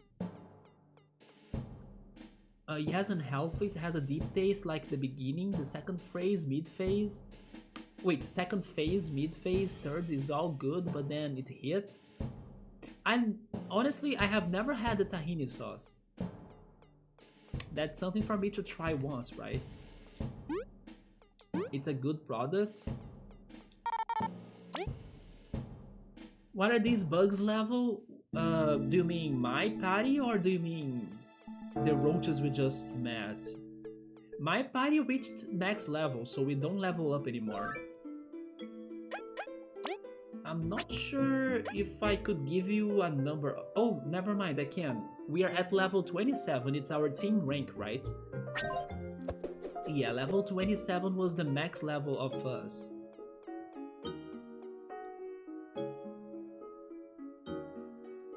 It is the warming table that you drop the metal trays inside of. That restaurants use? Oh! Oh, okay, yeah, like a buffet. Okay, I'm aware of that now. And now you made me wanna go to a freaking buffet, man.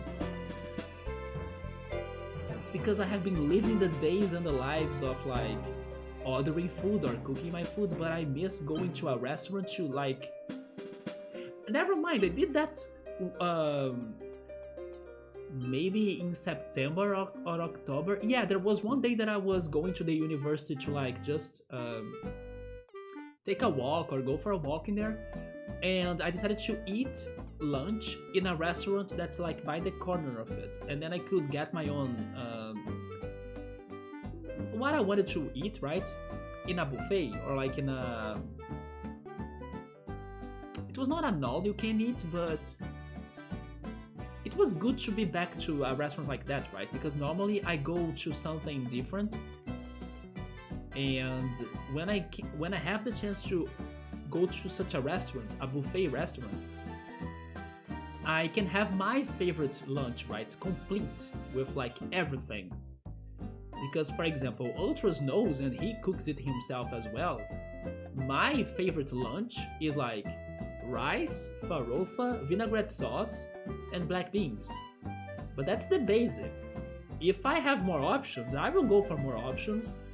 One good example is grilled or fried bananas. And then those buffets or like those restaurants, they have that. So like I add some grilled bananas that I love, or fried bananas as well. I also can have grilled sausage. I forgot to mention the grilled sausage, right? Grilled sausage. Then some mashed potatoes or french fries. Salad, especially like some lettuce and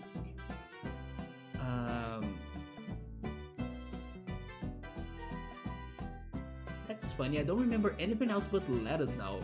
Because I love arugula, I love cress, right? I think it's called cress. Wait, how is that called again? Watercress, maybe? I think it's called watercress.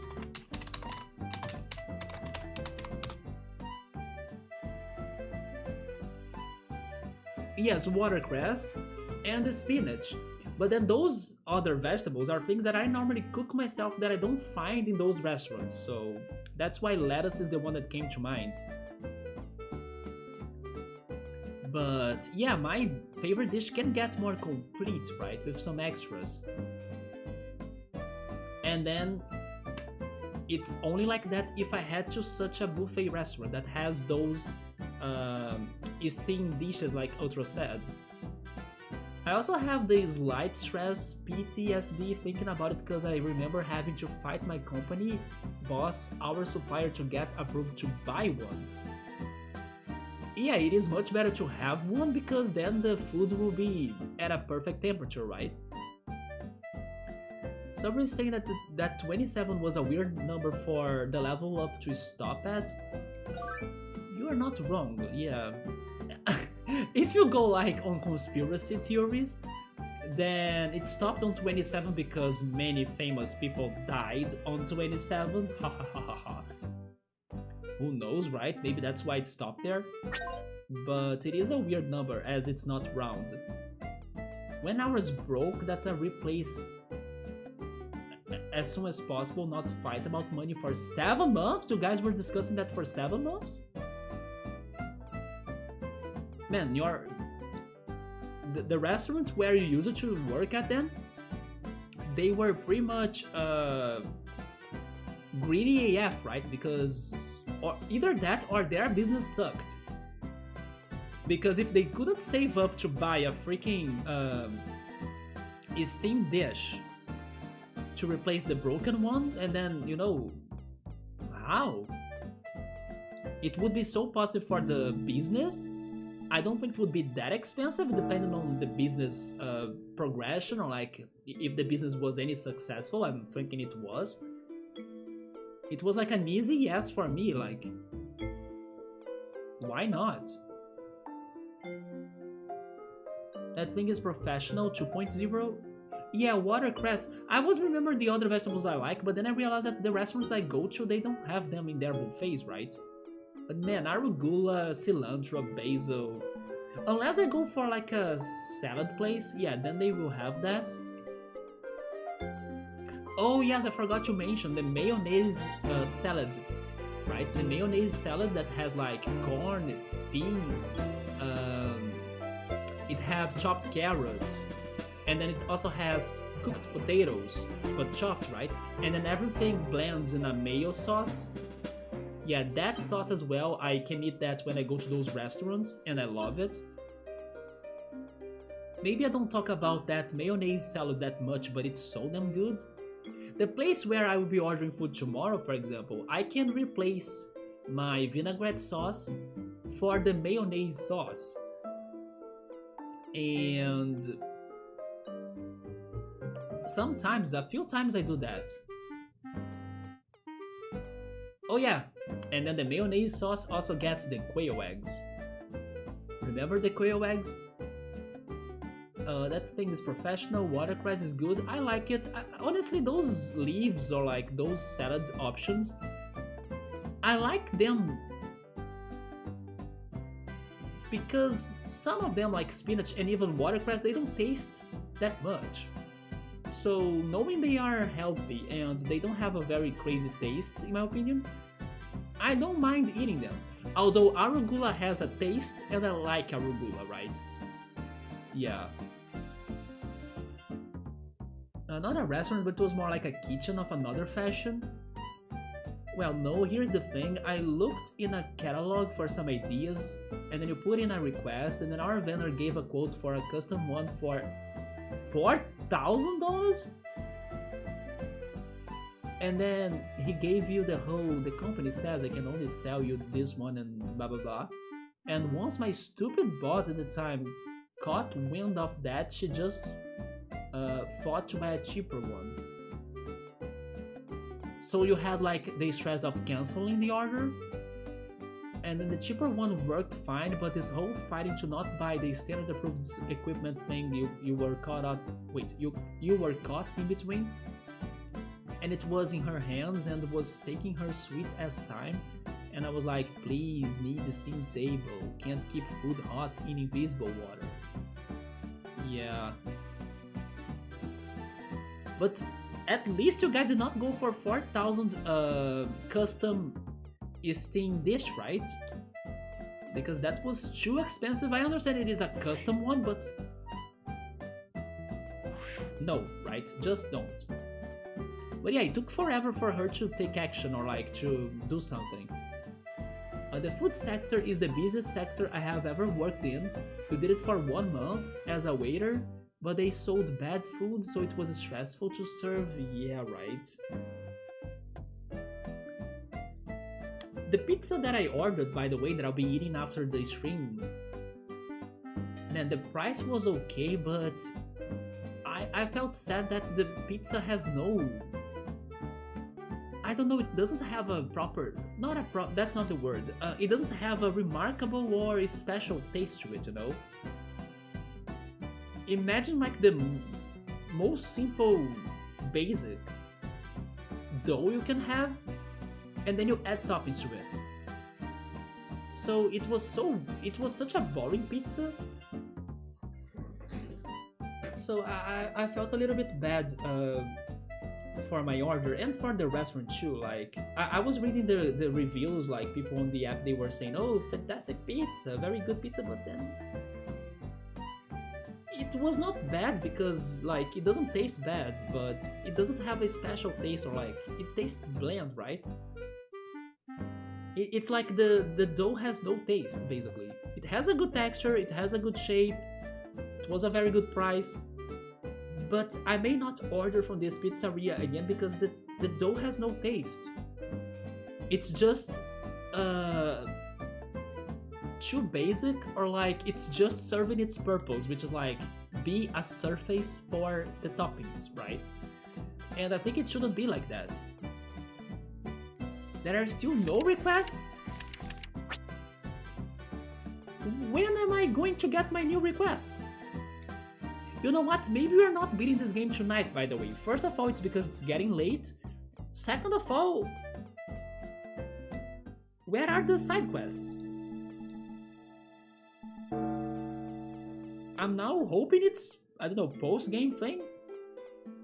But sure, let's investigate the Roaches Kingdom or Roaches Village. They got into the marketing talk. A good investment makes a big difference. I understand and I agree with you that sometimes it's good to invest on something. But also you gotta be aware of like fair price, right? I don't think that $4,000 was a fair price for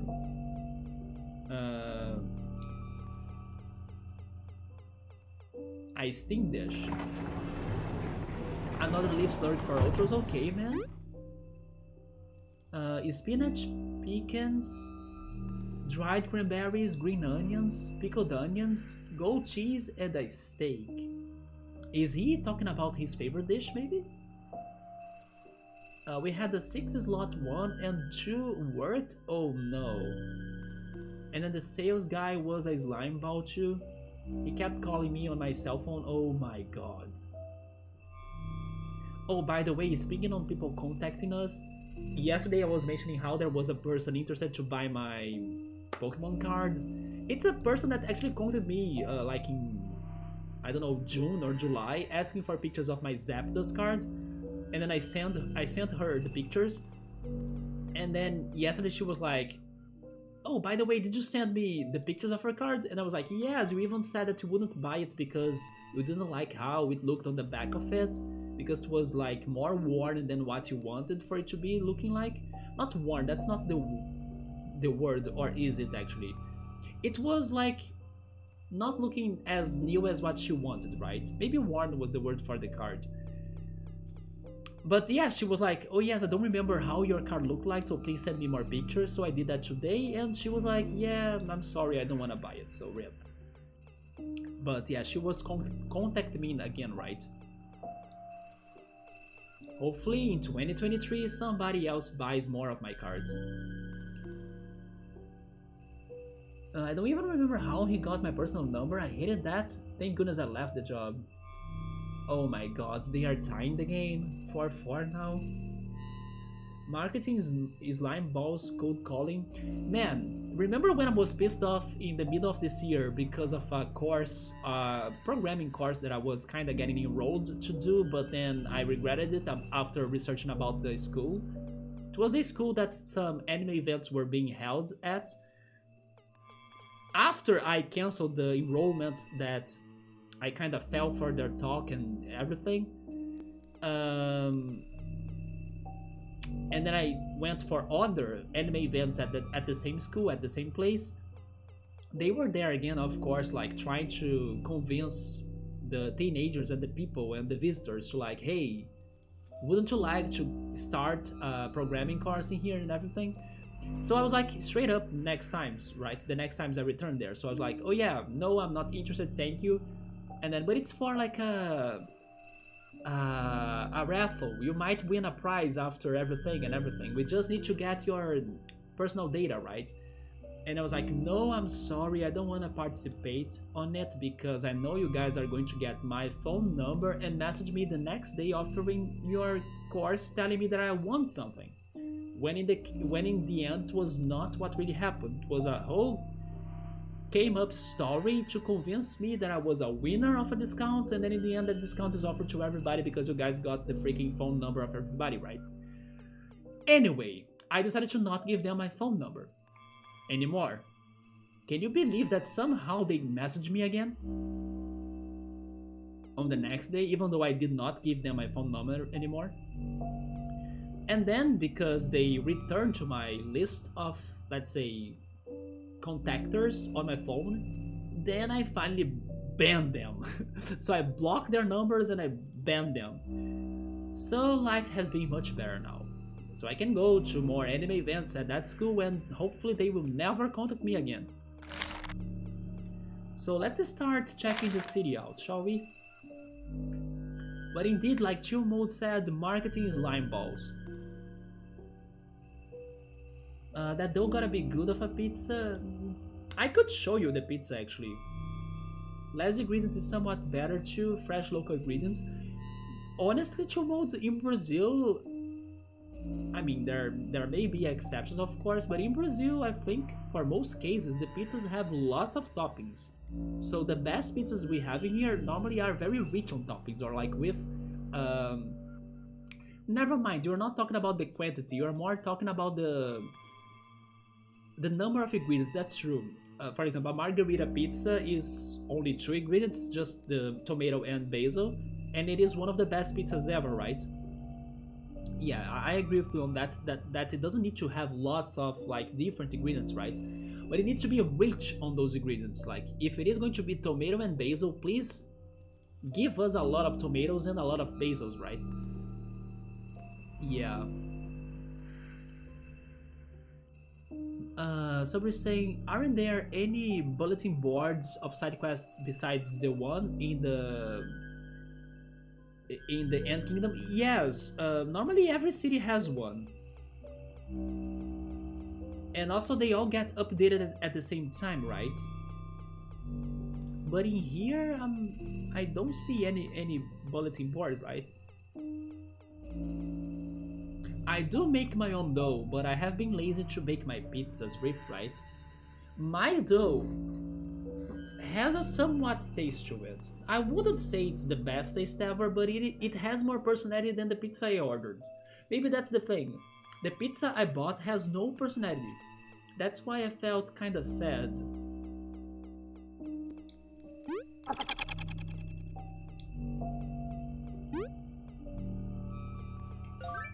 Let's see what they have to say about this place. So some roaches were alive after all. It is surreal, they are just like the ones from our time. How long have they had to deal with Deadlanders? Long enough for sure. You, blue guy, I can feel you swimming in roach magic. Where did you get that? It's super dangerous, but they are all pretty calm. When you live surrounded by danger, it seems you get used to it. He's not wrong about that. I remember when we were talking about violence and how people from Rio are scared to travel to São Paulo and how people from São Paulo are scared to travel to Rio, when in the end both cities are dangerous. Yeah, because I live in Rio, I know the dangers of it, but I don't feel that scared of it that much in general. But then if I need to go to São Paulo, I still have some, concerns about it. Although, after visiting it already, I have been to São Paulo 2 times. I now feel better about it, but this kinda makes a lot of sense if you stop to think about it. No way, I could never get used to the Deadlanders. And yet they have had no choice.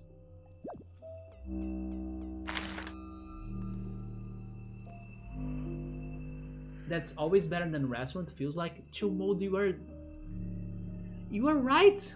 I do like my pizza a lot, like... It does have personality, and I do like the taste of its dough more than most of the restaurants I order. But it's the laziness, man. Sometimes I'm super lazy to do something, but I wanna eat this so much, and then I ordered it. Rip me, right? So we're saying maybe the roaches had their own side quests, as they never leave this city anyway. That is true, there could be side quests in here.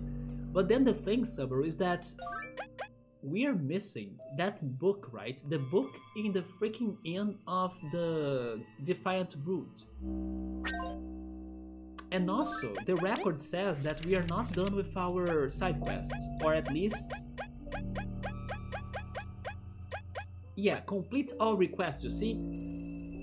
So once there are more requests available, I think there will be something Defiant Brute for that book we are missing, at least that. And nothing is happening.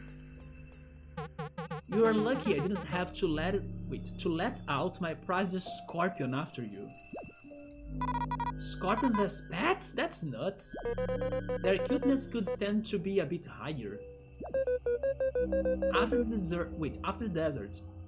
desert, we hoped we would never see one again. That's true. Leaf almost died thanks to a scorpion attack, right? That stung him on his chest. By the queen, I never did ask. Does your back hurt? Oh yeah. We are fine, thanks for worrying though. Oh, that was actually the side talk. Person in food? Wait, never mind. Personality. Personality in food, that's why grandma cooking best worldwide. Yeah, because normally experienced chefs or like experienced cooks, like a grandmother, they have learned how to add the seasonings and salt and pepper. You know, they know how to balance the flavors. Scorpions are dangerous. Please, compared to the Deadlanders, they are the tamest of the tame. It is super dangerous, but they're all pretty calm. Oh, it's the same dialogue. But that was the... It's funny how they repeated that dialogue for this guy.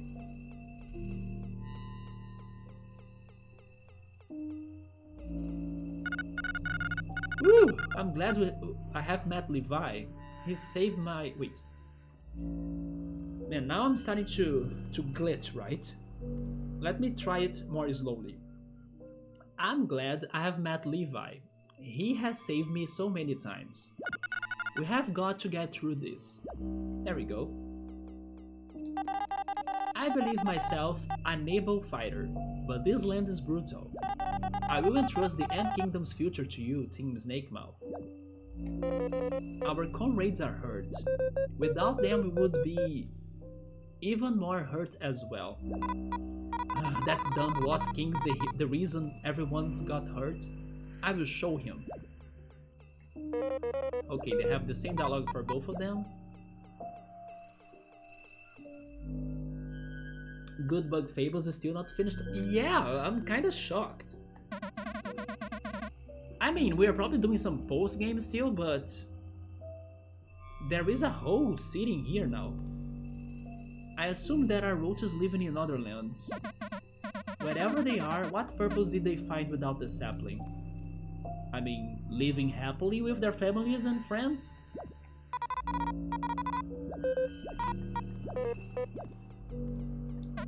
Ugh, what strength that king held. What a monster. The roaches fight the dead landers frequently, yet they are this hurt.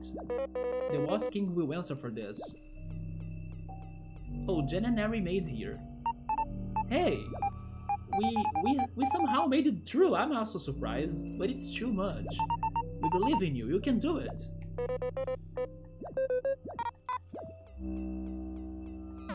This lift should carry you back to the ancient entrance. Wait. You will hop in? It is my duty to watch over this lift. Ask me anytime. Yeah, they're repeating the dialogue, but I'm still testing it. Yeah, this is the Roaches Village mode. What is my favorite tea?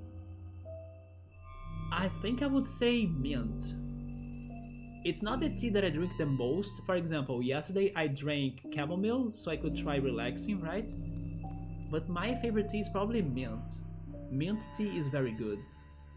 You need something healthy, something different than water. But then, can't you go for juice? Or even, I don't know, maybe flavored water? I have been so lazy that I have not even been doing juice that much. Although part of it is good. Because, for example, when I make juice, I also add sugar to the juice, right? To make it sweet. But lately I have been doing more, I have been doing more flavored water. So I fill up a jar with water, right? And then I pick sometimes a tangerine, and then I eat the tangerine, but the peel of the tangerine, I throw it on the water. And then I leave it there inside of the fridge for days, because the oils of the peel will be going to the water thanks to diffusion. And then you have a water that will have a slightly taste of tangerine. Thanks to the oils, right, of the peel. Or I go for a lime flavored water. And then I chop a lime, I squeeze the lime, but I do not add sugar to it. Like a juice would ask for sugar, right? So I have been going for flavored water because I have been kinda too lazy to go for like making proper juice, but also it's good that I'm not eating or getting more sugar inside of my body, right? Not that I'm on diet or anything, but it is also good because of that. I'm not like ingesting more sugar. So flavored water, man. Maybe you could chop an apple and then add some apple peel on a water. I still gotta try the apple version. But tangerine is my way to go for most part because it is so easy. I eat the tangerine, I get the peel, I put it on water, the oil will go to the water.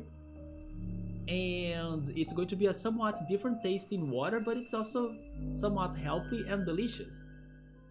And it doesn't give you the whole work of making juice, right? But I have some frozen pulps that I should be using as well. Like passion fruit, some sour fruits as well that are frozen there.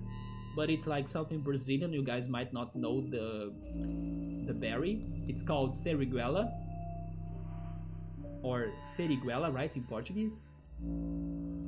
But regarding teas, I like mint, yeah. That king's strength, the constructs must be going wild.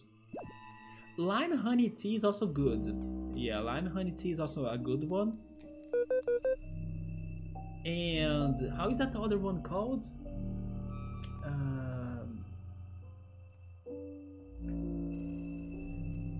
I don't know how is this in English, but there is another tea that I like.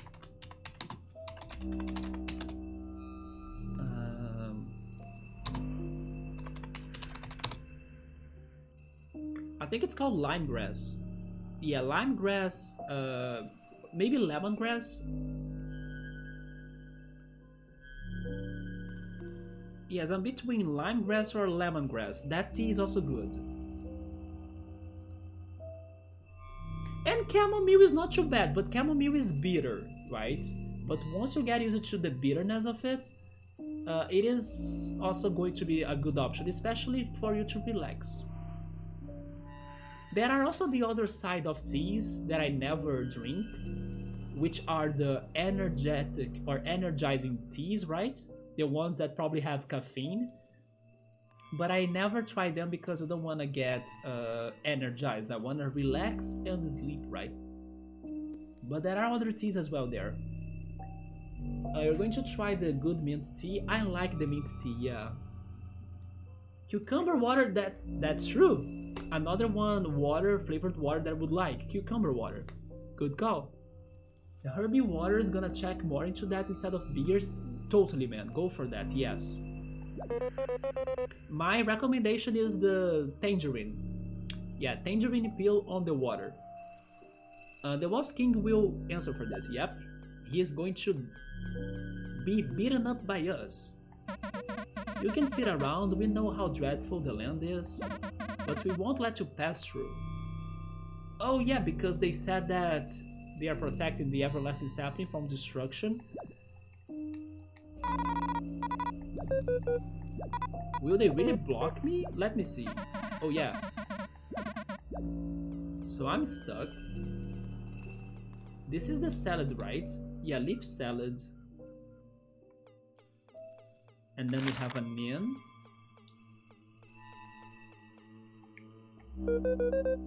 Even in such a wasteland, some find a way to be fashionable. You gotta find some joy with all of these monsters.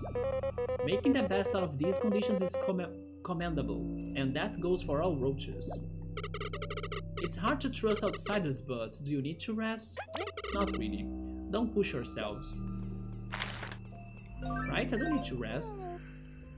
I mean, never mind, I could. I'm hoping you don't snore.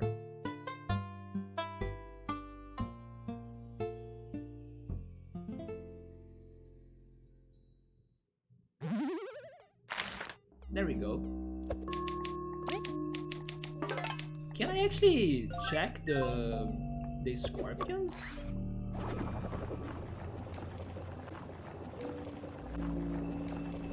Oh, I can't. I wanna add that ginger etc. in it. Actually, I do like ginger to mode. I should try ginger tea, by the way. I never tried the ginger tea, but I like adding ginger into juice, like lemon, actually lime. Lime ginger tea, wait, sorry. Lime ginger juice, there we go. Or passion fruit ginger honey juice as well. I don't remember right now if I have ever tried pineapple ginger juice, but I think that would work. I kind of want to try that now. Yeah, pineapple ginger juice. But then a ginger tea, I have never tried it. I should, and I think I will like it. And exactly, ginger is very healthy. Yeah. It is like an antioxidant, right? So it does help your body to protect against diseases and illnesses and viruses and stuff, right? You soak it for a bit. I wonder how healthy things will taste. Some are surprisingly good, man. You can get used to its taste, right? Everything, man, is a training. For example, I was mentioning how I have been training to like not think that my thoughts are reality. So I'm now training that, and then I'm getting used to that and somewhat having a better mental health. But regarding eating, it's the same.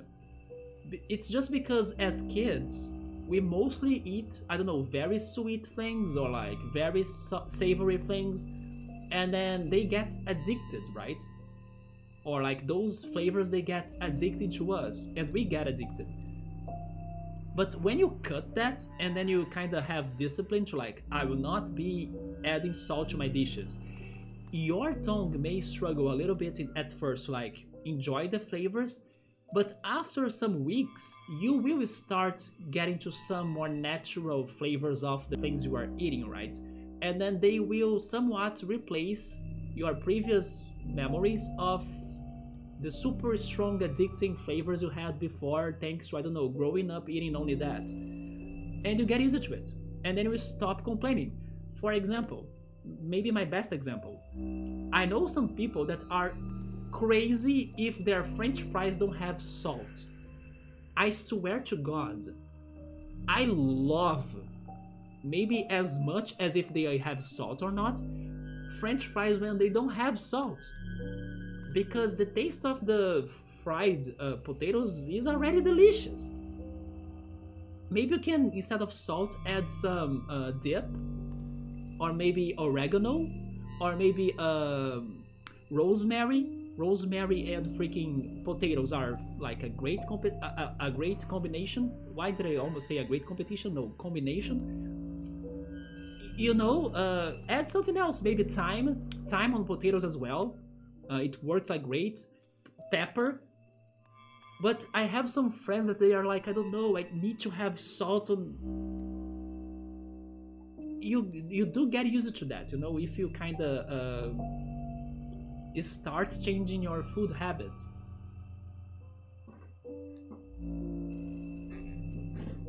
Oh, that fire magic, it's something else.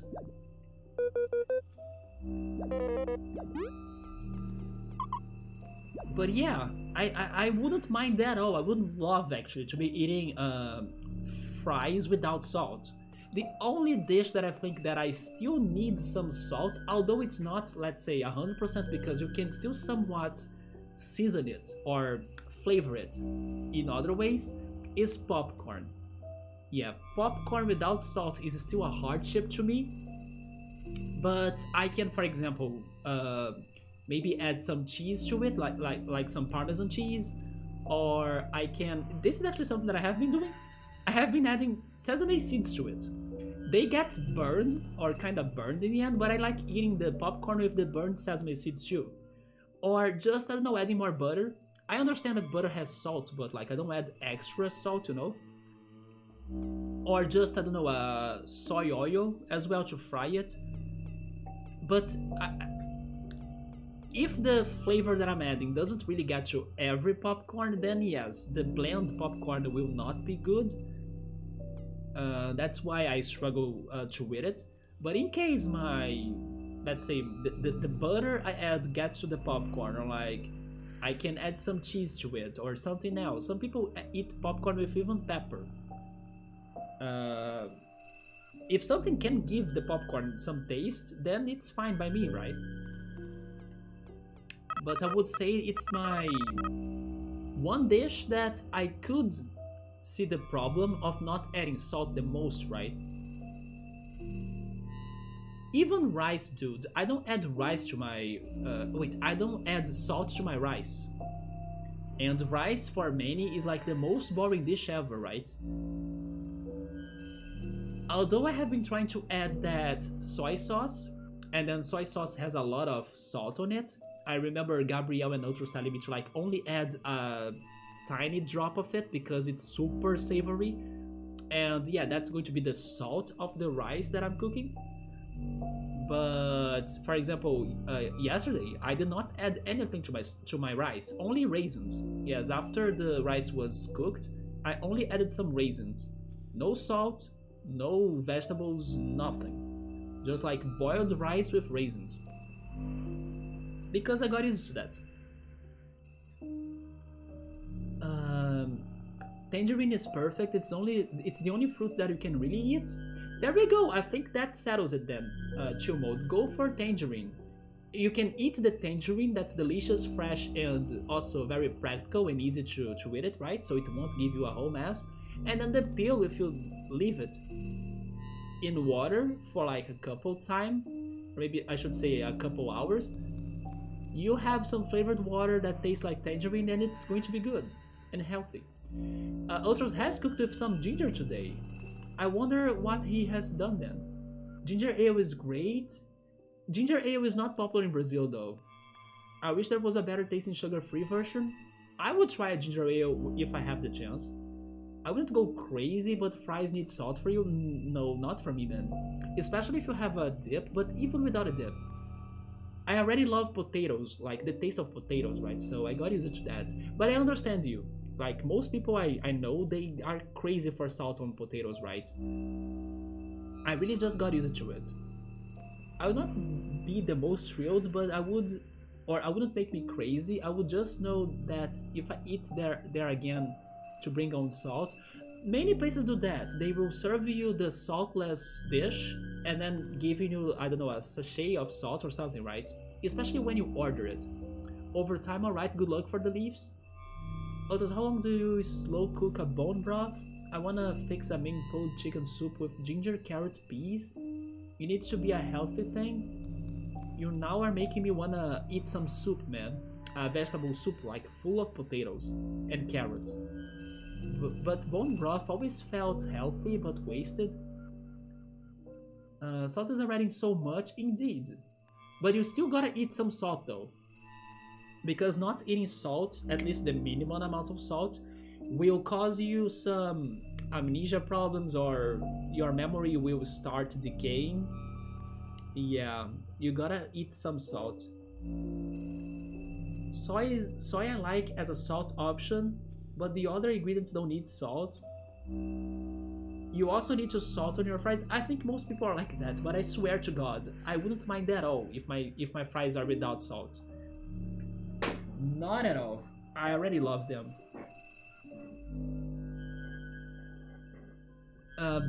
Belgian, right? Belgian fries, best they win with beer stew. I love raisins on rice, yes. The Bobori African style, I haven't heard of that. The white rice with raisins. Yes, man, I pretty much always, of course, sometimes I forget about doing it, but when I remember it, I always add raisins to my rice. I mean, I may be too lazy to like chop the carrots because I also love rice with carrots, but the raisins are already done, so I just need to grab a bunch and throw it or throw them on the rice. Yeah, raisins on rice is like a super combination to me. What a dumb delay, I'm ready to fight alongside Mackie. Oh, they're on a meeting in here?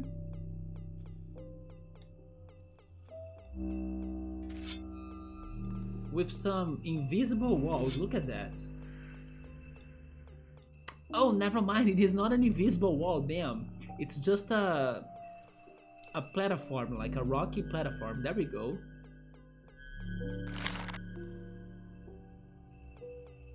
So let's see what are they up to. Is the elder like the Roach Queen? Doesn't seem that way, everyone just seems to respect her very much. A queen chosen by the people. In the north, we also had such a system.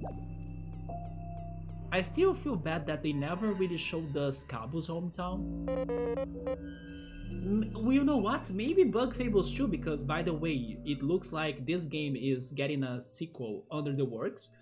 Maybe in Bug Fables 2, that's what they're going to deliver to us, right? They're going to show us the north area of this world where Cabo was from. Our comrades are hurt. Without them, we would be even more hurt as well. Oh yeah, that's the same dialogue.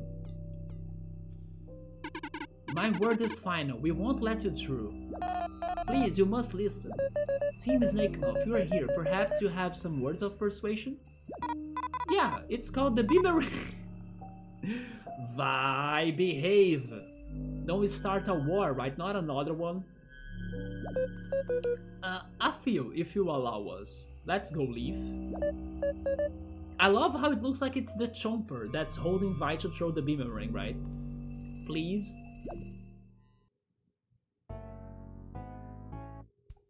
This is something only Vi and Cabo knew, but we are not of this time. Oh, yeah. Leaf the zombie moth. We served under the first Queen Alicent. What? Is this true, Cabo? Yes, it was not our secret to tell. The Roaches used to run Bulgaria even if they secluded themselves a bit.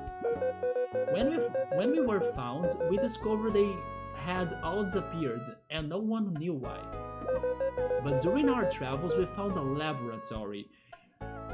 That's still such a funny thing to say because when I found the laboratory, it felt to me so much that the laboratory was optional.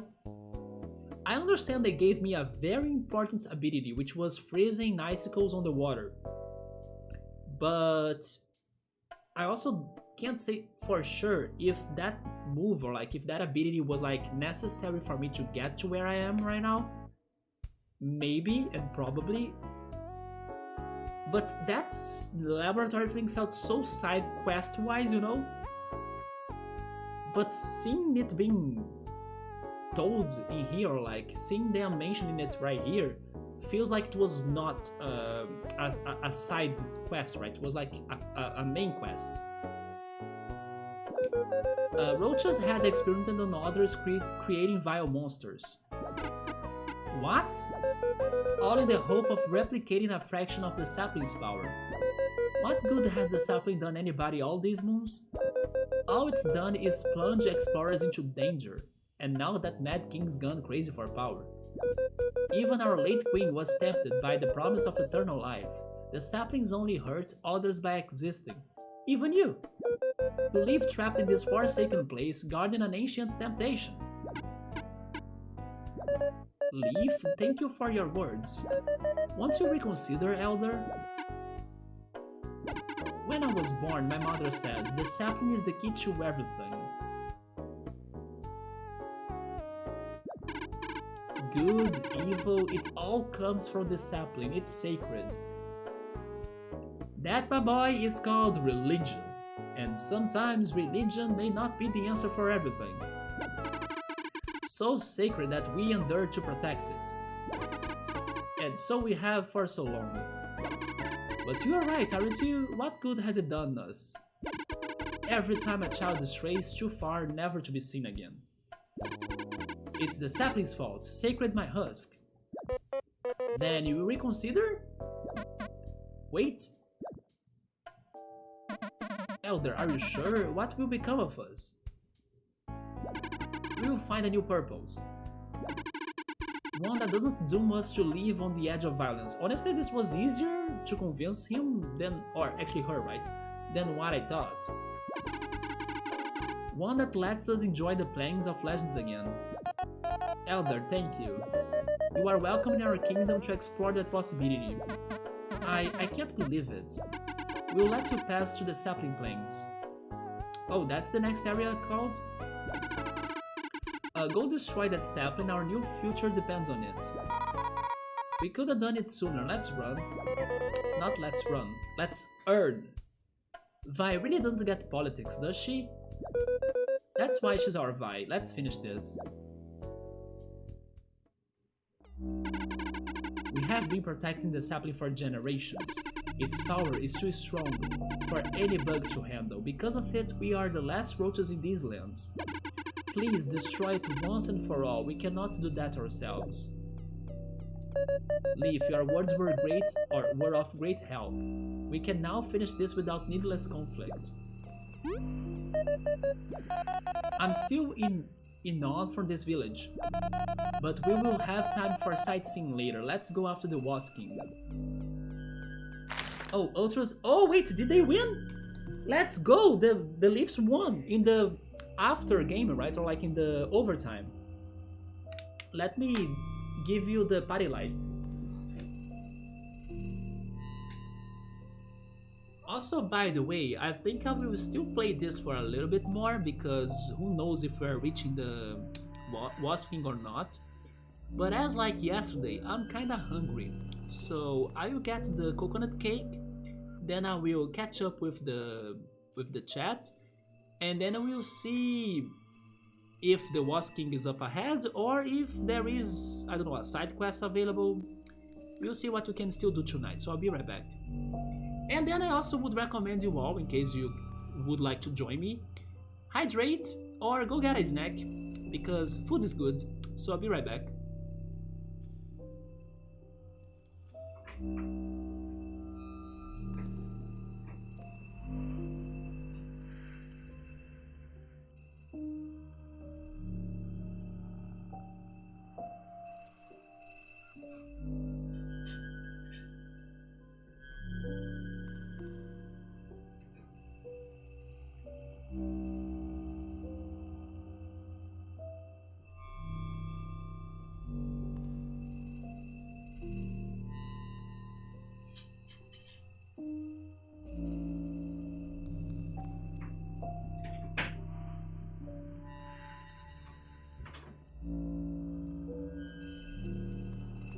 Okay, I'm back. Now let me check the chat again.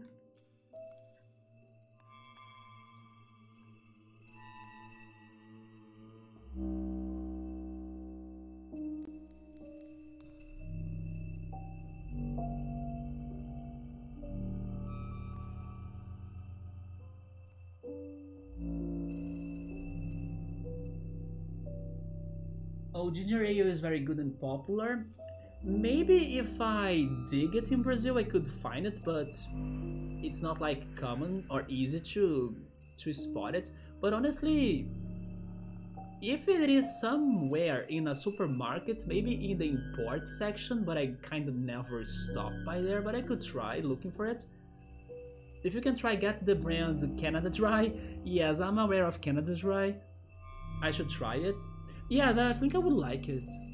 You know what? I think I will stop by the soda ale, right? Next time I go for the groceries. To see if there is something in there that could be close to that, like a ginger ale.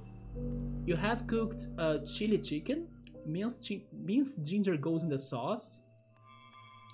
I can't really imagine how ginger would be on a dish. I have the feeling I would like it, but it's hard for me to picture it. Yeah, because I have only had ginger in drinks, right? You're a hacker on food, doctors. It's because he's a chef. Big dishes, gonna get good at cooking 2023. Let's go to mode. I also need to go after new ingredients, new tastes, new flavors. By the way, this one Mexican restaurant that I got the recommendation from my friend, I was browsing and checking their store this week actually. When I was thinking about should I order the pizza, I was like, should I try something new? And then I checked this Mexican restaurant. They have vegetarian everything. Vegetarian tacos, vegetarian burritos. So I think that I will try it soon. The price was not too bad either. I was just thinking that maybe it wouldn't make me feel satiated, because as always I need to eat in quantity. But for me to try it once and then maybe complete my dinner with, I don't know, a sandwich at home or something, or cereal, sounds good. So I will see if I can buy the Mexican food next year for me to be trying it too. And hopefully it has guacamole, because I also have never tried guacamole. But it has vegetarian everything, so I can totally go for that. Some were saying maybe the end of this game will be different because I have gone to the lab. That's a good point. Maybe the dialogue changed because we have been to the lab. What is the tradition in Brazil with Christmas or New Year's? We have a big, huge buffet, right? I even post pictures of my family's buffet on Discord. Even though I was not there, my mom showed me, and I thought it was a very beautiful plating and table. I even liked it more than last year's table, right? Let me see if I can find it. Yeah, this is my family's Christmas dinner right there. We don't have the focus, but to give you an idea, this right here is this one. It is my beloved cold pineapple creamy dessert, right? I love it so much. Then that's the plate of my mom. That's the ham. Yeah, I also miss the ham right here. This up here is... Yeah, this up here is the chicken salad called salpicão in Portuguese. It has grated chicken and then raisins, peas, mayo, carrots, corn. Sometimes it has chopped ham as well. Yeah, my sister loves that. The chicken salad right there. Oh, by the way, the yellow thingy here is farofa, right? Right here, farofa. Farofa and chicken is a big combination in Brazil as well. Yeah, in here you have the roasted chicken with some pineapples and some other things around it. There are some cherry tomatoes there too. And then, sadly there is no focus, but this is the chicken salad and the farofa on top, right? And then this one has the ham that I miss so much. I love this ham with some figgies or figs, right? Figs and plums right there too. Although those are kind of like pickled, or I don't know how to say it, but like I think it's pickled, but it's like sweet pickled figs and plums, right? And yeah, and rice. Down here we have white rice, right here. Oh, this is the cold creamy pineapple dessert. Look at that. It is so good. That's my dad eating it. Yeah. This is what I miss. This is so good. You guys have no idea. Yeah, that's my family tradition for Christmas. But my tradition this year was coconut cake to mold. I baked myself this cake, look at that. Yeah, it has some shaved coconut with some heavy cream and some sugar, of course, on top of it. And it's cold because coconut cake should be eaten cold. So let me eat one or two, don't drop that, come on. I almost dropped my fork. Let me eat one or two slices of this and then we go back to the game. Elder is saying, okay, you can destroy the sapling. This place is a shit anyway. Yeah, they never tried to change their reality, isn't that crazy? Like, they never tried to, I don't know, go after a better place or go after a better life.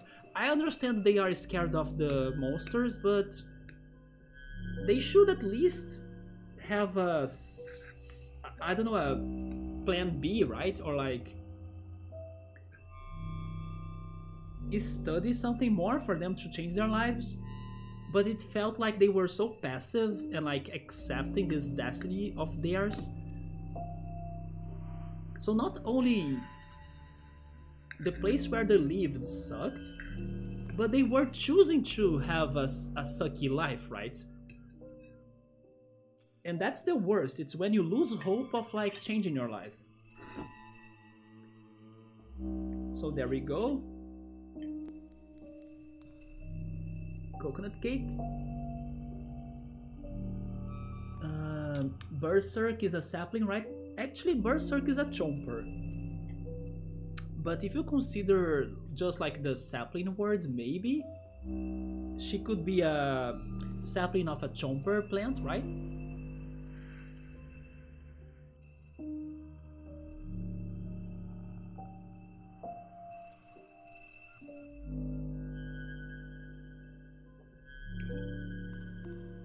Chill mode is saying Wasking boss. So the game so far has been pointing out, or like it's been looking like the Wasking he might be the last boss or the final boss, but I don't know why I have the feeling that it could not be him, because we still haven't seen the Everlasting Sapling, right? What if the Everlasting Sapling is alive? And then it ends up being the final boss instead of the Wasking, especially now that they want to destroy it, right?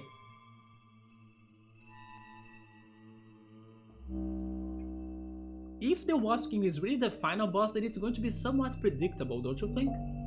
Nothing wrong about that, but this game had a couple twists, so it would be nice to have another one regarding the final boss.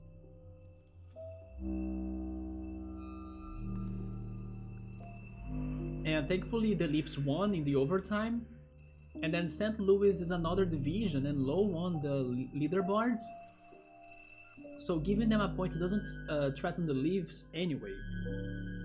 Yeah, because they lost in the overtime, right? So they get 1 point.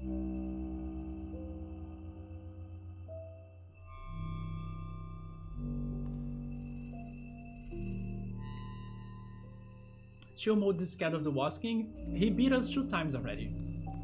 Yeah. Is after the coconut cake, is it with cassava? Actually no, but there are cassava cakes in Brazil. Yeah, cassava root cakes, right? Cassava or manioc or yuca. Those are three words for the same root. Actually, I do like those cakes. A cassava cake is good. Honestly, anything cassava is delicious. Fried cassava, farofa. Farofa is made of cassava. Cassava cake, tapioca, which is like a cassava crepe. Yeah, I love that. Was that rhyme intended? I'm not sure. Did I rhyme something? Probably I did, but it was not intended. Yeah, my answer is no. There is a Boss Guarana Ginger Ale. Really? I love Guarana. But I haven't heard of that brand though.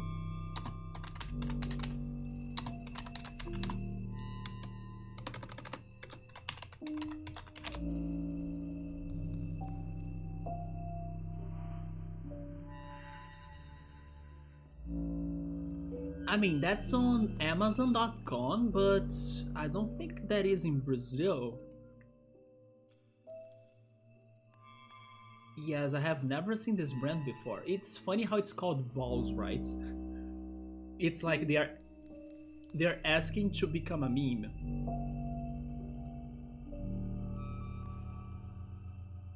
Yeah, I have never seen this brand before. It is in Portuguese though. What the heck? But where can you find that in Brazil? Oh, maybe it is in Portugal. Oh, maybe this is from Portugal actually. Because there is like a website in here from Portugal. Not sure, but I will try finding something ginger ale for sure. I'm now curious, and I do think I will like it. Two Mode is curious. It feels good, man. The big pictures.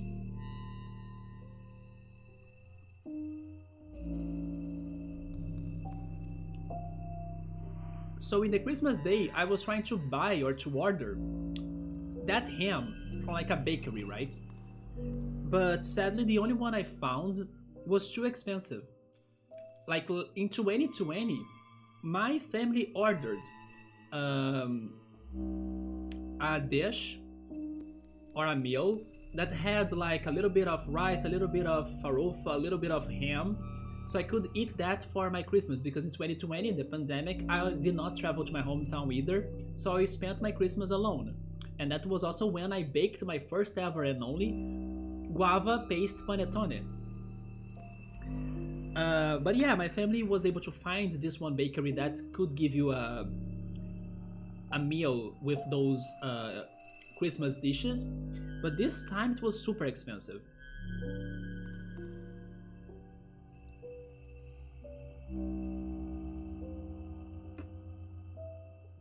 And by the way, I will totally buy this cake mix again.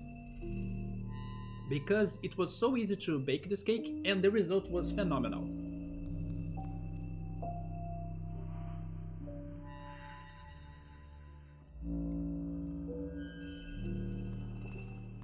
Yeah, in 2023, long live the coconut cake.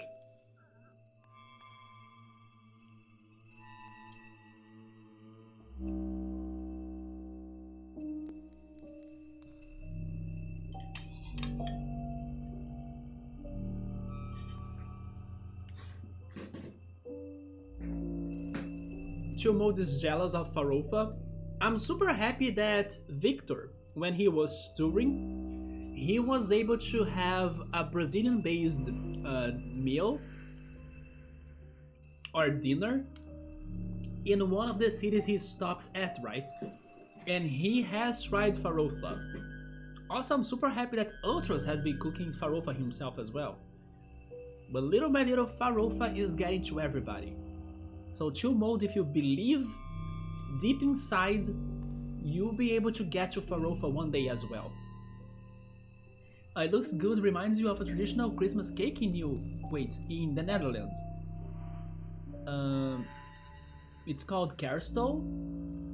Let me see it. Kerstol. Oh yeah, look at this.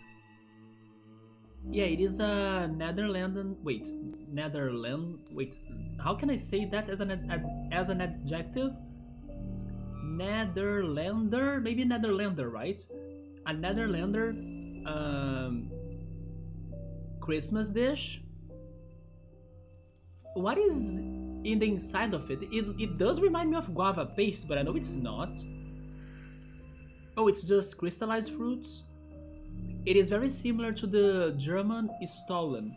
Oh yeah, that's true. The other day, I remember asking Jonas what was a Stollen or something, and then I was surprised it was like a name for a cake, because cake in German is like Kuchen. So I didn't know about Stollen, but yes, I remember that word now.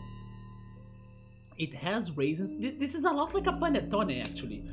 It has raisins, dried fruits, but it also has lemon and orange zest.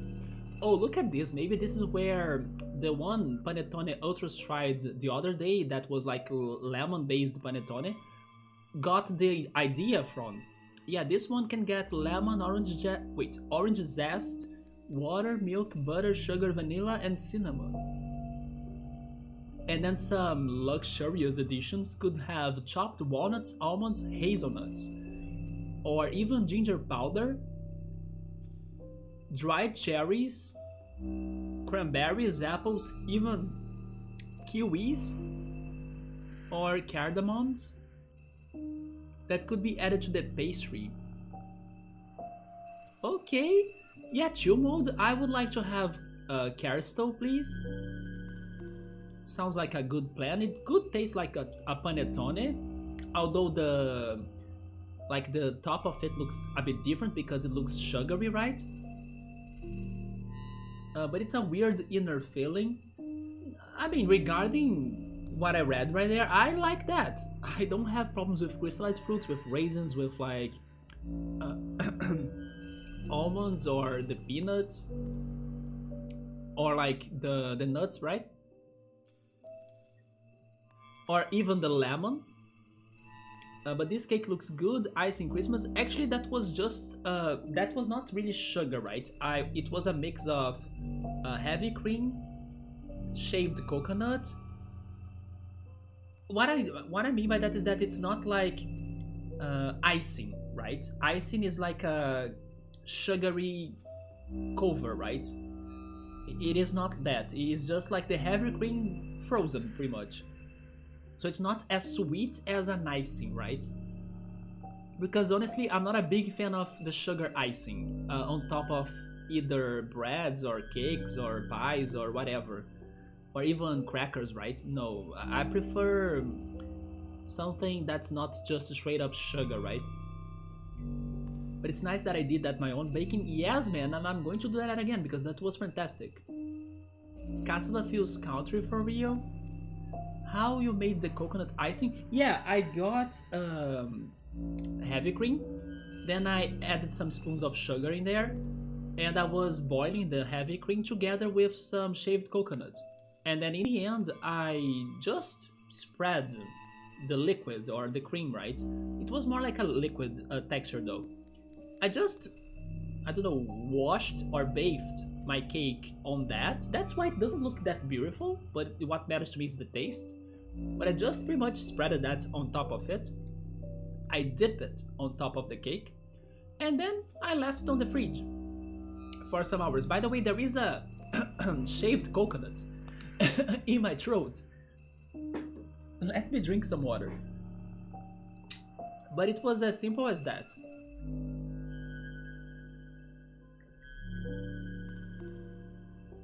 Dinner is one of our favorite things to eat. Dude, I gotta say that it's a somewhat simple dish, don't you think? It's just rice and beans, and then I don't know, farofa, vinaigrette sauce, and then grilled sausage.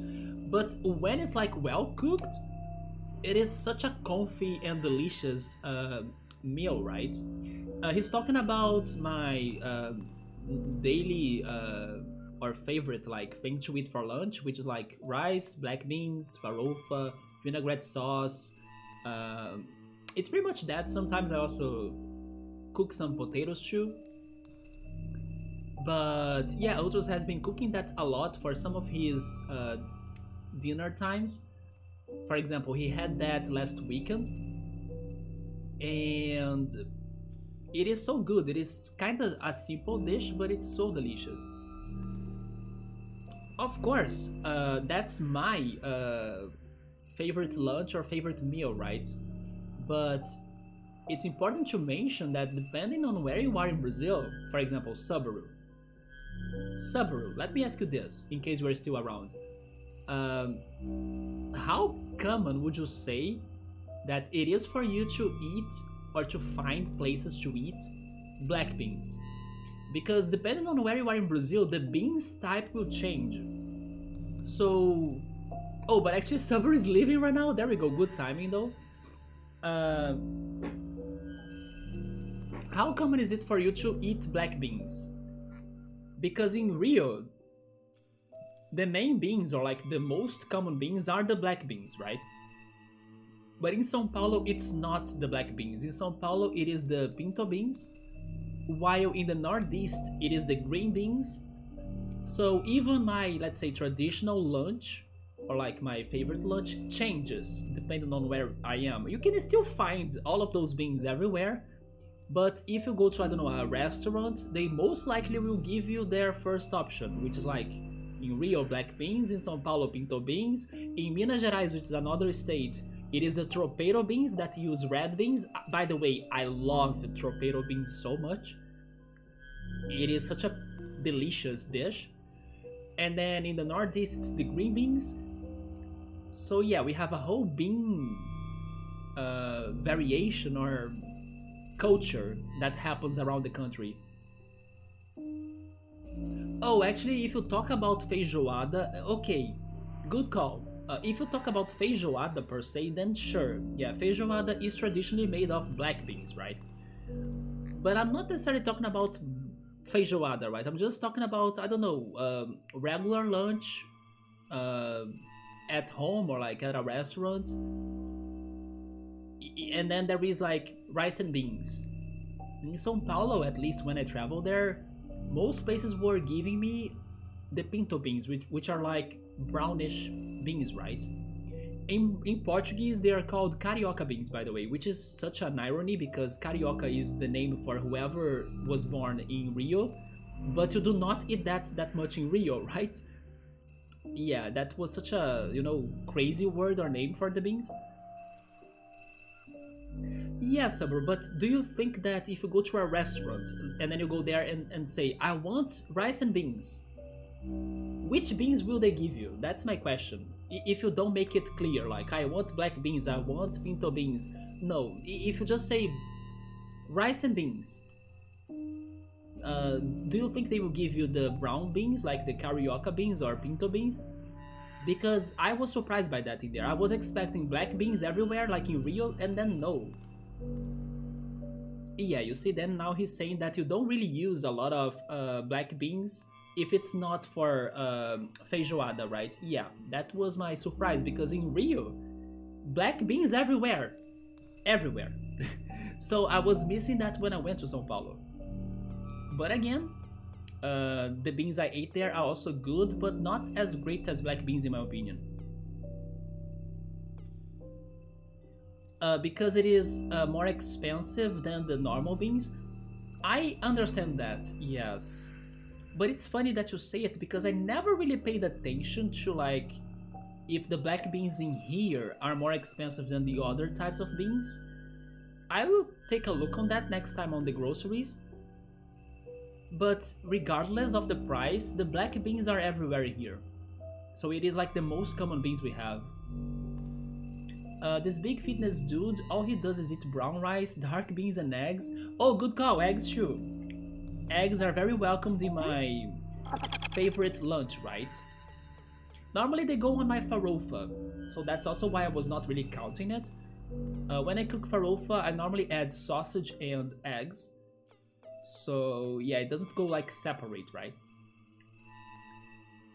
A complete natural bodybuilding? I wish though. I should exercise more. If I could exercise more, I would like have stronger shoulders and necks, or actually a neck, right? A stronger neck. And then I wouldn't be having, I don't know, a lot of stress and anxiety getting to it to make it to hurt.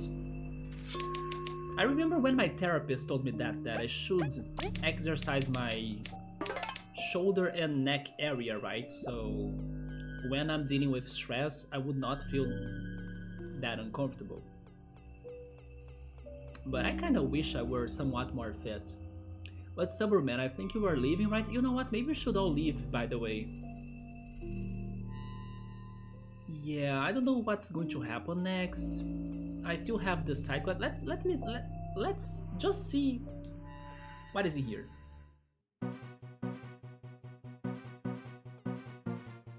Okay, those are the burning enemies that I was expecting to find. Help!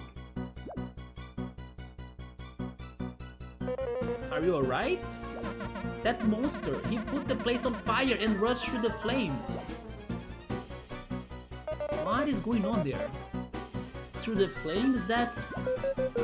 Even our bubble shield couldn't pull that off. Oh yeah, because they have the same source of power as Leaf, they can also use the bubble shield?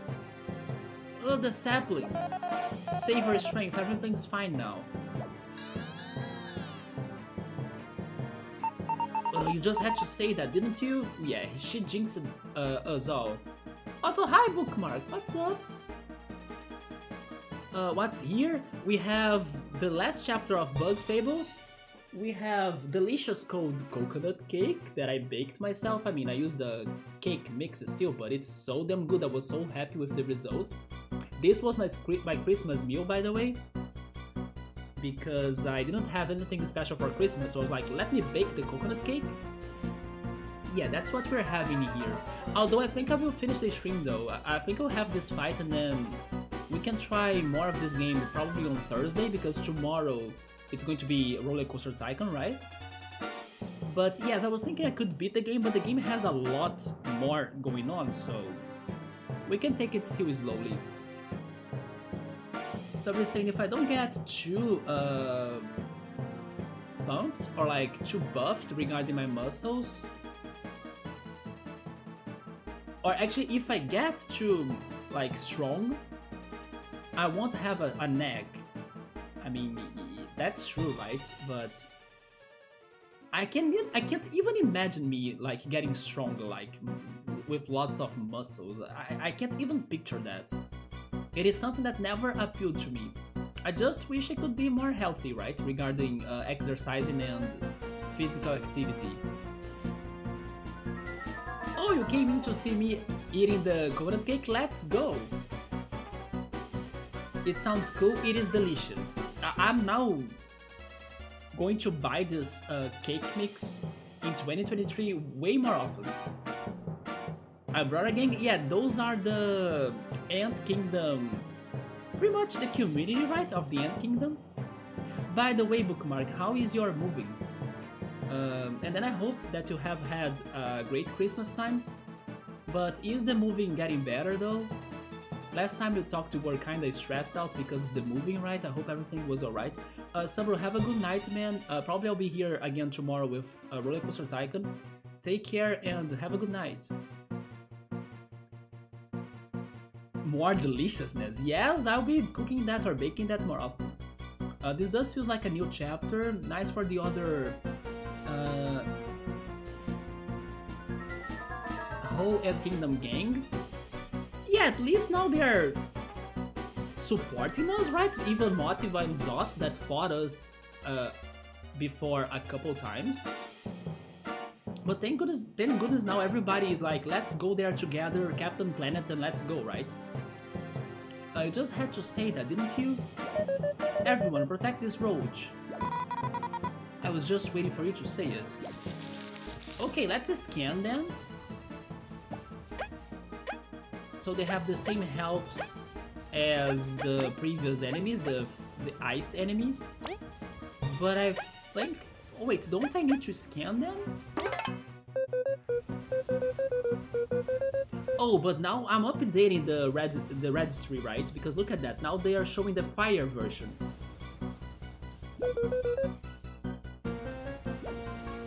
Yeah, I think this is working. They are updating the pictures. Yeah, look at that. Now we have the crazy fire one. But the description is the same still.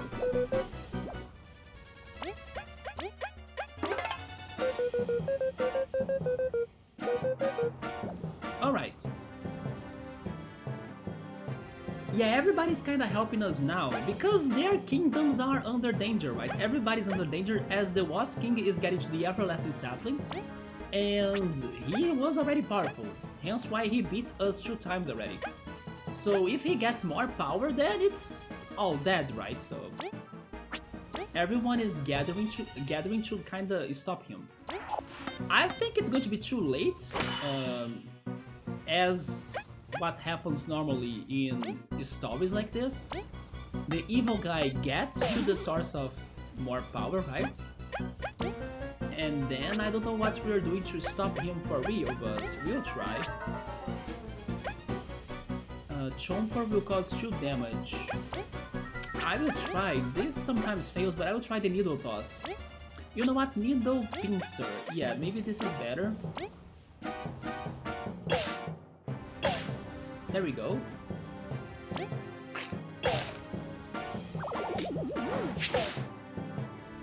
Yeah, Mackie has been causing damage at least, so he's really helping us out. Oh! I was not ready for that. And Cabo is burned. But let's attack still, right? Let me go with Ice Fall. I'm surprised they're not weak to that though, they should.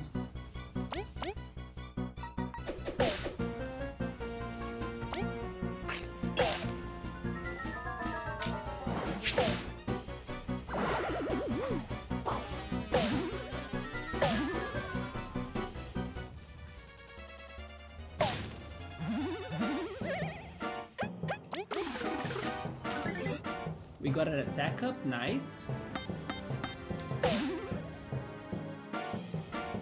He still has 9 of health.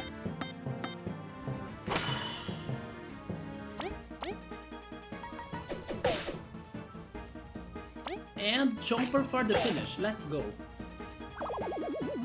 Moving homes, yeah, Bookmark has been moving to a new place, right? Have a good night, Subaru. Vile Top, let's get him. Bookmark is still stressed by it.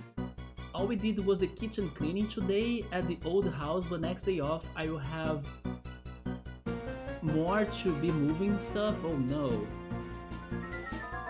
Yeah, I'm sad that your brother decided to not hire the moving company, right? But don't worry, Bookmark, in some more months, right?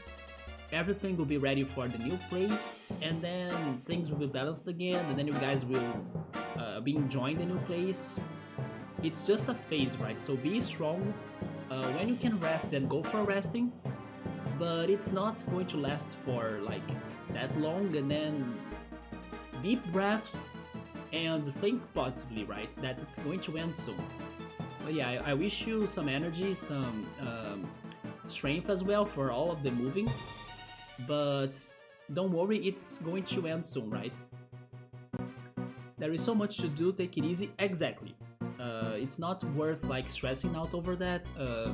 It is like it is annoying, it is like tough, but at the same time it is what it is, right? So we gotta kind of deal with it anyway.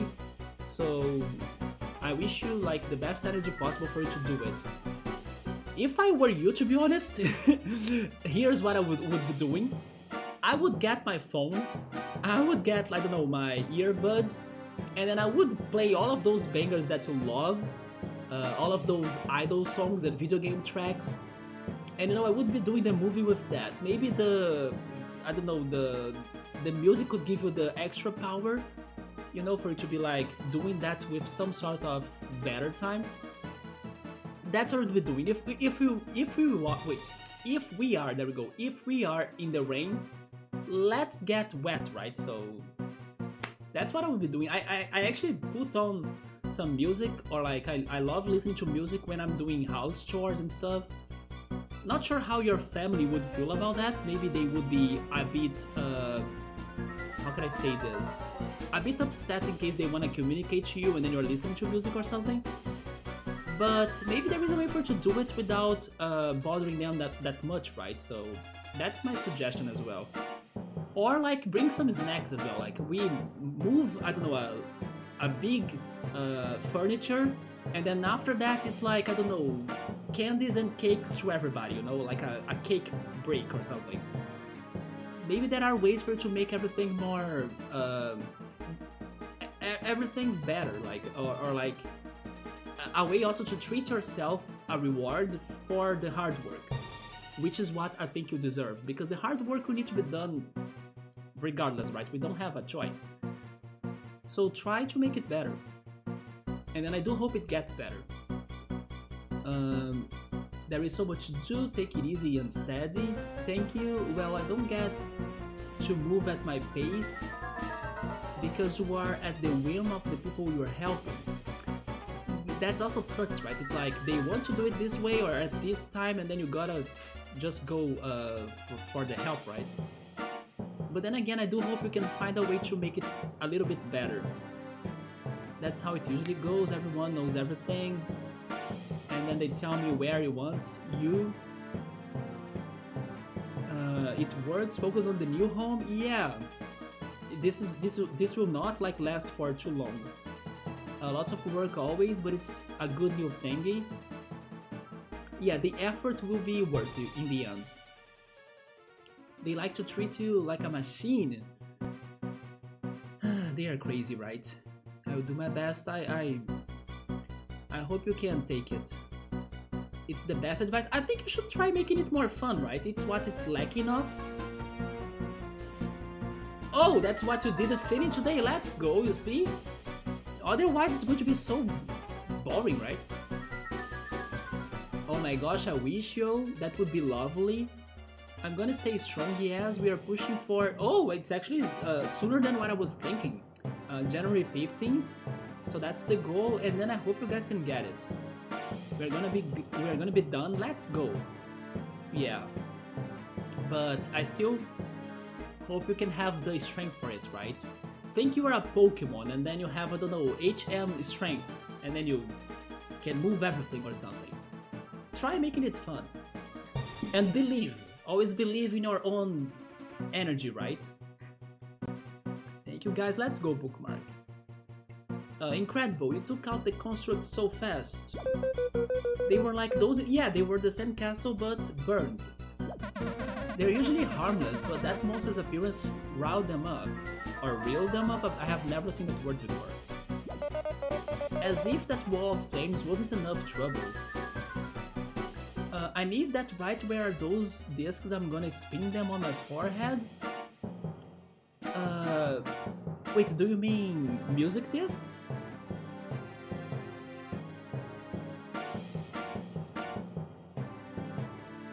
Oh! Never mind, you actually took the HM talk like seriously? Yeah, right? Man, an HM strain for like some of those Pokemon HMs would be very handy, right? For example, Surf as well, or even Waterfall. Imagine that in real life. Oh yeah, Waterfall, and then we can freaking, I don't know, go on a waterfall. It's nice to dream sometimes, right? Speaking of Pokemon, I can assume you have not played more of Scarlet and Violet, right? But hey, by the way, the one playthrough I was following... By the way, I have also finished the game, but I won't spoil you on anything, right? But the one playthrough I was following, the guy found a shiny. He found a shiny Cacnea. So I was like, everyone is really finding shinies, right? I was surprised he got a shiny. Let me just go on vacation, which is very well deserved. I have not, sadly. You left your charger at your house? Oh no! Yeah, that's one problem, right? When you are, I don't know, on the go or like traveling or something, carrying all of the Switch pieces or parts is going to be bad. I bought for Christmas, that's like my self-Christmas gift, I ordered a Switch case for the portable mode of the Switch, right? And then also the Joy-Cons, the cartridges, and the straps, and maybe some cables. But the dock itself, like the charging dock, it doesn't fit in there, right? But I also think there might be another charger for a Nintendo Switch if I look for it, like an external charger, maybe just for the Joy-Cons, I'm not sure. But at least I bought a case for my portable Switch. But that problem regarding carrying the charger with it is still there, because I don't think there will be an easy way for me to carry it together with my Switch case, right? Unless, of course, I leave everything in a backpack, which is I think what I'll be end up doing.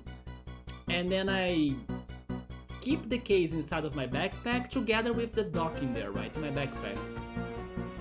But that was my Christmas gift, because I found it for a good price, and I even had a coupon to get like 13 reais off. So it ended up being for a very good price. So I was like, you know what, I'm going to buy this already, because maybe there will be a situation where I wanna bring my Switch with me, which already has happened once. I brought my Switch to the museum to try to play it with some friends, but it ended up not happening, but still, it was an opportunity. So I bought the case. Yeah, it won't have a place for the dock, right? Or the charger, because so far my Switch can only recharge by using the dock. Some big cold drinks. Wait, 2 mode is a professional cleaner? You need to spray it in so hard, but soak it for like 15 minutes, and then you make it 3 times. It cleans so much. Speaking of cleaning though, I need to clean my house. Also because my parents may be visiting me in January. Yes, I need to see when I can clean my house more, right? And then of course I will do just like Bookmark, I will be playing some good tracks, good music. I will have to find a way to cross or shut them off. Oh, more enemies? Yeah. What did we even do to them? We did not do anything, but the Wasp King did, and then they are pissed off. Nobody would like to be under fire, right? Under flames. Team Snakemouth, my queen, leave this to Kina and I. I love how this game has a Kina. Every game has a Kina after Final Fantasy IX. More Kina for everybody's lives. Trying to hog all the glory, huh? Stop being annoying, we need you to turn off that fire. Team Motiva, Team Snakemouth, I will remain to assist Maki in defending the village. A queen will do that for us? Are you sure? We could stay as well, or we could help you out. Time is of the essence. I need your teams to quell those flames. Make haste. Bulgaria is counting on you. We'll be back before you know it. I don't know why I read that. But maybe it's because I'm also talking about music. But the thing that came to my mind was like, I'm sexy and I know it. Oh my god. Yeah, let's go, right? Try not to slow us down. Ho ho ho ho ho. Oh, thankfully it's an auto fight. Okay, we're good in here. But I will save this craziness, like this world is on fire moment, for Thursday. Yeah. Surprisingly, there was more to this chapter and more to this game. So yeah, let's take it slowly as well, like let's not rush. At least we could solve the puzzles of the freaking Giant's Lair, plus the fridge, right? The fridge also gave us some trouble to progress and to climb it. But there we are. Yo, with the cables, get a mini to multi USB outlets. But then there is the... wait. No, the cables is like the HDMI cable, right? The one that you connect to the TV. Yeah, that's one of the cables I would need to transport. But you did some heavy cleaning. What you see behind the stove or a bathrobe is crazy. I'm sure of that. I did not see, how can I say this? I did not have had like a heavy cleaning in forever, neither in my house or in my parents' house. But I love to watch those house or home renovation programs or TV shows. For example, Property Brothers, and sometimes they kind of take those furnitures out, and then it's insane, right? You know another show that I miss? Hotel Hell by Gordon Ramsay as well. Also together with Kitchen Nightmares. Yeah, Gordon Ramsay shows were very entertaining for me as well. And then in Hotel Hell, there were dirt, or there was dirt, right? Everywhere too, right? Cleaning product is good nowadays though, but focus on anti-oily. That's the main. Wait, that the main survive. It needs some time to soak in, but oh, that feels okay for the next stream. Yes, let's continue this next time, right? It's late. I'm kind of tired as well, but thankfully I'm feeling much better than yesterday. Today was a much better day, thank goodness. And yeah, this game has more to offer, so let's see what's up to it. Maybe even on Thursday we might not finish it, who knows. It depends on the chatting, it depends on the side questing, if there is more. I think there will be more. And then the final part. We can also try beating it on Friday, but I do hope we can beat it this year still. I will try my hardest to do that. So chill mode, bookmark, everybody else that stopped by, thank you so much. Bookmark, stay strong in there, hang in there. That sounds like good progression energy, yes. Wood, let's go. Big streams, man, you keep doing you, sir. Yes, don't worry. I will try to keep on my energies, alright? Not getting depressed anymore or anything. At least not this year anymore, right? Let's have a good conclusion of 2022. So yeah, no more depression. That's over. Let's go. Let's go, bookmark. Some big projects. Agreed with chill mode. Maybe in the end, in the end of all of bookmarks moving, and also as a way to, I don't know, reward her and then celebrate, we all should have a Filipino dinner, right? What about that? Only, how was that called now?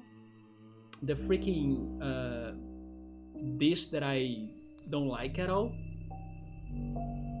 How was it called? I know Chill Mode still probably remembers that dish name. No, I'm with abode on my brain, right? But abode is a good dish. Yes, I forgot the one dish that's bad, right? It's like bird fetus or something. No, not that. Thank you. I'm going to try hard. Yes, bookmark. Good luck. Anyway, guys, this is now a random talk. But maybe one day we should have a Filipino special. I should try Filipino dish or Filipino cuisine someday too, right? Especially if it is vegan or maybe vegetarian, right? As I struggle with meats and chicken and especially seafood. Yeah, I forgot the name of the freaking dish now. Which is good because that dish is terrifying. But anyway, thank you for stopping by. Have a good night. Take care. And tomorrow, I think I'll be here for Roller Coaster Tycoon. Yeah. So I hope to see you guys again. And take care. And goodbye.